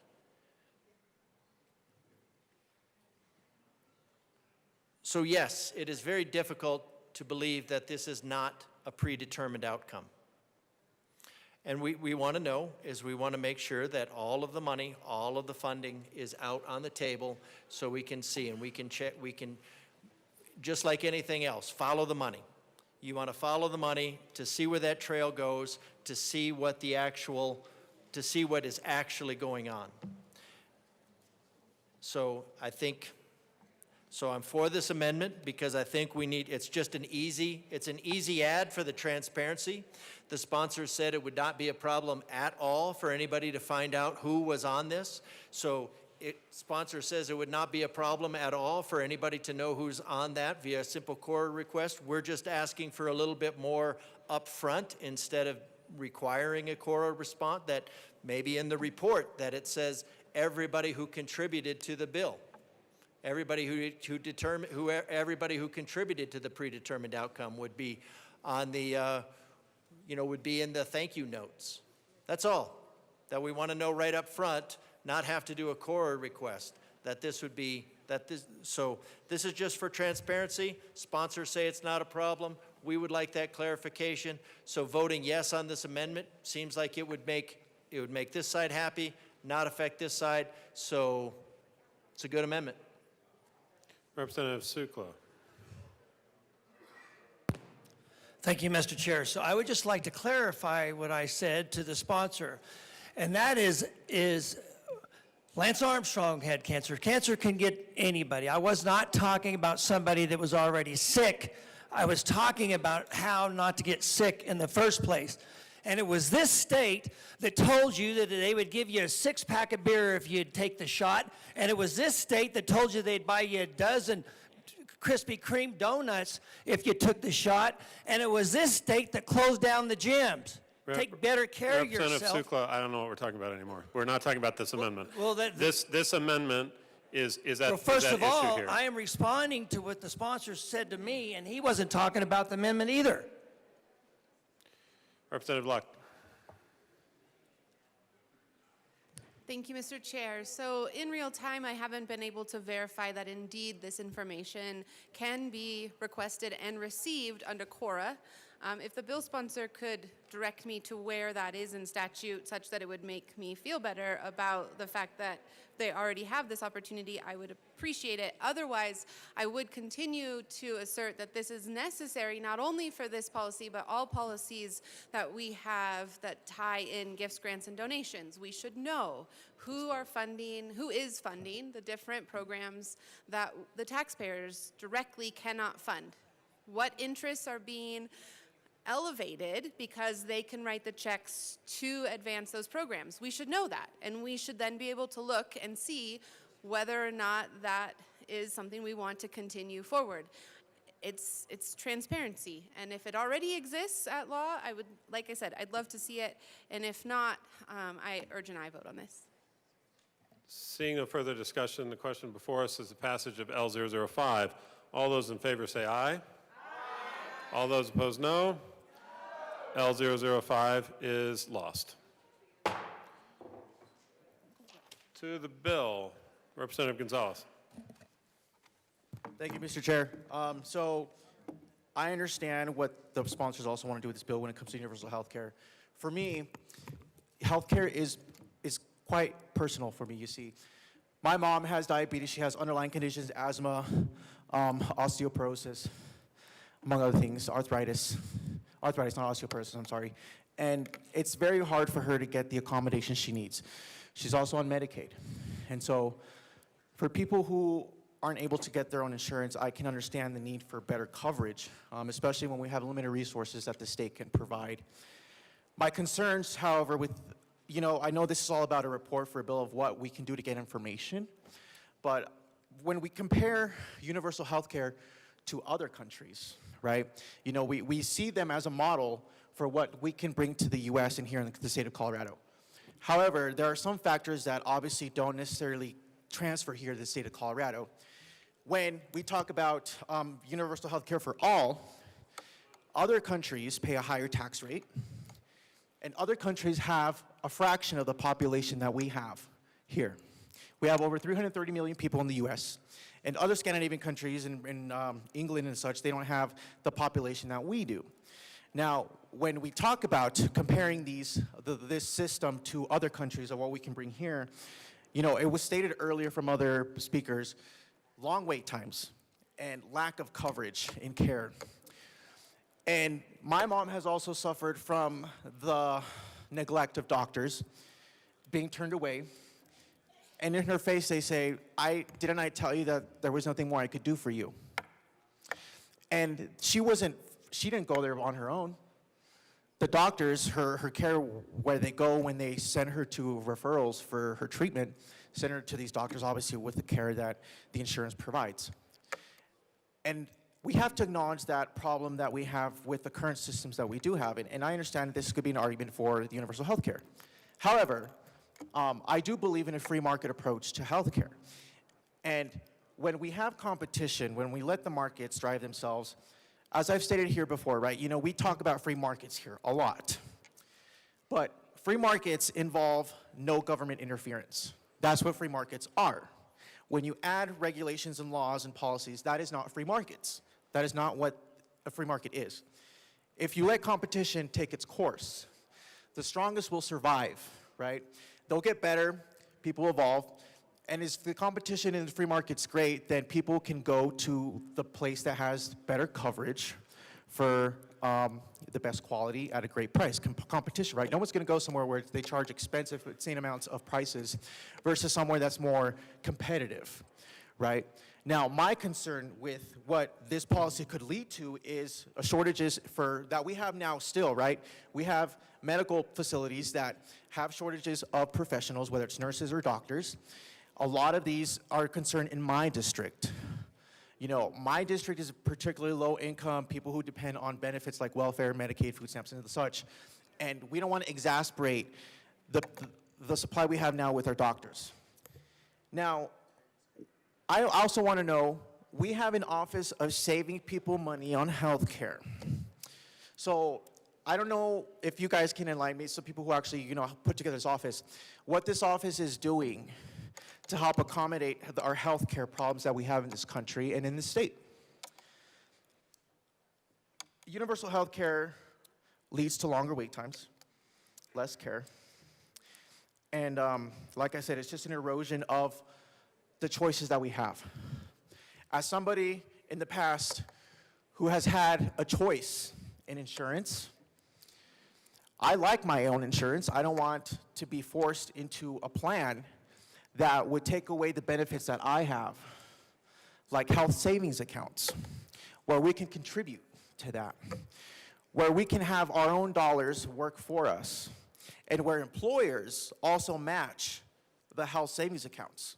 So when I was at the bank, I would get $800 into my health savings accounts from my employer.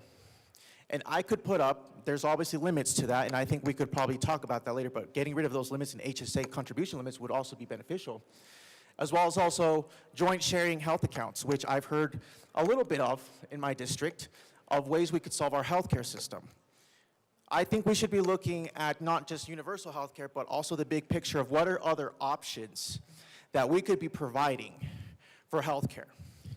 Because if it's one thing that I've seen is healthcare, the industry itself, is not working proficiently. And the reason why it's not working proficiently is because I frankly believe that government is too involved. We put in more red tape, more constraints, which lead to shortages, which lead to higher premiums, which lead to lesser care. And I truly believe if we want to be innovative, we should also be making our medicines and treatments here in the US and here in Colorado. Why are we depending on other countries to make our prescription drugs and our treatments? And an example I point to that is COVID. When COVID happened, remember the shortages of beds and ventilators that there were in this country and across the country, where we had to import from other places that stuff. The reasons why we have high prescription drug costs, because we depend on other countries. And I think that's where, again, the free market comes into place, where we work with the private sector on building innovation, continuing innovation here in the state for our medicines, for our treatments, and to allow the markets to have fair competition where people have equitable access to healthcare, to their treatments, and not be disparaged like my mom has from some of her doctors. I don't speak for all the doctors. I know many of my colleagues here are doctors. I also grew up with people who are doctors now or are nurses, and they've explained to me their frustration with the current system now. But they've also pointed to when we've had these discussions, and some are obviously across the aisle, and we love each other, but they also, some of them, you know, when we bring up this conversation, they just don't think that universal health care works.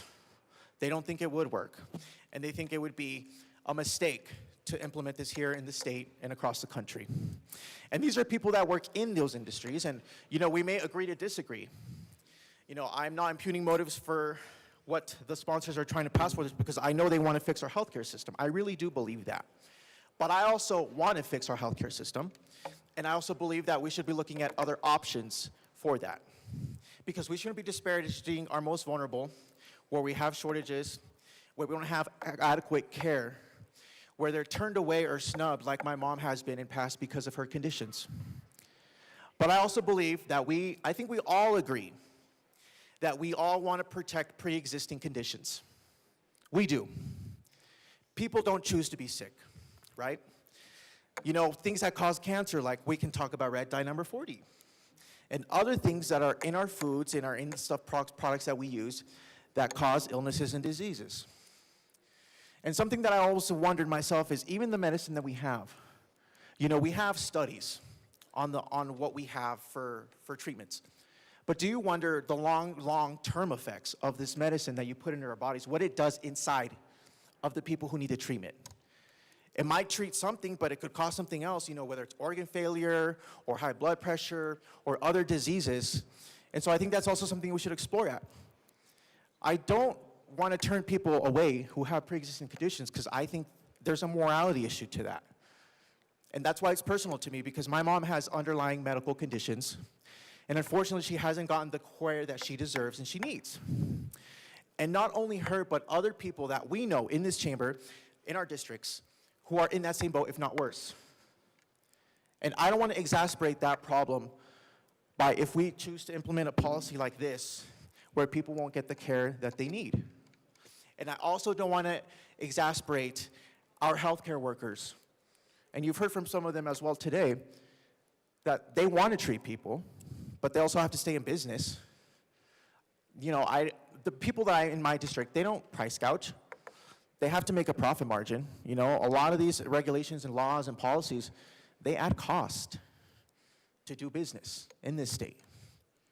And so I would suggest, I would hope that you all consider alternatives as well, other than just this, that we look to solve our healthcare here in the state and here in Colorado.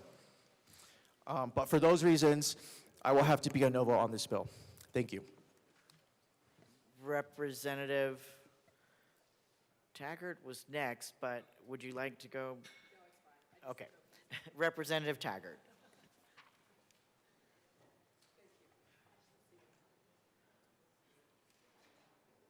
Thank you, Madam Chair. It's an honor to serve with you. Honor to serve with you, sir. I'd like to make a couple of points on the bill. And I know we have a lot of military members here that have at times had situations occur with their health when they're overseas. But we probably also have some people in this body that have been expatriates at some particular time in their lives. I have been an expatriate 2 different times, one time for 2 years and one time for almost 15 years. In 2 of the countries, or one of the countries that has been discussed here, Germany, and then a second one in Switzerland. And I'm here to tell you, in those 2 developed countries of the world, there is no such thing as a single payer. I will repeat that. There is no such thing as a single payer. Do they have universal health care? Under the German word, which I can't come up with off the top of my head?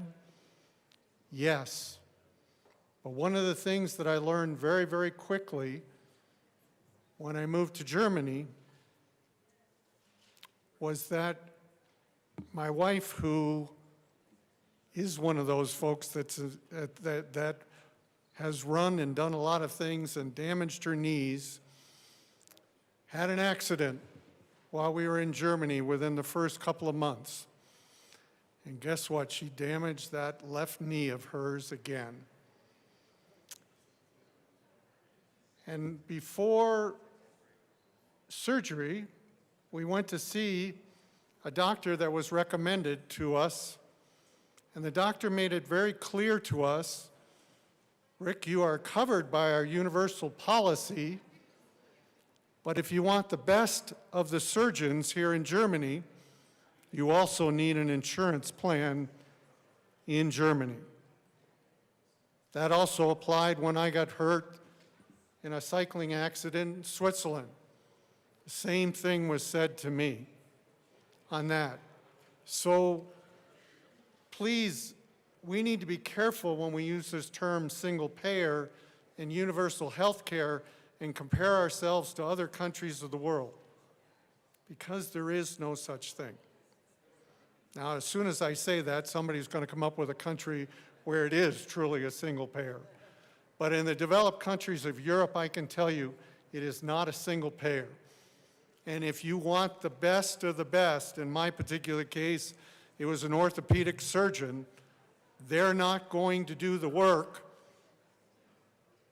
on your knee, on your ankle, on your hip, on your shoulder, unless you have additional insurance to compensate those providers.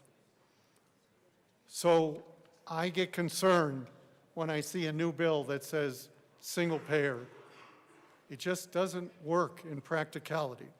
My second point is I would like to move Amendment L10 and ask that it be properly displayed.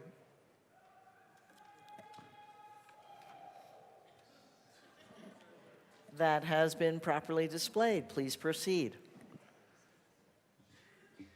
I think it's dangerous. If you look at this, there's a lot of lines, but it repeats itself over and over.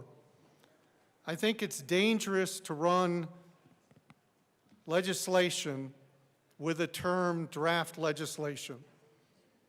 And I've already heard from my colleagues that I agree with that that indicates this is predetermined, because it literally says draft legislation.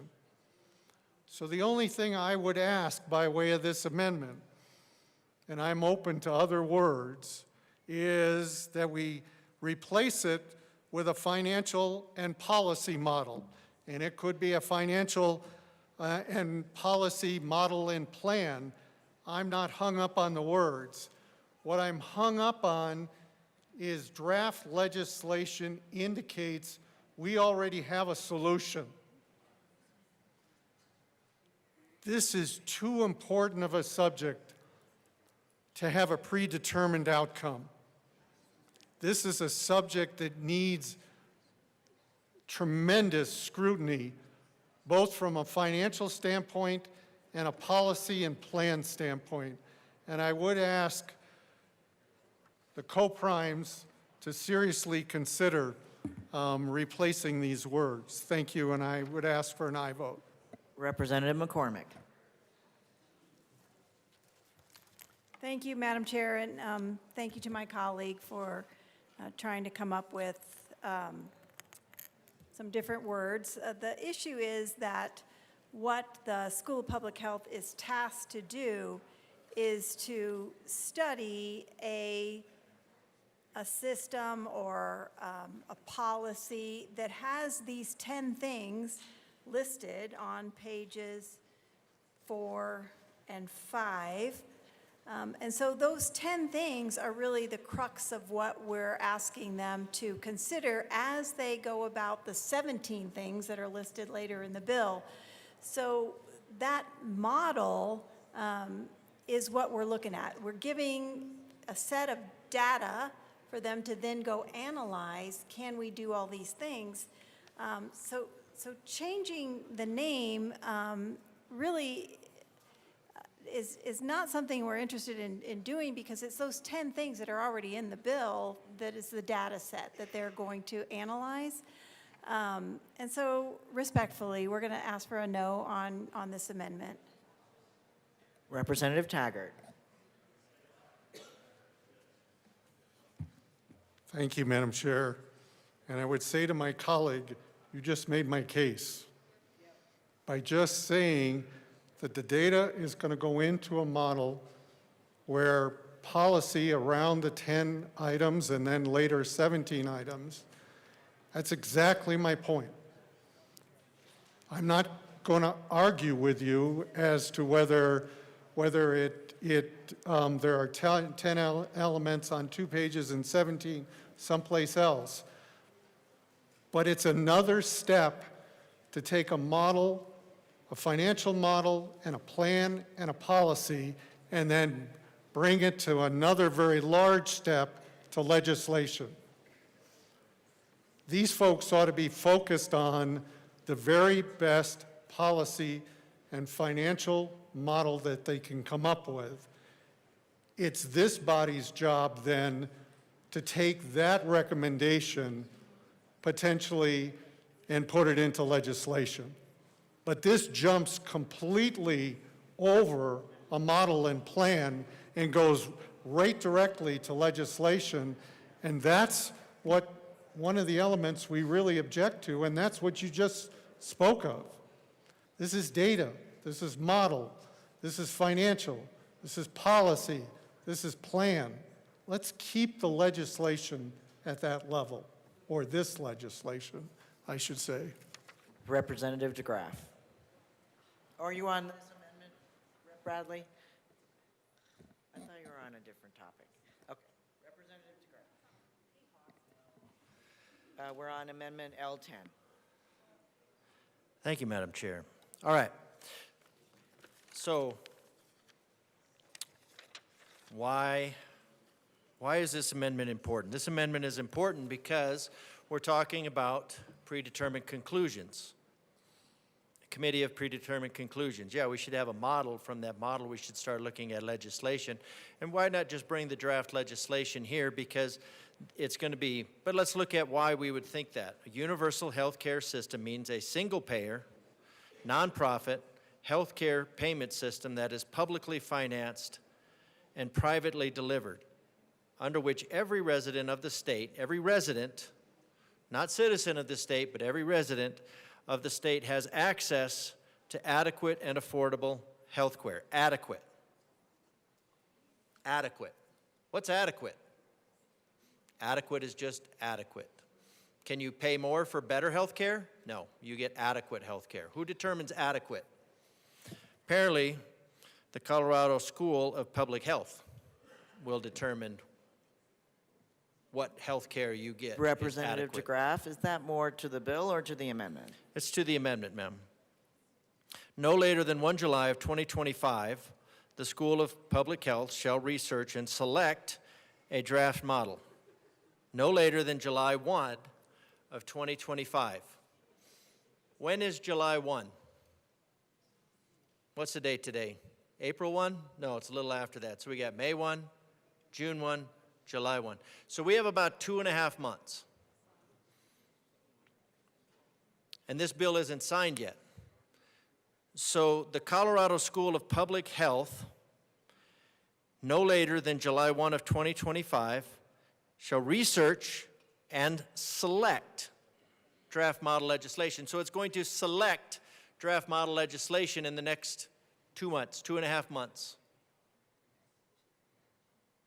So that means the draft model, that draft legislation is already written, or it's going to be rushed written, and it's not going to be much of a rigorous study. Why? Because this is a committee of predetermined conclusions. The Colorado School of Public Health shall make the draft model legislation it selects no later than July 1 of 2025, available on its website so that interested parties may evaluate and review the draft model legislation selected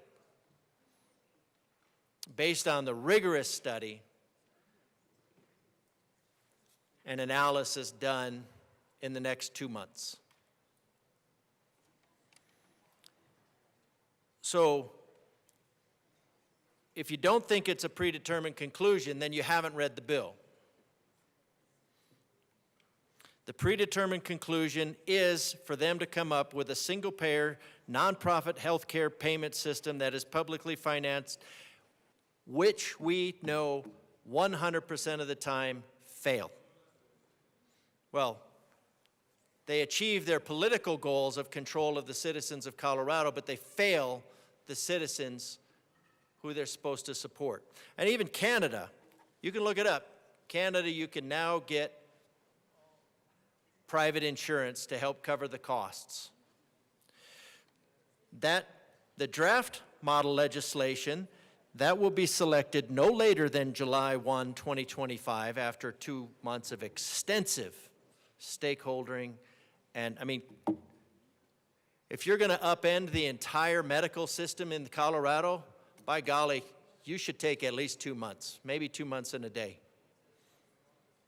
The draft model legislation must be created by a Colorado nonprofit organization. Now, nonprofit, that just means they keep all the profits inside, and they're not publicly held. They just keep the profits. We have nonprofits in here that profit greatly from nonprofiting. That prioritizes a universal health care system. And then it says the 10 things that it needs to do magically to save money. Comprehensive benefits for medical care, including dental, hearing, vision, and mental. Comprehensive. Provides long-term, including those things. And of course, what does including mean? Well, primarily because of SB 183, we know that including is primarily funding the fetal harvesting industry. Provides long-term care and support services to all residents, at least the level of coverage available to those residents who are eligible to receive medical assistance. I mean, that sentence you can just keep reading in circles. Requires healthcare decisions to be made by patients and the healthcare providers. Your medical decisions with this will be based on bean counters and accountants. But what we have is predetermined conclusions, predetermined legislation that is already drafted, otherwise is incredibly sloppy. So changing this to at least say, taking away draft model legislation, I mean, that really, the real problem with that is it really just admits what it is. It just informs what it is. While I'm in favor of the professor's model, I guess the only thing I have issue with is it kind of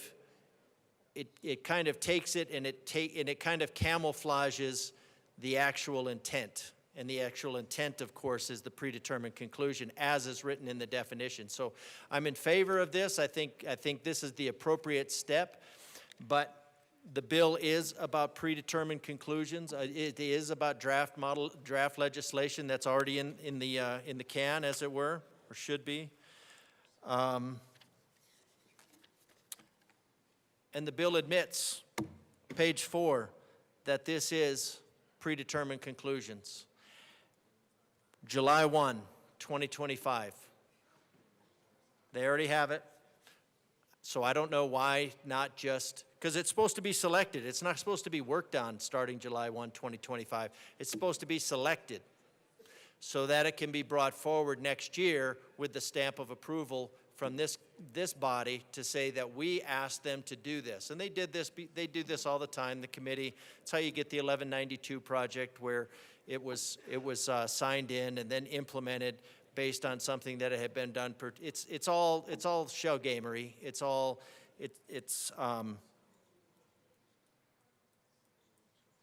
it's page 4. It's a predetermined conclusion. If you don't believe it, you should read the bill.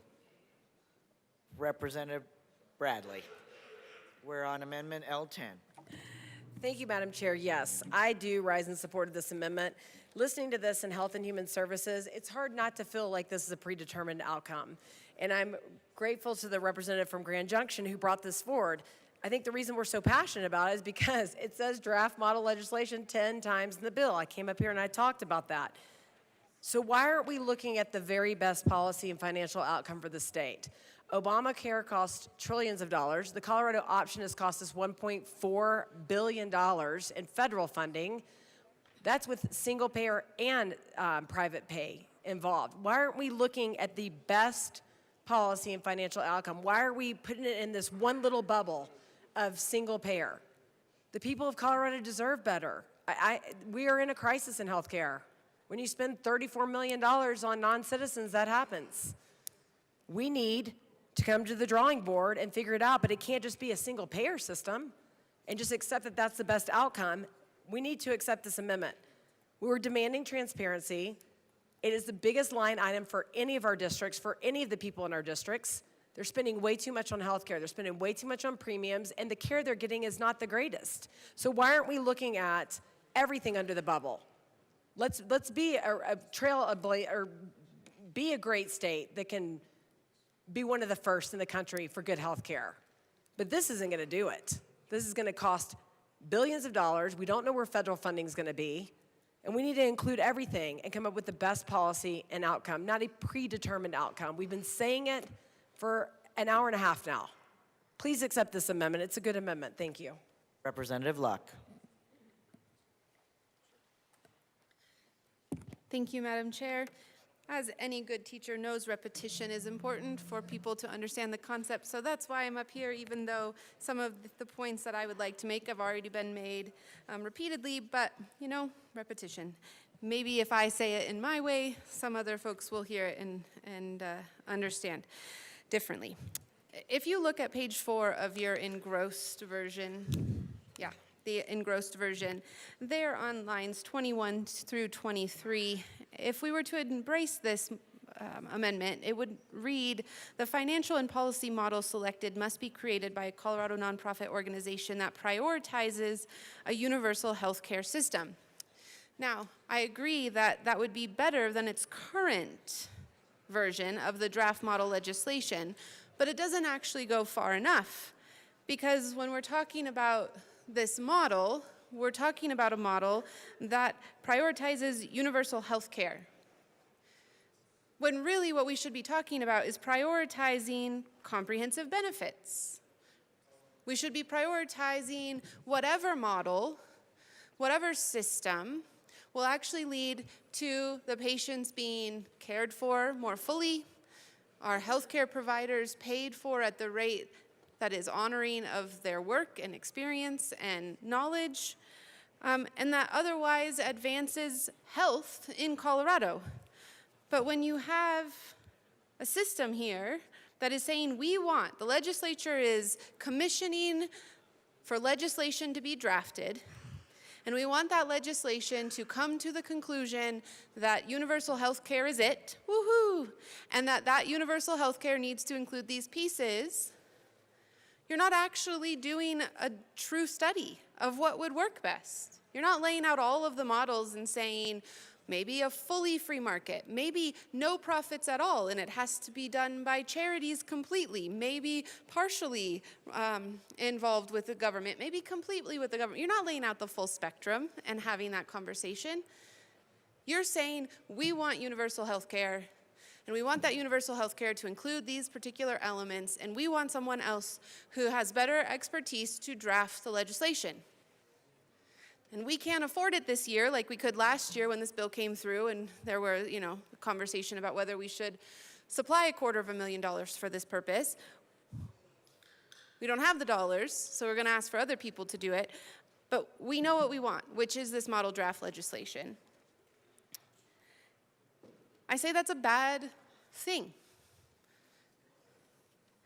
If the whole conversation is we want to know what works best, then frame the legislation in such a way that allows for us to determine what works best. Don't come to the conclusion and then work backwards because this is what you want, and then you have to fill in the blanks. Reminds me of a law clerk for a Scottish judge who once said that he was charged, his judge would come back in and say, this is the outcome I want, now you figure out the case law that gets me there. It's not a good thing in the courts, it's not a good thing here, especially if we're saying that that's not what we're doing, when that's really what we're doing. I urge an aye vote. Is there any further discussion on Amendment L10? Seeing none, the question before us is the passage of Amendment L10. All those in favor say aye. All those opposed, no. The noes have it. The amendment fails. To the bill. Representative Mabry.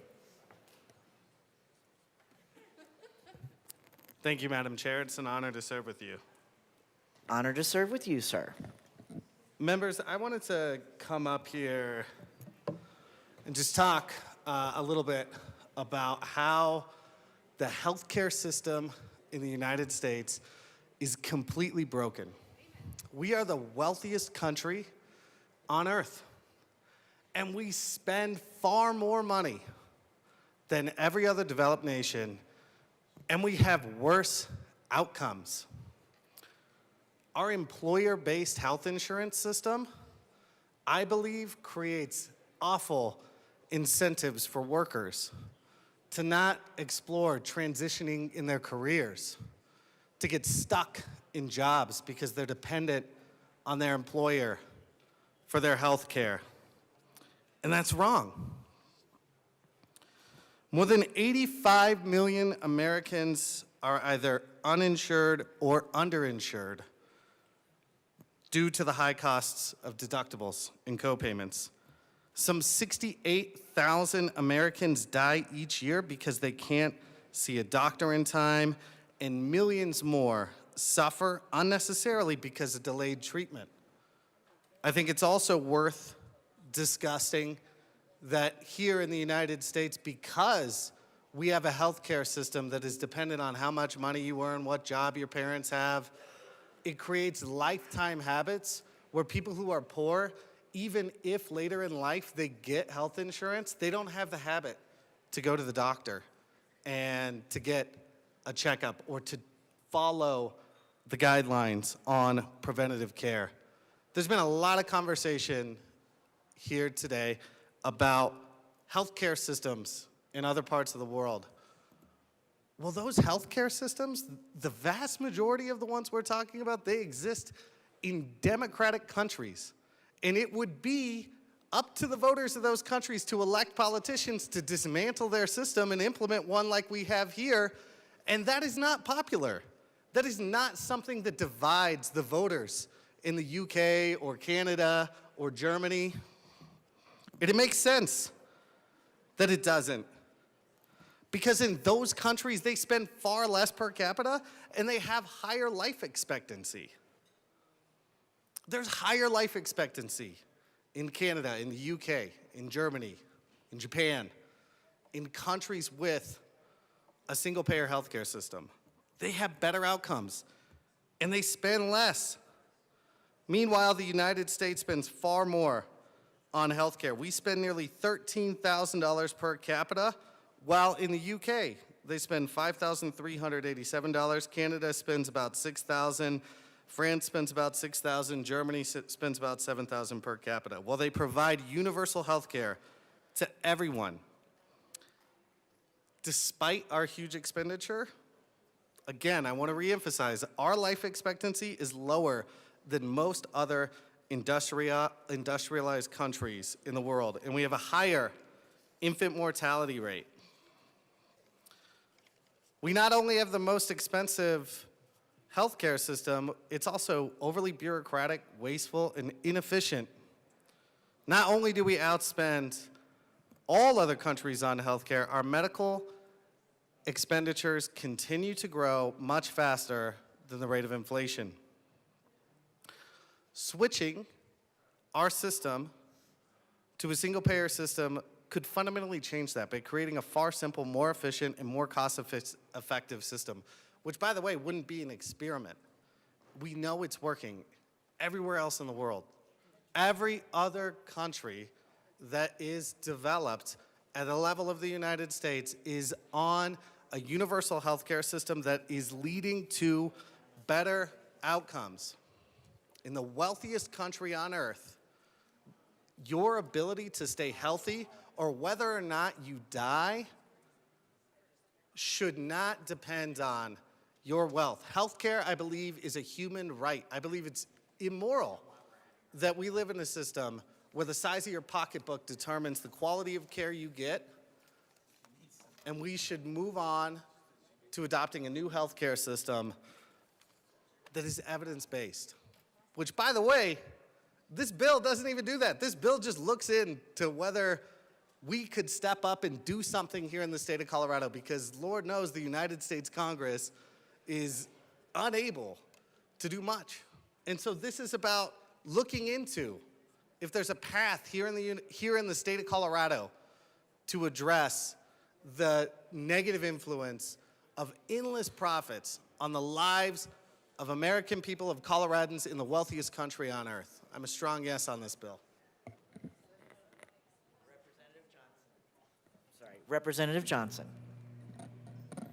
Thank you, Madam Chairwoman. And I would agree on two fronts that our good colleague just said. We do have a health care issue in Colorado, and that's because we have too much bureaucracy, too much red tape, too much government. So I do agree with what was just said on both of those.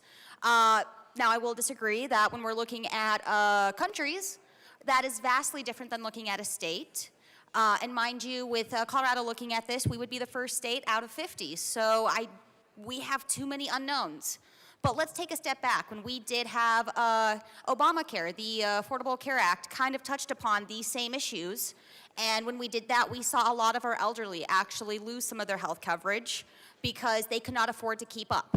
We also saw, I was a federal employee, and you know the way that universal works, or the way that you try to make this work, is you have those who are working have to pay more into the system and get less benefits to make sure those who are not working pay less but get more of the benefits. So as a federal employee who was starting to go through a tumor and everything else, I actually had to go look for supplemental insurance, the opposite of what ACA was trying to do. And that was benign, like it was crazy to me that I had to go look now to get a second coverage on a coverage idea that was supposed to help all. I was working, I was paying more, my coverage was less. But if I wasn't working and I was paying less, I would have had more benefits. That seems to be counterintuitive. Then we move into Colorado, trying to look at this with the Colorado Health Plan. And that is chasing out a lot of our insurance because free market competitive drives for more care. I'm from rural Colorado. You all know that. House District 63, proud to represent 7 counties in Northeast Colorado. And because we are so anti-free market in the state, we're actually driving out insurance coverage. What does that mean?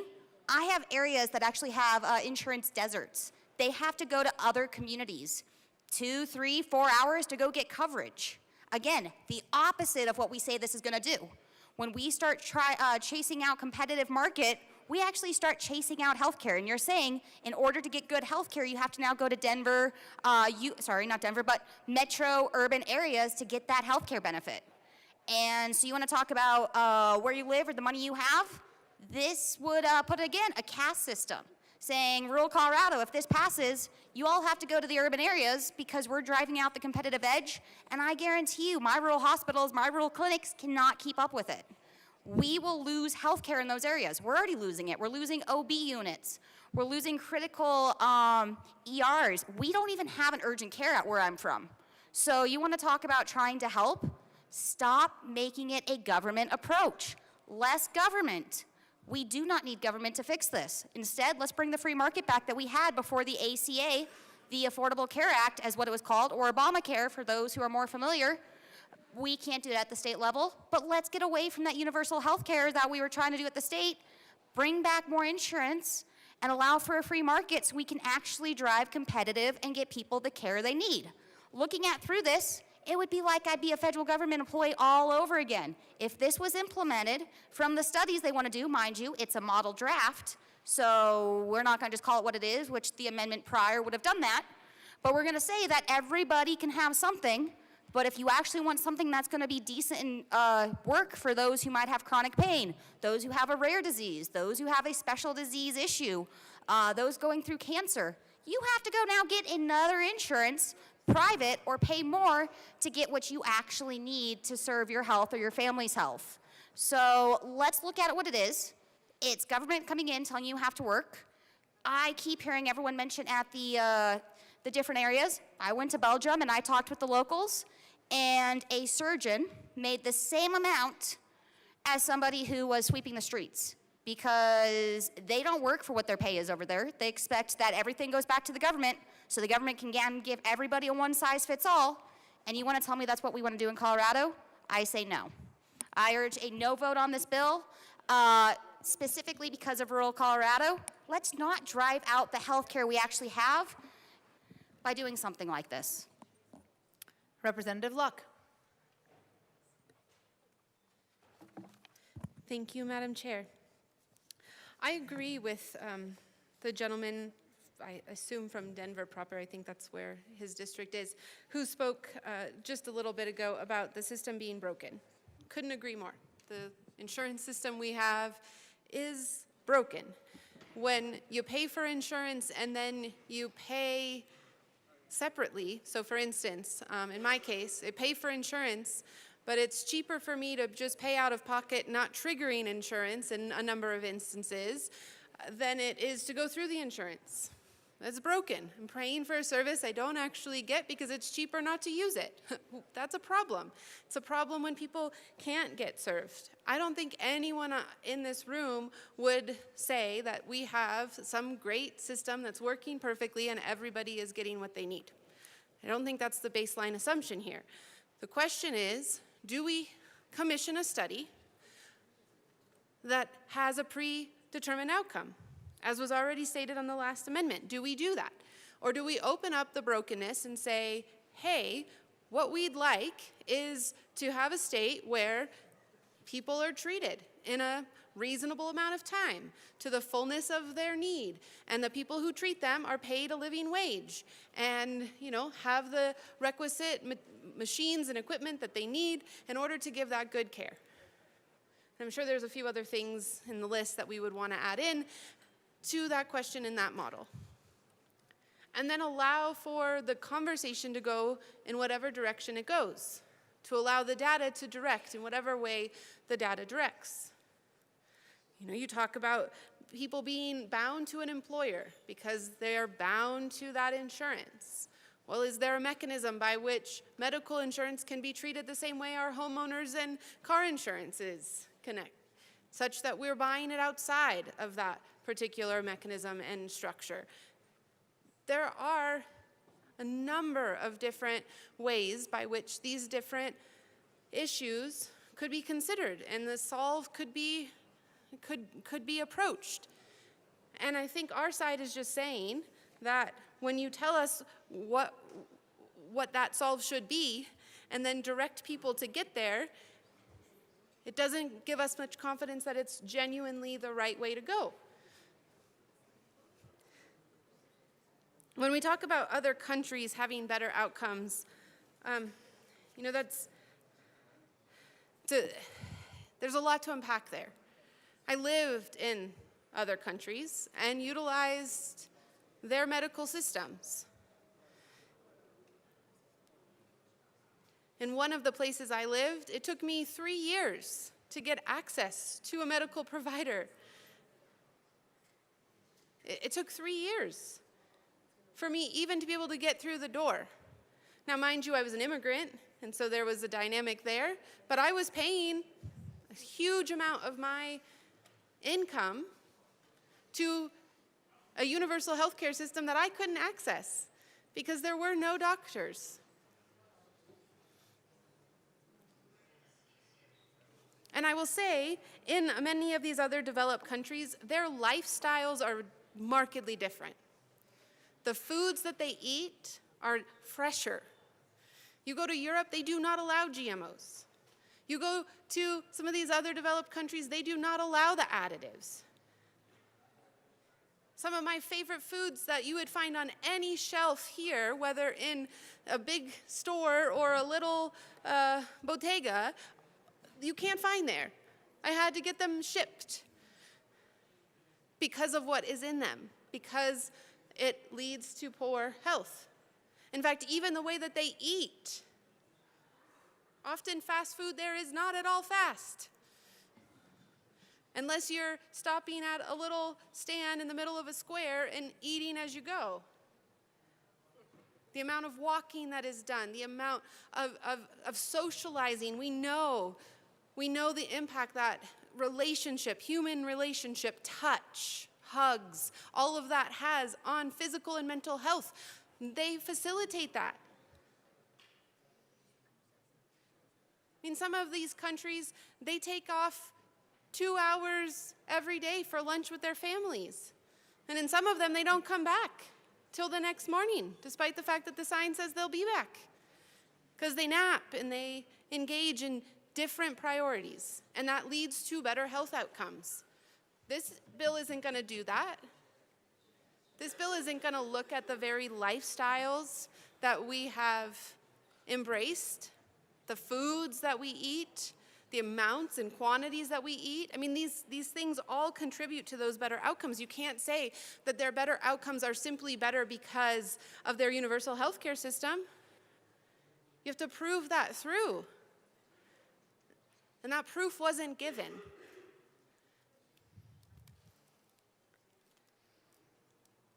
And as my colleague from the Western Slope already said, he lived in those countries, and he had to add on to the standard care. So to say that wealthier people in the US get better health outcomes because they're wealthier, and that wouldn't happen under a universal system, again, ignores a lot of the facts from these other places. Because people do buy those supplemental policies.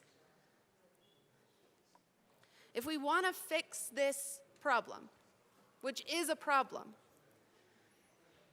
then let's get a wide variety of people in a room.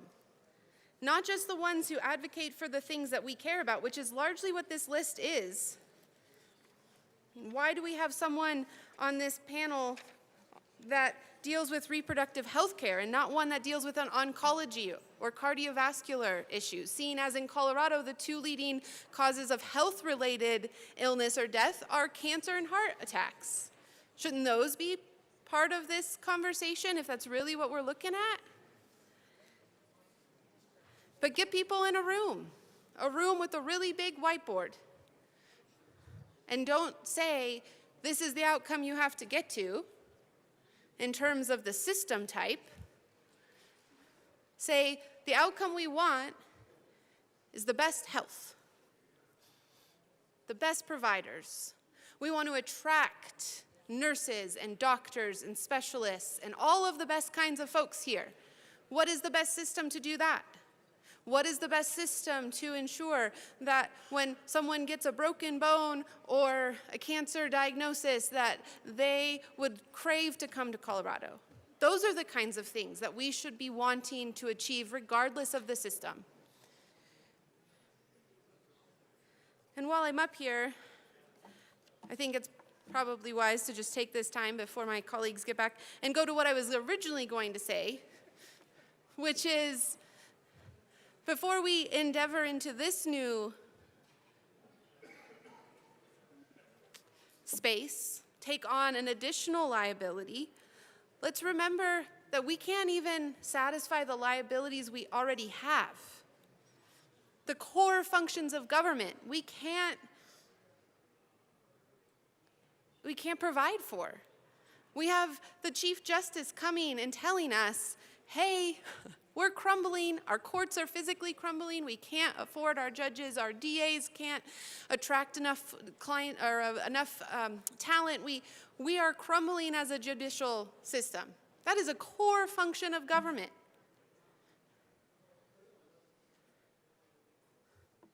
And it is to the bill because it connects to whether or not we should venture into this conversation at all.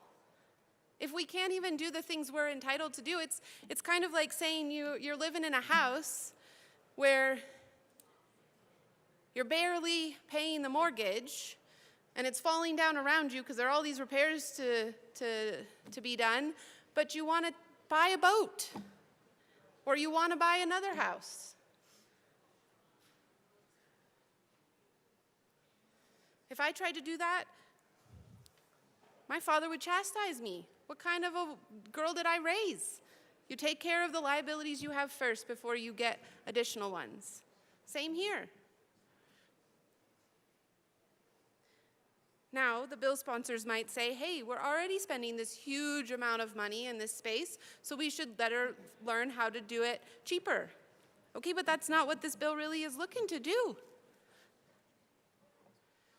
Not really. It's expanding to everyone. The other and last point that I will make is, at least for now, until somebody says something that triggers an idea, so I reserve that as an option. But the last thing that I came up here to say was, this doesn't need a bill. This is the third time this bill has been presented in the last 3 years.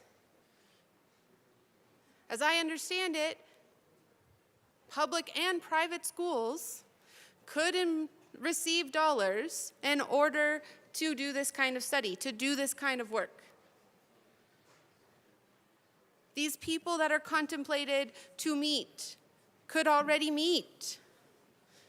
You don't have to have the permission of government to do it. And now that it's not being funded by government dollars, it's being funded by private monies, even more reason for us not to spend this time discussing this here and just go and do.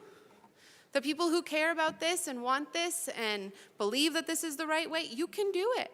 You can do it without it being in the statute book. At least then there would be an understanding that it was intended to reach a particular result, as opposed to creating this idea that somehow it's neutral and unbiased and grounded wholly on fact because it's somehow government stamped and approved. I ask for a no vote on this bill. Representative Bradley. Thank you, Madam Chair. I wish the representative from Denver was still in here so we could talk about some of the problems with universal health care in the other countries that he was referencing. More about the universal or UK health care. Over 10% of the population is on a week's or year-long medical waiting list. That doesn't sound very humane or a basic right for anyone. This is January 6th of this year. And these are countries. These are countries that have implemented this program that cannot deliver on their promise. Not states, but countries. More NHS hubs will be set up in community locations, and there will be greater use of the private sector to help reduce hospital waiting lists in England, the Prime Minister has said. Sir Starmer also promised patients more choice over where they are treated as he unveiled plans to tackle the NHS backlog. The waiting list currently stands at 7.5 million people, with more than 3 million having already waited longer than the 18-week target. 7.5 million people on a wait list for health care. That does not sound like a human right to me. With more than 3 million waiting 18 weeks. Sir Keir said his plans would reduce the number of long waits by nearly 500,000 over the next year. So he's just trying to decrease it by 500,000 people of the 7.5 million people on a wait list, the 10% of the population of the entire country.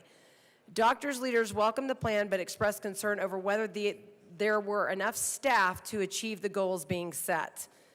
He goes on and on about his plan, and he says, currently of the 59 patients that meet the 18-week target, with 3 million people waiting longer. 3 million people waiting longer than 18 weeks. If you have cancer, or if you have any other type of acute problem and you're waiting almost 5 months to get treatment, that doesn't sound like a human right to me. Goes on and on to try to decrease this wait list of 7.5 million people. And he says that people are by this, the people are scared. The overall waiting list for NHS appointments, procedures, and surgeries in England stands at just under 7.5 million. This will inevitably fall as measures to meet the 18-week benchmark take effect. But plenty of people don't think that that's going to happen. Patients cannot wait for more dither and delay from the government who promised so much and have so far delivered so little. This is a country that can't even implement this. This is a country that can't implement it, but we're thinking that we're going to be the first state to do it. And if that doesn't sound inhumane to you, let's talk about the taxes on the people. While the government loves some inflation, it's even a stated target of the Federal Reserve. They don't want too much. Too much inflation means that the government loses control of the currency, and lots of bad political and economic outcomes can result from that. As a result, you can count on your taxes going higher after universal health care is implemented, and a lot higher at that. Medicare is already costing the country $675 billion on an annual basis. Medicaid is costing $574 billion per year. That's a total of about $1.25 trillion. So imagine if the federal government has to cover all $3.2 trillion of the US healthcare system, and they don't. We're just talking about one state, or whatever inflated number that will be in the future. This means the government will need to raise an additional $2 trillion to cover those costs. Rest assured they're not going to print and borrow $2 trillion per year just so that everyone can have cheap health care. So currently the total federal tax revenues run at about $3.25 trillion. If we add an extra $2 trillion to the government's expenditures, this will mean that the government will need to collect 62% more in taxes than they do right now. That's the federal government for the entire United States. What is the state of Colorado going to have to do to increase your taxes to pay for this? Imagine that your taxes are going up by 62% so that you can have government-funded health insurance. And not just your federal income taxes, but also the FICA tax, including the half of that tax that the employer pays on your behalf. Do you want that deal? If countries can't do it, if England has 7.5 billion people on a wait list of over 18 weeks, how do we think that our state is going to be able to do it? I urge a no vote. Thank you. Representative DeGraff.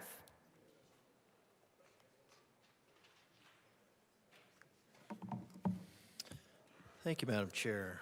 So, universal health care means single payer system that is publicly financed, privately delivered. That's really not true. Single payer, if it is under the Article 5, Section 34, if it's under the payment, if the state is paying for the provider, then you just have a provider that is under the absolute control of the state. And if it's under the absolute control of the state, then it's a state agency that you've just put in some weird status, some collusion between industry and government. Now that's called fascism, but we're not going to go there right now. Predetermined conclusion, 1 July of 2025. Now I've looked at other systems. I'm in the process of looking at some systems that have proven market ability, demonstrated market ability to provide better care at a lower cost. And so when I saw this at first, I thought, okay, well, maybe we can get that program under consideration, but this consideration is to have it done by 1 July of 2025. And the draft model legislation that it selects publicly is for a universal health care system by government payment, selected through, and this is why you need a TABOR expert, a Article 10, Section 20 expert of the tax code on there, because it would be delivered through a publicly administered nonprofit enterprise, the sole agency for paying the health care costs in the state. So another enterprise. So what is that? So why Article 10, Section 20? Because it's another way to circumvent TABOR. So you need a TABOR expert, a taxpayer Bill of Rights expert on there to be able to tell you, not to protect the taxpayers. What you need is a taxpayer Bill of Rights expert on there to tell you, to inform the committee on how to circumvent the taxpayer Bill of Rights.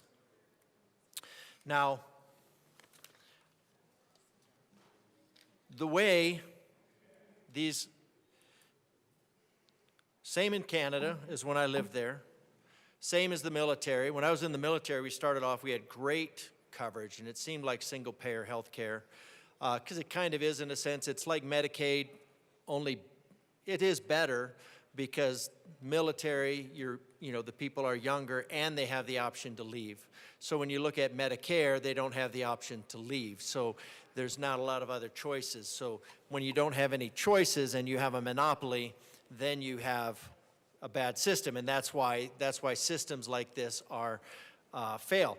And when you look at another example, because the sponsors have said, and the representative from Denver came up and said, well, we can't go in and change that, but we could do the VA. The VA is essentially a single payer.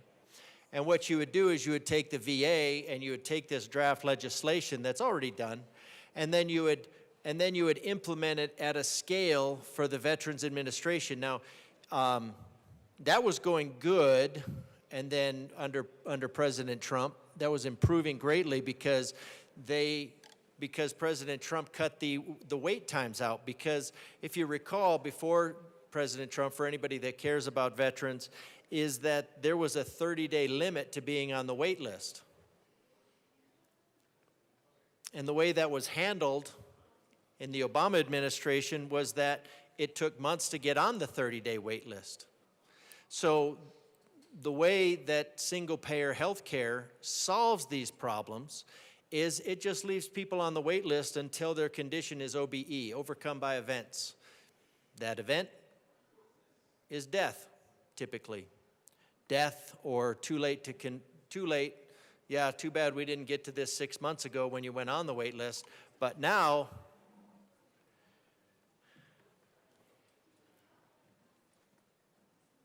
so the same advocates for this, for single-payer health care, I think it's always worth noting, are the same ones that believe the population of the planet requires at least 350,000 people a day to die. So don't ask for whom the bell tolls, tolls for thee. Now in Canada,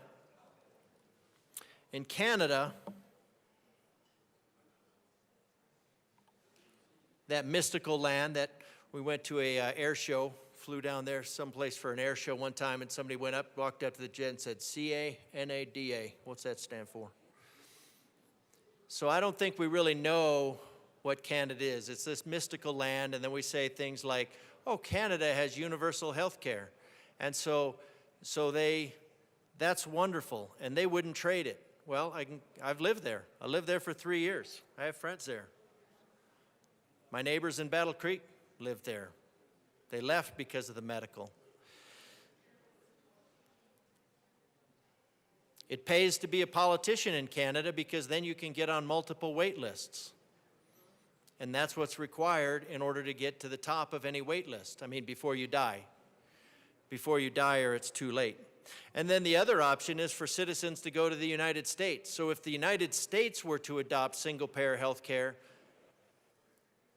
Canada would not be in favor, I don't think, the ones that understand it, because they quite often come to the United States to get care, especially if it's for their kids.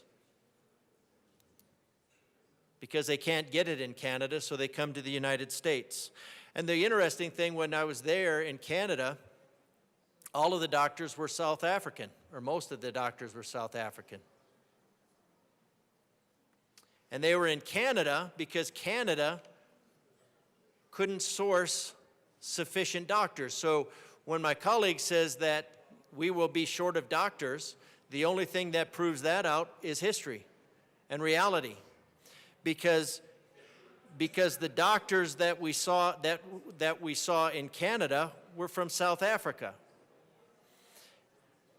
And the reason that they were in Canada was because they wanted to get to the United States.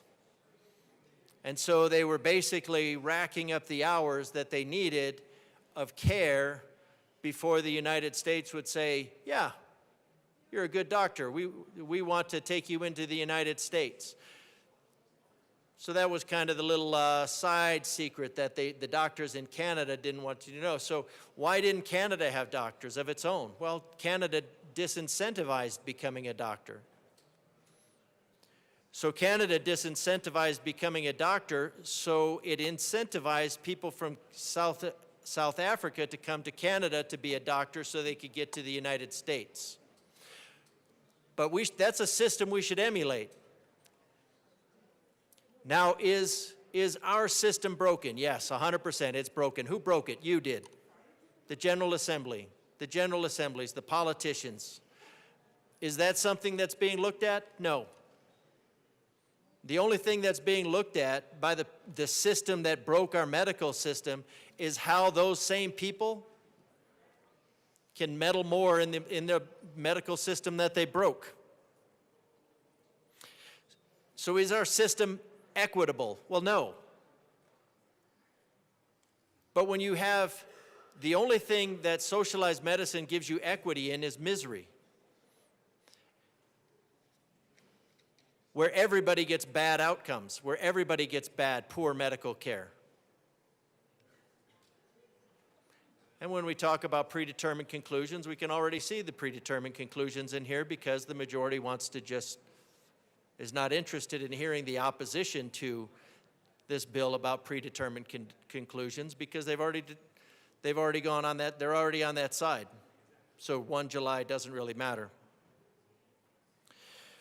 But the reality of it is it hurts people. Now, another socialized system, it was, I think, friends of ours in El Salvador. They had socialized medicine, and one of their friends' kids got hit by a car. And they left him in the hospital, in very third world conditions in the hospital, not treating his shattered leg until his mom could come up with the funds to go buy the material in order to pay for his surgery. So socialized medicine left a 12-year-old on a gurney for over 2 weeks. That's what you're signing Colorado up for. Now, how did he get off that gurney? Well, I happen to know somebody in El Salvador. They knew a connection to a medical thing, and with about $500, the mom was able to get the medical supplies to take back and get surgery for her son. That's socialized medicine. Socialized medicine takes Western intervention to save people from socialized medicine. Otherwise, that kid's leg would have just healed up, completely shattered from being run over by a truck. But you don't care because you just want socialized medicine because you think it will be equitable. It will be equitable. It will be bad for everybody. When you have technology like CT scans, yeah, initially that goes to people that can afford it. But eventually it goes to everybody, and everybody benefits. That's how the free market works. Once upon a time, nobody could afford a flat screen TV. Now everybody has them because they're ubiquitous, they're cheap. That's how the free market works, and it benefits all. There are still people that will pay more for a benefit, and that actually benefits the other people. Now let's look at how great these other countries are and why my friends from Canada want to come to the United States even though everything is great in Canada. Let's look at Tax Liberation Day. Tax Liberation Day for the United States is about 114 days, according to this. Switzerland, 121. United States, 114. Lithuania, 128. Spain, good socialized country, 181. So 50% of your days or year is compelled labor in Spain. So what is free in Spain? Well, you're working for it. You're just getting it collected by a different means. Uruguay, 133. Hungary, 140. New Zealand, 127. South Africa, 141. United Kingdom, 161. United Kingdom was brought up. So 161 minus 114, let's call it 164, 50 days. So you're looking at close to 2 months. You're looking at close to 2 months of your wages in England going to things like free health care. that will cut you off at age 67 because you're a tax widget. Canada, 164. That's an easy one, 50 days. So Canada, you pay an extra 50 days of your salary, of your income. You pay about 2 months of your income for free health care. 2 months. You pay 2 months of your income for free health care. How many in here are going to sign up for 2 months of your income for free health care? No. Belgium, 218 days. Wow, that's probably one of the advanced countries that we're looking at going, wow, we need to be like Belgium. I mean, it's a very small postage stamp country. I think that's one of the ones that used to be when the southern Netherlands, a Spanish colony. Greece, 169. Poland, 156. Germany, 192. Germany, 192. Let's call it 194. 194 minus, that's 80 days. That's almost 3 months of your salary for free health care.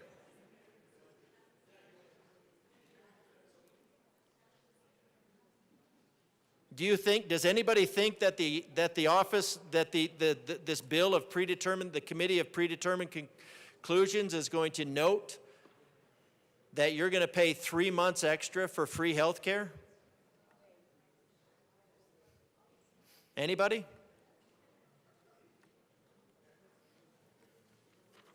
Through another enterprise, creating another enterprise. Why? To circumvent the Taxpayer Bill of Rights. In Canada, the doctors go to the United States. The U.S. pays $13,000 per person. Canada, UK, roughly $6,000. Some of the reason they pay that is because they don't get the medical care. How much of that medical care did they not receive? You're not comparing apples to apples in this case. Switching, far simpler, less bureaucratic. You know how you make a less bureaucratic system? You get out of the system. This is the bureaucracy in the system that creates the inefficiencies. The majority party in this body that's not paying attention because they've already determined that they want socialized medicine because... Representative Graff, let's not assume what other colleagues are doing. Let's go back to the bill. Well, we'll know, I guess we'll know if this bill gets voted in that our colleagues are in favor of a predetermined outcome of the death-delivering socialized medicine. To the bill. Belgium, 218. Greece, 169. Poland, 156. Germany, 194. 80 days, 78 days more of your wages to pay for free health care. 3 months of your wages to pay for free health care. Turkey, 194. Norway, 210. 210 days. Wow, these... Do you think maybe they would... France, 208. Austria, 216. Mexico, 177. Italy, 153. Those are your tax liberation days. That's how many more days it costs for you to pay for free health care. Actually, it's health not to care, because the system sees you as a liability, and it only treats you to the extent that you are able to produce for the state. And when your cost to the state becomes more costly than your benefit, then you go on kind of an infinite waiting list. It's kind of like when you do free fall training. They always tell us to not worry about your parachute not opening because you have the rest of your life to figure it out. So in socialized medicine, you don't have to worry about it because you'll have the rest of your life to figure it out. And most of that time you'll be thinking, I wish I didn't have socialized medicine. But we bring bills like this. We could look at the examples around the world and we could say, how does this compare? But nope. We want to save money. Saving money means not treating people. That's how socialized medicine saves you money. The reason that the United States spends more on health care, we go and get more health care. So if you want to save money on health care, just don't go see a doctor. Simulate. You could simulate every time that you want something done that you just put yourself on a 6-month waiting list. Put yourself on a 6-month waiting list and say that this is your Healthcare Canada simulation. And when your parents want to get health care, you just say, nope, we're going to put you on a 6-month wait period. Because that's what we do with socialized medicine. So you don't have to wait for socialized medicine. You can just impose the waiting list on yourself.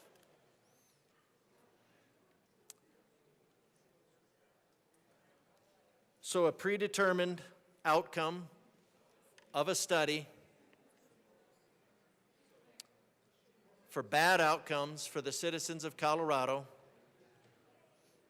and it will be voted in affirmation, I suspect, and I don't know the motivation for this. I think my personal opinion is you'd only vote for this bill if you hate the citizens of Colorado, but I'm not assigning anybody a value of hating the citizens of Colorado. I'm just going to find out who votes for this bill to find out who hates the citizens of Colorado. Representative DeGraff. I'm not questioning motive as to why they would hate the citizens of Colorado, just that a bill like this, to me, indicates a vast disregard for the health outcomes of the citizens of Colorado and a priority on funding the fetal harvesting industry. That's pretty evident as well. Is there any further discussion on Senate Bill 45? Representative Bradley. Thank you, Madam Chair. I move Amendment L008 and ask for it to be displayed. One moment, please.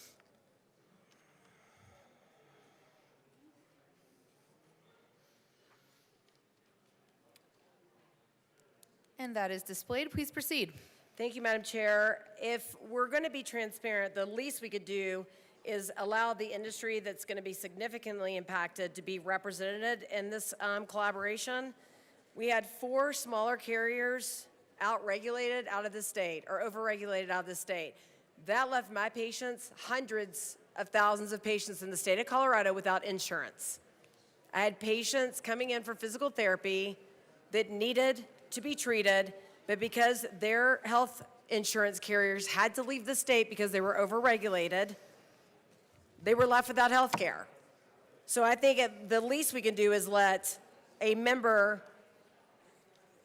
that represents the insurance industry have a seat at the table. The impact of this healthcare system, critics might argue that the bill does not adequately account for how existing healthcare businesses, employers, and individuals currently covered through private insurance would be affected. The transition could be disruptive, and without a clear plan for this, it could lead to backlash from industry stakeholders or confusion among the public. We saw that when 4 carriers left our state. Many more are pulling out of Colorado. The least we can do is offer them a seat at the table. I urge an aye vote on this amendment. Thank you. Is there any further discussion on L008? Representative McCormick. Thank you, Madam Chair. So this particular person could fill the seat of either what is listed in the bill as Roman numeral 16 or 17 as a small or large employer interest. So we urge a no vote on this amendment. Representative DeGraff.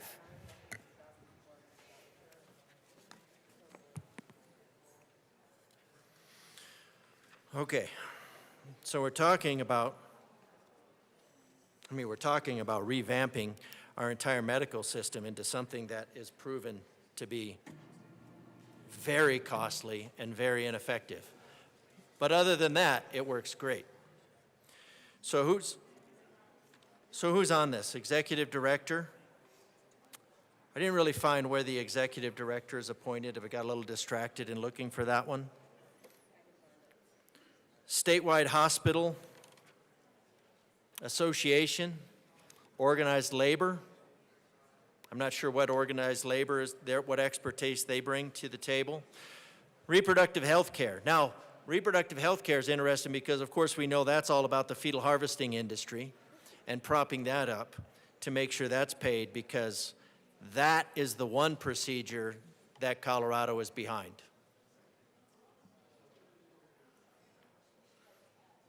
I mean, to the point where all definitions of reproductive health care are primarily focused on fetal harvesting.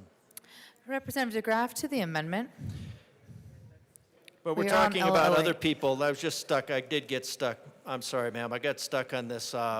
Was going through because why we don't have room for an insurance expert, because we do have room for a fetal harvesting industry expert to be on this panel, but not somebody who knows the insurance. And we're talking about setting up the state and insurance. And we keep doing this stuff with insurance to drive insurance out of business. Statewide Association of Physicians, mental health care providers. Section 20 of Article 10 of the state constitution expert. That's your TABOR expert right there. Why do you need a TABOR expert? Because you need somebody to try to figure out how to circumvent the taxpayer Bill of Rights for this bill. One member who is a registered nurse, Statewide Association of Nurses. People experiencing homelessness. Not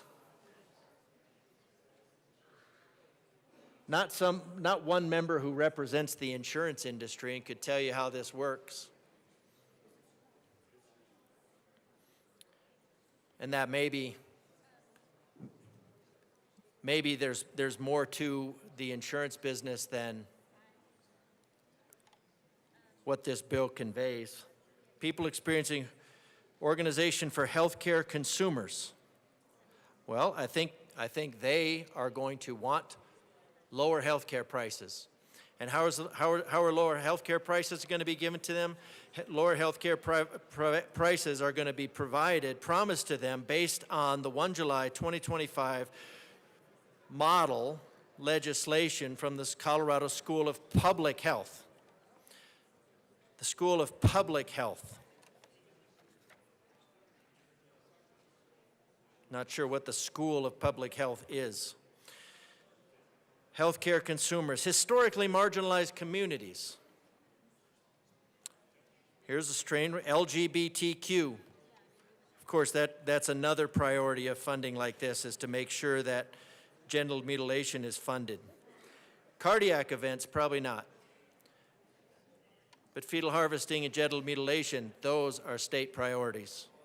One member who represents small employer interests. Large employer interest, pharmacy benefit, self-insured employer, organized labor.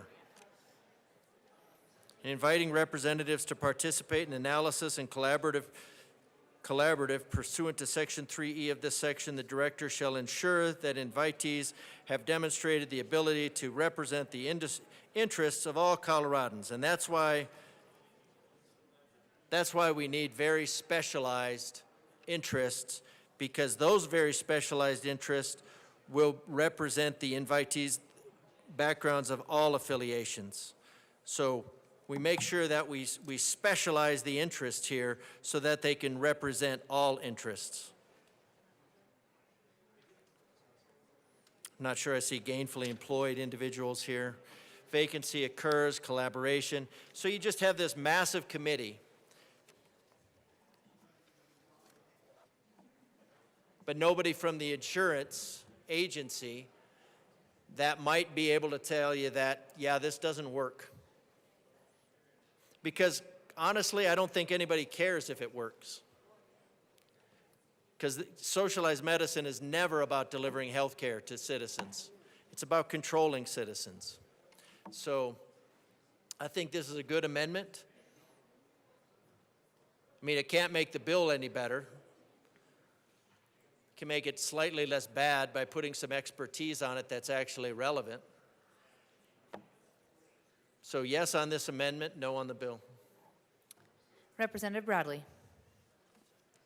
Thank you, Madam Chair. Just for the people listening, when we had the 4 carriers leave, Friday, Humana, Oscar, and Bright Health, which we take a lot in my clinic, I just wanted to let you know that was 1 in 5 individuals that had to find health care after that. 1 in 5. So imagine what happens when all of them leave and we're stuck with universal health care, even though that's not what the citizens of Colorado want. So 1 in 5, after we over-regulated the health insurance industry, it left 1 in 5 Coloradans without health insurance. So when we're talking about a human right, when we over-regulate and overtax and overfee, and they leave, and you leave 1 in 5 people without health insurance, that's what happens. This is a good amendment. There's 1 million people on this. At least let the people that are being driven out of this state have a seat at the table to let you know what's going to happen to this state. We're the only state even proposing this. No other state. Countries can't keep up. We have 7.5 million people on a wait list in the UK. At least let them have a seat at the table if you're driving them out of here. I mean, what's one more person in 20 people? What's one more seat at the table for transparency and good governance? I urge an aye vote on this amendment. Representative DeGraff.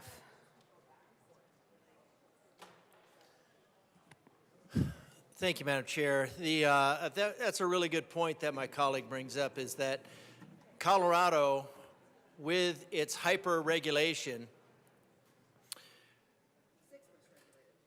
6th most regulated, and I get a lot of emails, and it says, you need to vote for this bill because we're not able to get insurance. You're not able to get insurance because what happens in the General Assembly? Now, when the outcome is obvious, the intent is inferred. This body is intentionally, the actions of this body are intentional. The results of what they're doing are to drive insurers out of the state, whether that's property insurance, car insurance, whether it is health insurance. It's intentional actions that have the result, the known result, of driving insurers out. Just like my colleague mentioned, we have insurance when all of a sudden we leave 4 out of 5 people without health insurance because of the actions of the General Assembly, and then the General Assembly steps in and says, perhaps we should solve this problem for you.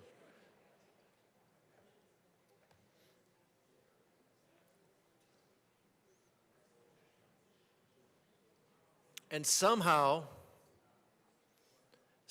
we think that the people who created the problem are going to be the ones that have a solution to the problem that doesn't create a bigger problem. It doesn't work that way. This room will create a bigger problem every single time. This room is creating bigger problems hundreds of times per year. Representative DeGraff, can you please tie your comments to the amendment, which is adding a member who represents the insurance industry? Thank you, Madam Chair. Yes, somebody in the insurance industry ought to be involved in this and explain to the panel, which I'm assuming is an executive function, but they're part of the panel,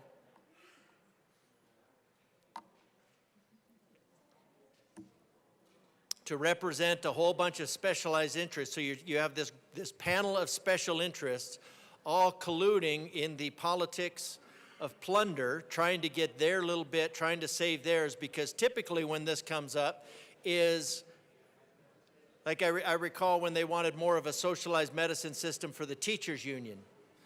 Well, the teachers were all for it until they said the teachers were going to be under it.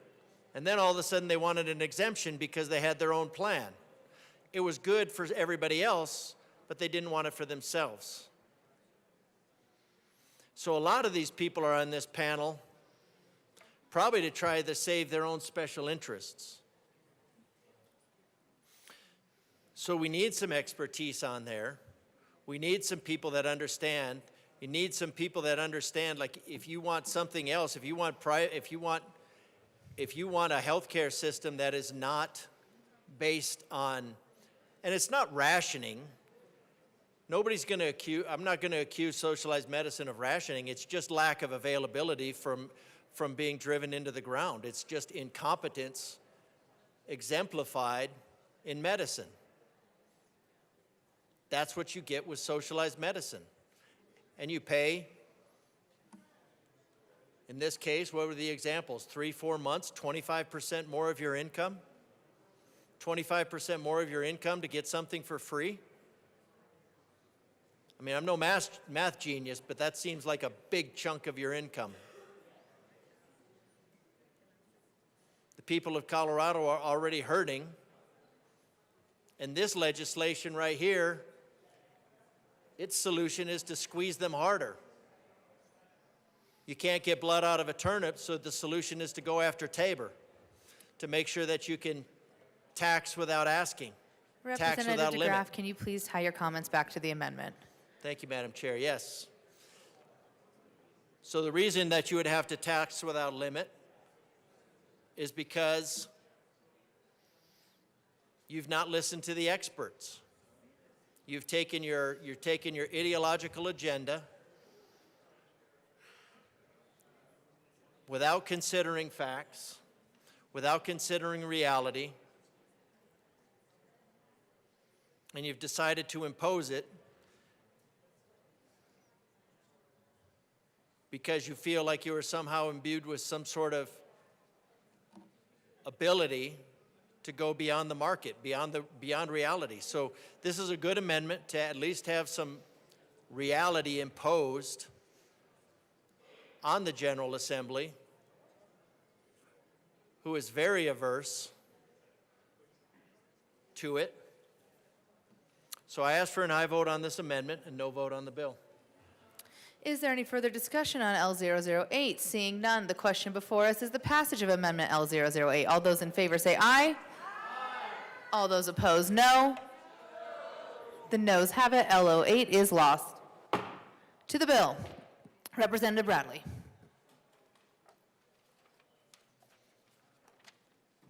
Thank you, Madam Chair. I move Amendment L009. Ask for it to be displayed, please. One moment, please.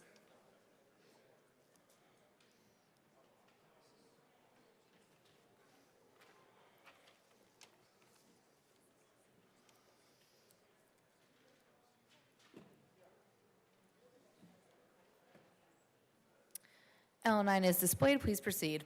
Feeling very bipartisan with this one, folks. This is just so that they present it to the legislature. Hey, how about you come in and let us know what you thought? Even though it seems like a predetermined outcome, I'm not going to impugn anyone's motives, but let's bring it back. We're not going to be transparent on the gifts, grants, and donations. We're going to have to beg for an email. The least we can do is have a presentation to the committees of Health and Human Services about what they found, how the legislation is being developed, and the entire stakeholder process. Let's just tell us all about this grand old scheme of things that no other state has done, no other state's been able to implement, no other country's really done effectively without people being on massive amounts of wait lists. Let's at least be transparent and come back to Health and Human Services and let us know what happened, who was at the table, who spoke up, of the different meetings they had, what came across in all the different meetings, how much money it's going to save the good people of Colorado. That's the least we can do, is be transparent about it. So in the spirit of bipartisanship and transparency, since you've accepted no of the other amendments, and we worked very diligently on that, I would urge an aye vote on this one. Thanks. Is there any further discussion? Representative DeGraff.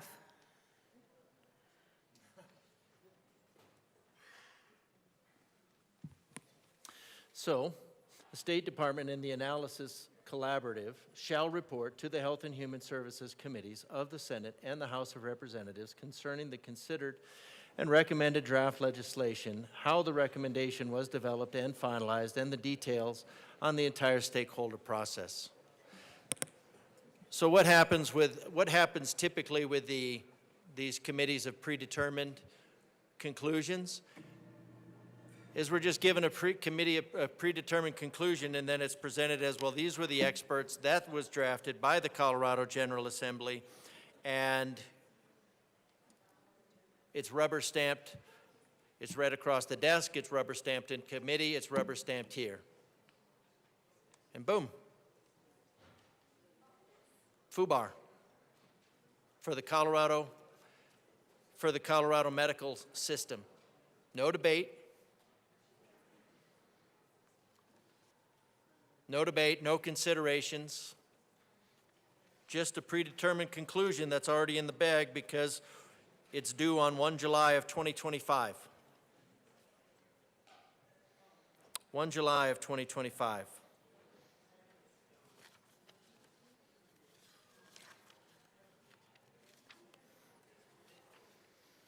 predetermined conclusion to upend the entire Colorado medical system with promises to the people of Colorado that it's going to make it more affordable when it's really just intended to make it less available, and submit them to the control of the General Assembly. Behave or else. Behave or else. I don't know why this body wants such grotesque control over the citizens of Colorado, but that's what these bills do. Then, it has a safety clause. Why? Because the conclusion is already baked in, 1 July. 1 July. I don't know why 1 July. But a safety clause because it does not, this does not want to hear, the sponsors do not want to hear from the citizens of Colorado. Representative Graff, please do not impugn the motives of your colleagues. Ma'am, I didn't speak to why they wouldn't want to hear about the citizens, from the citizens of Colorado. I'm going to direct you back to the amendment. Thank you. So the State Department of the Analysis and the Analysis Collaborative shall report to the Health and Human Services Committees.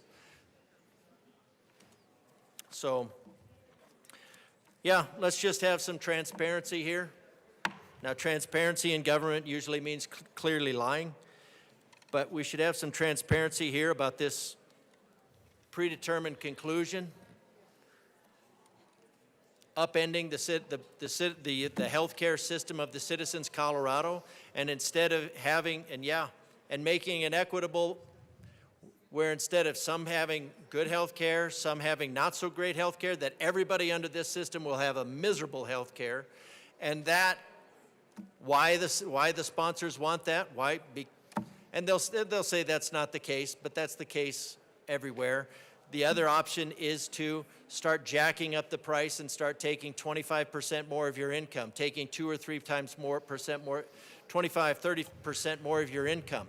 What does that leave for employers to do?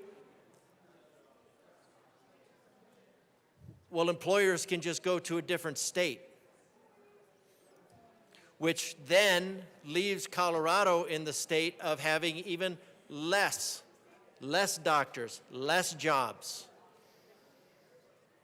So why do the sponsors want to drive industry out of Colorado? I have no idea. I won't speak to Representative the Graff, motives. the amendment before us is about reporting to the Health and Human Services Committee. Can you please direct your comments to the amendment? Thank you, ma'am. I just got distracted with the bill.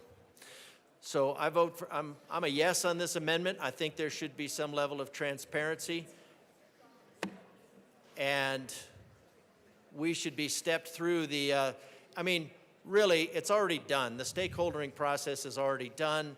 There might be some amendments. It's not like there's anything significant going to go on in the next 2.5 months before this report is done. So let's just stop pretending. We can start working and then finding out like what data went into this. And then we could see if there's any actual real data that went into this, or it's just the, more of the rainbows and unicorns that, get combined into here to talk about how wonderful this system is despite reality. Representative Luck. Thank you, Madam Chair. I rise in support of this amendment. One very particular reason why is because on page 13, lines 2 and 3, it says that the Analysis Collaborative may hold meetings without a quorum of the members present. And so I think it's important that this report be given related especially as to how the recommendation was developed and finalized, and details on the entire stakeholder process. Because I would want, if I was on these committees, and actually I would want to know next year in the event that this passes and gets signed by the governor and actually gets finalized, that when this model draft legislation is put forward, I would want to know how many of the members who are contemplated starting on page 9 and going through to page 11, how many of those members were actually present for the conversation, which members were present, and whether or not, because this contemplates the public being allowed to participate in some of the meetings or in the meetings virtually. I would want to know that. I would want to know, how many people actually were participating and how those conversations went. So I asked for an aye vote. Speaker Pro Tem Basenecker. Thank you, Madam Chair. We are asking for a no vote for the simple reason that this is already included in the bill. If you look at page 8, lines 8 through 13, it details the report to the Health and Human Services Committees in both chambers. If you look at page 12, lines 20 through 27, that states pretty clearly that the meetings are open to the public. They're posted online and also must be posted at least 1 week in advance of the meeting. That's 20 through 27, and then to page 13, lines 1 as well. And then also on page 13, lines 7 through 8, you'll notice that the draft legislation is presented to the Analysis Collaborative for feedback. So the goals of this amendment are recognized in the bill as drafted. We'd ask for a no vote. Any further discussion? Representative DeGraff. Just wondering when these meetings are going to be held, since the finalized date is already going to be held. I notice it's in July, so I anticipate people are going to probably need to plan. So I would assume that the meetings are also planned probably for to optimize lack of participation. But if you could just tell me, I mean, if these meetings are already scheduled, or when you anticipate them being scheduled, since there's already a date there for 1 July. Speaker Pro Tem Basenecker. Thank you, Madam Chair. Thank you to my colleague. They are not scheduled yet. They'll be noticed 1 week in advance, so even a good representative from El Paso County could potentially mark their calendar and attend if you'd like to. Representative DeGraff. Wow, one week in advance notice to hear the outcome of a 2.5 month study, especially during a non-time like the summertime when where you'd have to so I'm really stunned at the graciousness of the sponsor of an entire week notice of being able to hear the briefing on upending the entire healthcare system of the state of Colorado and imposing on Colorado massive, unlimited really, because you're talking about a what do you call that enterprise thing? You're talking about an enterprise to collect an unlimited amount of taxes and a whole week. I mean, the generosity, sir, your generosity knows no bounds. And I do appreciate the lenience in 1 week notice of learning about how this bill and the predetermined conclusions of the Colorado Department of, or the School of Public Health intends to upend the entire healthcare industry and drive all the doctors and medical providers out of the state. Any further discussion on L009? Seeing none, the question before us is its passage. All those in favor, please say aye. All those opposed, no. L09 is lost.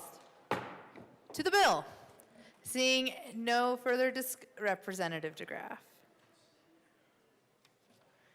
Just one final appeal for the what's left of the medical system. What's left of the medical system, we have a very broken medical system. It's broken because you broke it. We have a very bureaucratic medical system because you bureaucrated it. So the way to fix that is not to make it more bureaucratic. This bill makes healthcare even more bureaucratic, less market, and I get it. The free market is the worst of all freedoms, according to Karl Marx, but it really does work better. And just let the market breathe. Get the socialized boot off the face of the market. Let the market breathe. It can come back. It just needs you out of it. The good intentions, we know from across the world where this is tried, it's very costly, it's very ineffective, and the relief valve is the United States. So at least leave the United States some semblance of free market. Granted, it's not truly free market, it's a FUBAR market fouled up beyond anything recognizable. Get this is going the completely wrong direction, putting the completely wrong people in charge of it. We need to get the bureaucracy out of it instead of making it completely dependent on it. I ask for a no vote on this bill. Is there any further discussion on Senate Bill 45? Seeing none, the question before us is the passage of Senate Bill 45. All those in favor say aye. All those opposed, no. The ayes have it. Senate Bill 45 passes. Madam Majority Leader. Thank you, Madam Chair. I move to lay over the balance of the special orders calendar till tomorrow. The balance of the special orders calendar will be laid over until tomorrow. Madam Majority Leader. Thank you, Madam Chair. I move the committee rise and report. You have heard the motion. Seeing no objection, the committee will rise and report.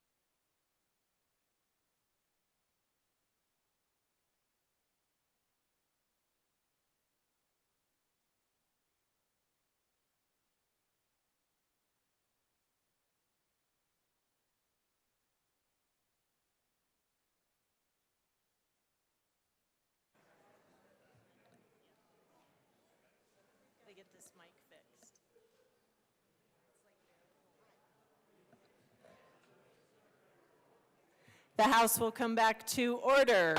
Mr. Shebel, please read the report of the Committee of the Whole. Madam Speaker, your Committee of the Whole begs leave to report as under consideration the following attached bills, being the second reading thereof and making the following recommendations thereon. House Bill 1327 is as amended, passed on second reading, ordered, and placed on the calendar for third and final passage. Senate Bills 45 and 145 as amended, passed on second reading, ordered, revised, and placed on the calendar for third and final passage. House Bill 1315, 1319. Senate Bills 36 and 70 laid over until April 22nd, 2025. Representative Zokai. Members, you have heard the motion. We have 2 amendments at the desk. Just 2. Mr. Shebel, please read the Bradley Amendment to the Committee of the Whole report, House Bill 1327. Representative Bradley moved to amend the report of the Committee of the Whole to reverse the action taken by the committee and not adopting the following Luck Amendment, L7 to House Bill 1327, to show that said amendment passed and that House Bill 1327 is amended passed. Representative Bradley. Thank you, Madam Speaker. This seemed like about a week ago, but it was today. This is to remove the fine and for the Secretary of State to not impose a fine on any designated representative who does not pay circulators. Again, this is for citizen-led petition or ballot initiatives. This is for the people that want to participate in democracy, who cannot pay. Do I need to move it? Oh, I'm sorry. Do I need to move it? That's okay. You can finish your explanation and then move it. Thank you. I'm just trying to do things a little differently this afternoon. This is just to let the citizen-led initiatives be included in the running. We got a lot of people in the state of Colorado with a lot of money. It's equal playing ground for the citizens. And I think it's a great amendment. So I move the Bradley Amendment to the Committee of the Whole. And ask for it to be displayed. Just one moment. I got so excited. It is properly displayed. Thank you, Madam Speaker, for that flexibility. Again, I think that one of the greatest things about living in this state are the ballot-led initiatives by citizens. I think it gives them a chance to jump in. I think that keeping it away from the people who can't afford the $1,500 is an easy amendment to ask for. I think it includes them in being a part of what this legislative session is. And I think it would be a great amendment. Tracer tells us how many people are paid, how they're paid, and there's a way to divulge and divide them out from the big spenders in the state. And I think that this represents the people of our districts that just want to be a part of this process. And I think it's a great amendment, and I urge a yes vote. Thank you. Representative DeGraff. Thank you, Madam Speaker. I'm very disturbed about the bill in general, putting a chilling effect on a First Amendment right to petition government for grievances. And you know, we know it's a big industry that we have in probably all states, but certainly in Colorado, about these petition processes. There's professionals that do it, and I can. You know, I don't see the point in the fines, anyways, because it's the petitioning of government is still a First Amendment right, and if our government is overloaded, in this room by being, 700 bills per year as opposed to 200 bills, 200 ballot initiatives over. I don't even remember what the time frame was, but let's even just say it was 1 year.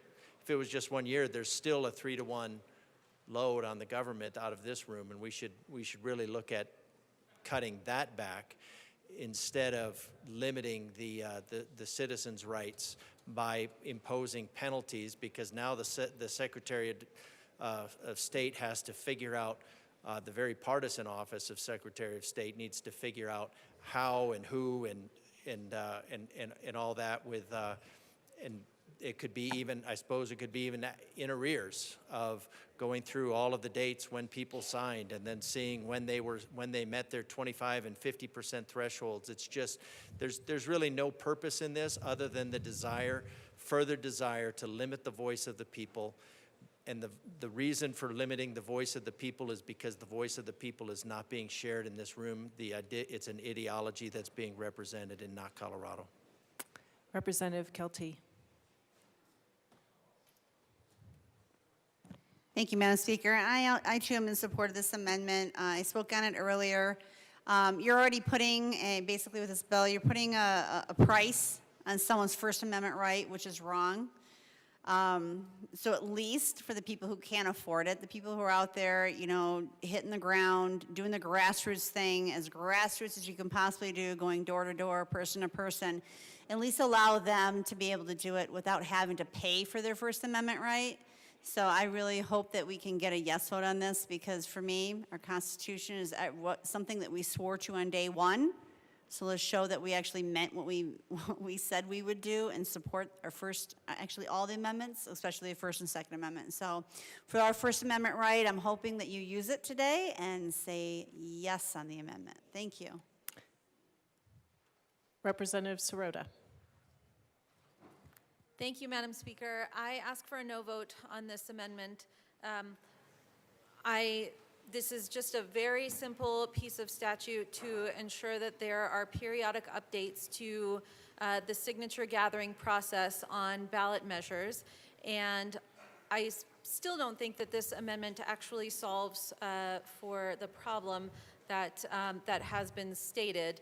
I think that still you could have a designated representative who is not the person who is paying the signature gatherers. And so I think it still leaves open a giant loophole and doesn't solve for the problem that you are trying to solve for. Also, it is simply, we are simply tying to another part of statute the ability for the Secretary of State's office to enforce the laws that are on the books around signature gathering, and it is an up to $1,500 fine, and there is no requirement that the Secretary of State's office were to levy a fine, and if they did, it doesn't have to be $1,500. And I am not worried about a citizen process, you know, ending up with a fine for some delay in reporting or anything like that. But it is important to have enforcement mechanisms in the policies that we create. Representative Kelty, this is your second time to speak. You have 9 minutes, 15 seconds remaining. Thank you, Madam Speaker. The problem at hand that we mentioned that couldn't be mentioned, I guess, but I'll go ahead and mention it. The problem at hand, without this amendment, the people who cannot afford to actually have to pay for their second or their First Amendment right will not be able to express it with petitioning and signature gathering like they normally would do now, to allow the people to have their voice. Paying for your First Amendment right is absolutely insane, in my opinion. And this amendment at least allows those who cannot afford it, who are actually out there petitioning for free, not paying anyone to do it for them in the blistering cold or the heat of the sun or the winds or whatever weather is out there. They're out there person to person, getting signatures, trying to put the voice of the people on the ballot, and to charge them, I don't care if it's $5, but up to $1,500 to express their First Amendment right is wrong. And this amendment at least allows those who cannot afford it to be able to put forth the petitions and get signatures without having to pay for their First Amendment right. Our Constitution, we already paid for that with blood, sweat, and tears right in the very beginning. We shouldn't have to pay for it again. And at least let those who can't afford it not have to pay for it. So I'm asking for a yes vote on the amendment for those to be able to express their First Amendment rights when it comes to petitioning. Thank you. Seeing no further discussion, the motion before us is the adoption of the Bradley Amendment to the Committee of the Whole report. Mr. Schiebel, please open the machine and members proceed to vote. Representative Soper, how do you vote?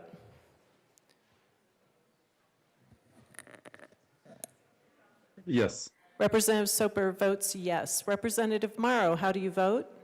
No. Representative Morrow votes no. Representative Stewart, how do you vote? No. Representative Stewart votes no.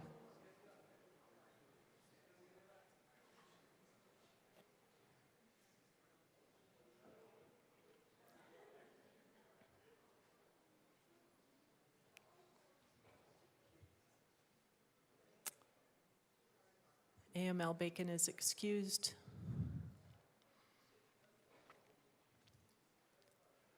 Please close the machine. With 23 aye, 40 no, and 2 excused, the amendment is lost. Mr. Shebel, please read the Richardson Amendment to the Committee of the Whole report.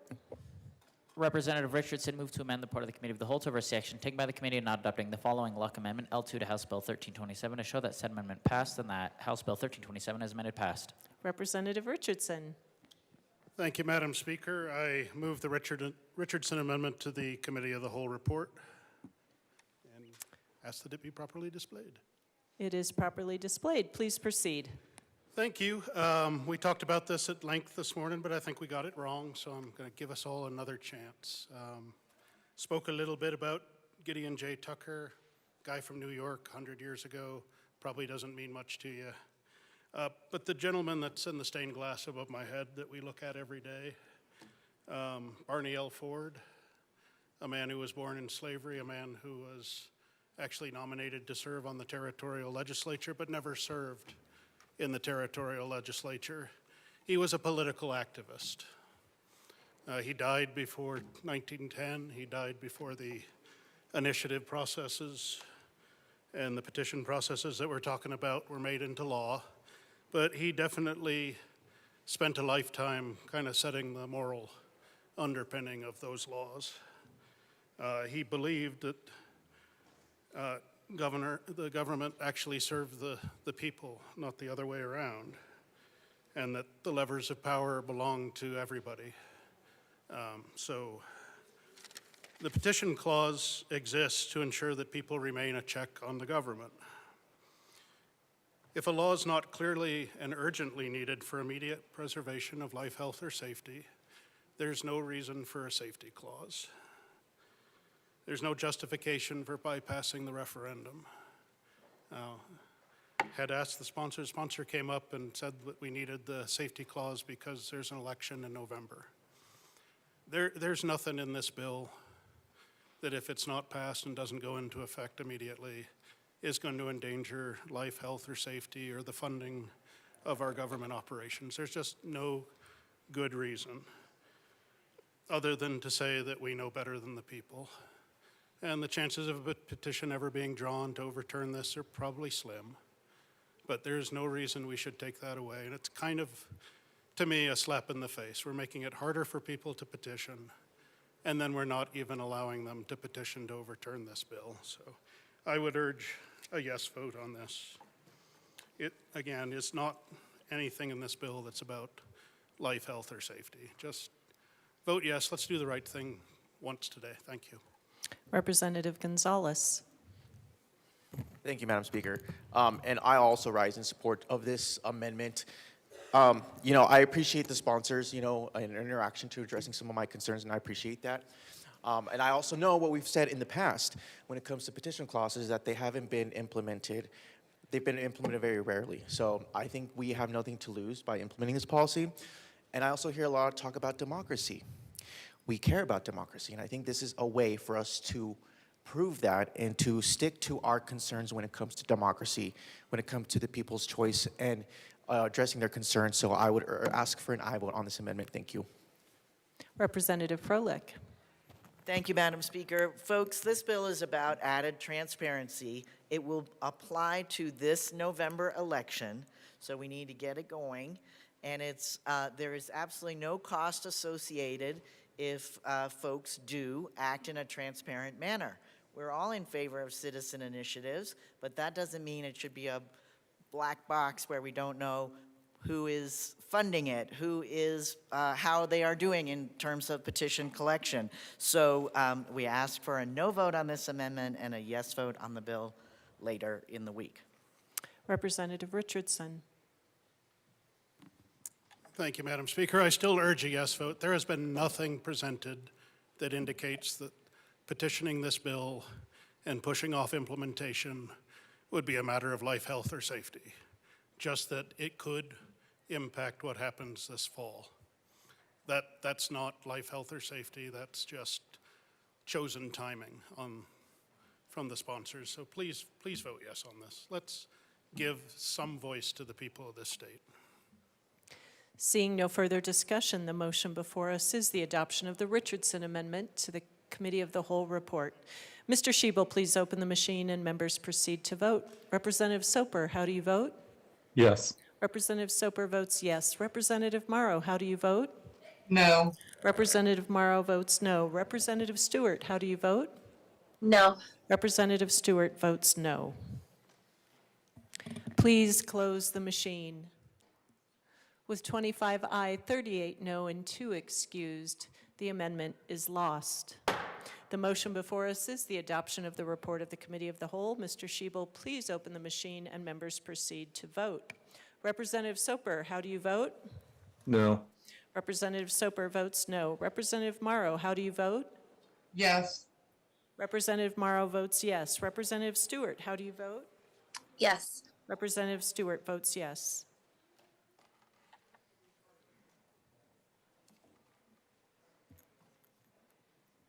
Please close the machine. With 42 aye, 22 no, and 1 excused, the report of the Committee of the Whole is adopted. Madam Majority Leader. Madam Speaker, I move to lay over the balance of the calendar till Tuesday, April 22nd, 2025 at 9 a.m. Seeing no objection, the balance of the calendar will be laid over until tomorrow. Announcements and introductions. Representative Brown. Thank you, Madam Speaker. Health and Human Services will meet at 1:30 tomorrow afternoon. We will hear the following bills in the following order: 1328, 194, 197, 192, 193, and any other bills that may be referred to the committee at that time. Thank you. Representative Bradfield. Thank you, Madam Speaker. I just want to remind people that the legislator Bible study is Tuesday morning. That's tomorrow, 7:15 in room 109 on the garden level. Representative Wolford. Thank you, Madam Speaker. The State Civic, Military, and Veterans Affairs Committee will meet 15 minutes upon adjournment in LSBA to hear House Joint Resolution 1029, House Concurrent Resolution 1003, Senate Bill 205, Senate Bill 275, Senate Bill 271, Senate Bill 202, and Senate Bill 203. I also want to note that Senate Bill 279 has been rescheduled for April 28th. Again, that's 15 minutes upon adjournment. State Civic, Military, and Veterans Affairs Committee, I'm looking at you. Representative Johnson. And Representative Sukla. Thank you, Madam Speaker. We just want to let everyone know in 1 week, on April 28th, we're going to have Colorado State Auctioneer Day, and we are very excited. We just want to see if anybody who's been here before, if you would like to donate to this cause, so we have more options to donate, and you get to listen longer to our great auctioneers. And if you do that, you're going to hear this. All the Salem there now to you who give me 500, here, not a minute, quarter, not a half dollar, here, not a minute, 75, and 475, not a minute, 500. So. Oh, I can't wait. So come find one of us. If you would like to see this continue a little longer, we would love some items to be donated. Thank you. Thank you. Thank you, Rep. Sukla, a man of many talents. Rep. Lindstedt. Thank you, Madam Speaker. House Finance will meet in 10 minutes from adjournment to hear House Bill 1311, Senate Bill 81, Senate Bill 49, Senate Bill 18, House Bill 1296, Senate Bill 274, and House Bill 1297 will be moved to Thursday. So House Bill 1297 will be moved to Thursday. See you in 10 minutes. Representative Sirota. Thank you, Madam Speaker. Members, tomorrow morning, Tuesday, April 22nd at 8 a.m. in the Old State Library, House Appropriations will meet to hear the bills listed in your calendar, except that House Bill 1189 will be laid over until our next meeting. Thank you. Representative McCormick. Thank you, Madam Speaker. House Agriculture, Water, and Natural Resources will be meeting at 5 o'clock today in room 107. Senate Bill 168, Senate Bill 53, 54, 40, and House Bill 1332. Representative DeGraff, you didn't sign up for announcements. I did not, ma'am. I was following Representative Brown's lead on that. And I must confess, he's a bad influence on all of us, and I apologize. Not a problem. Please proceed. All right, for maybe one other person in here, but I did want to let everybody know that the 19th of April was Dutch-American Friendship Day. There is a day dedicated to commemorating the friendship between the United States and the Netherlands known as Dutch-American Friendship Day, which is observed annually on the April 19th. And I appreciate Rep. Basenecker standing for this. This day honors the start of diplomatic relations between the two countries, with the Netherlands being the first to recognize the independence of the United States. Marks the day when John Adams, the second president of the United States, was received by this United States general in The Hague as the minister of something of the United States of America. It is plenipotentiary of the United States of America. So for everybody who was worried that the Dutch do not have a special day, now you know we do. It's the 19th. I am speechless. I have an announcement. Representative Ryden will replace Representative Ferre on State Civic, Military, and Veterans Affairs Committee for today only. We have some business members. You are free to leave. Mr. Schiebel, Conference Committee reports. First report of First Conference Committee on Senate Bill 212. This report amends the re-engrossed bill to the President of the Senate and the Speaker of the House of Representatives. Conference Committee report will be printed in the journal. First report of First Conference Committee on Senate Bill 214. This report amends the re-engrossed bill to the President of the Senate and the Speaker of the House of Representatives. Conference Committee report will be printed in the journal. First report of First Conference Committee on Senate Bill 226. This report adopts the re-revised bill to the President of the Senate and the Speaker of the House. Conference Committee report will be printed in the journal. First report of First Conference Committee on Senate Bill 228. This report adopts the re-revised bill to the President of the Senate and the Speaker of the House. Conference Committee report will be printed in the journal. First report of First Conference Committee on Senate Bill 229. This report amends the re-engrossed bill to the President of the Senate and the Speaker of the House of Conference Committee Representatives. report will be printed in the journal. First report of First Conference Committee on Senate Bill 254. This report amends the re-revised bill to the President of the Senate and the Speaker of the House. Conference Committee report will be printed in the journal. First report of First Conference Committee on Senate Bill 257. This report adopts the re-revised bill to the President of the Senate and the Speaker of Conference the Committee House. report will be printed in the journal. First report of First Conference Committee on Senate Bill 258. This report amends the re-revised bill to the President of the Senate and the Conference Speaker of the Committee House. report will be printed in the journal. First report of First Conference Committee on Senate Bill 268. This report amends the re-revised bill to the President of the Conference Senate. Committee report will be printed in the journal. First report of First Conference Committee on Senate Bill 261. This report amends the re-engrossed bill to the President of the Senate and the Speaker of the House of Conference Representatives. Committee report will be printed in the journal. First report of First Conference Committee on Senate Bill 262. This report amends the re-revised bill to the President of the Conference Senate. Committee report will be printed in the journal. First report of First Conference Committee on Senate Bill 270. This report adopts the re-revised bill to the President of the Senate and the Speaker of Conference the House. Committee report will be printed in the journal. Printing report. The Chief Clerk Printing reports the report will following. be printed in the journal. Message from the Senate.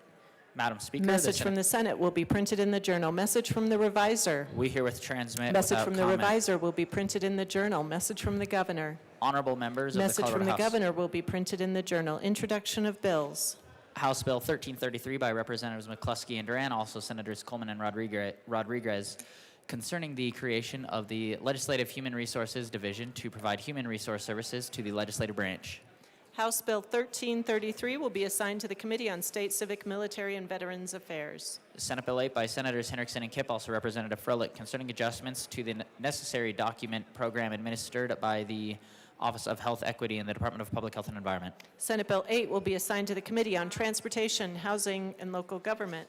Senate Bill 69 by Senators Catlin and Roberts, also Representatives Lukens and Velasco, concerning the use of traction devices on motor vehicles on highways for winter conditions. Senate Bill 69 will be assigned to the Committee on Transportation, Housing, and Local Government. Senate Bill 75 by Senator Gonzalez, also Representatives Espinoza and Bacon, concerning the Motor Vehicle Dealer Board's consideration of an individual's criminal convictions when issuing a license. Senate Bill 75 will be assigned to the Committee on Judiciary. Senate Bill 122 by Senators Coleman and Simpson, also Representatives Bacon and English, concerning extending the Emily Keyes, John W. Buckner Organ and Tissue Donation Awareness Fund indefinitely. Senate Bill 122 will be assigned to the Committee on Health and Human Services. Senate Bill 126 by Senator Snyder, also Representative Espinoza, concerning the Uniform Antitrust Pre-Merger Notification Act and in connection therewith making an appropriation. Senate Bill 126 will be assigned to the Committee on Judiciary. Senate Bill 158 by Senators Sullivan and Gonzalez, also Representatives Froelich and Brown, concerning creating state procurement policies for state agencies and the treatment of certain items related to weapons. Senate Bill 158 will be assigned to the Committee on State, Civic, Military, and Veterans Affairs. Senate Bill 169 by Senators Judah and Pelton R., also Representative Zokai, concerning the implementation of a restaurant meals program for certain recipients of the Supplemental Nutrition Assistance Program. Senate Bill 169 will be assigned to the Committee on Health and Human Services. Senate Bill 195 by Senators Marchman and Michelson Janelle, also Representative Stuart K., concerning the continuation of the Rural Alcohol and Substance Abuse Prevention and Treatment Program and in connection therewith implementing the recommendation contained in the 2024 Sunset Report by the Department of Regulatory Agencies. Senate Bill 195 will be assigned to the Committee on Health and Human Services. Madam Majority Leader. Madam Speaker, I move that the House stand in adjournment until Tuesday, April 22nd at 9 a.m. The House is adjourned until tomorrow, Tuesday, April 22nd, 9 a.m.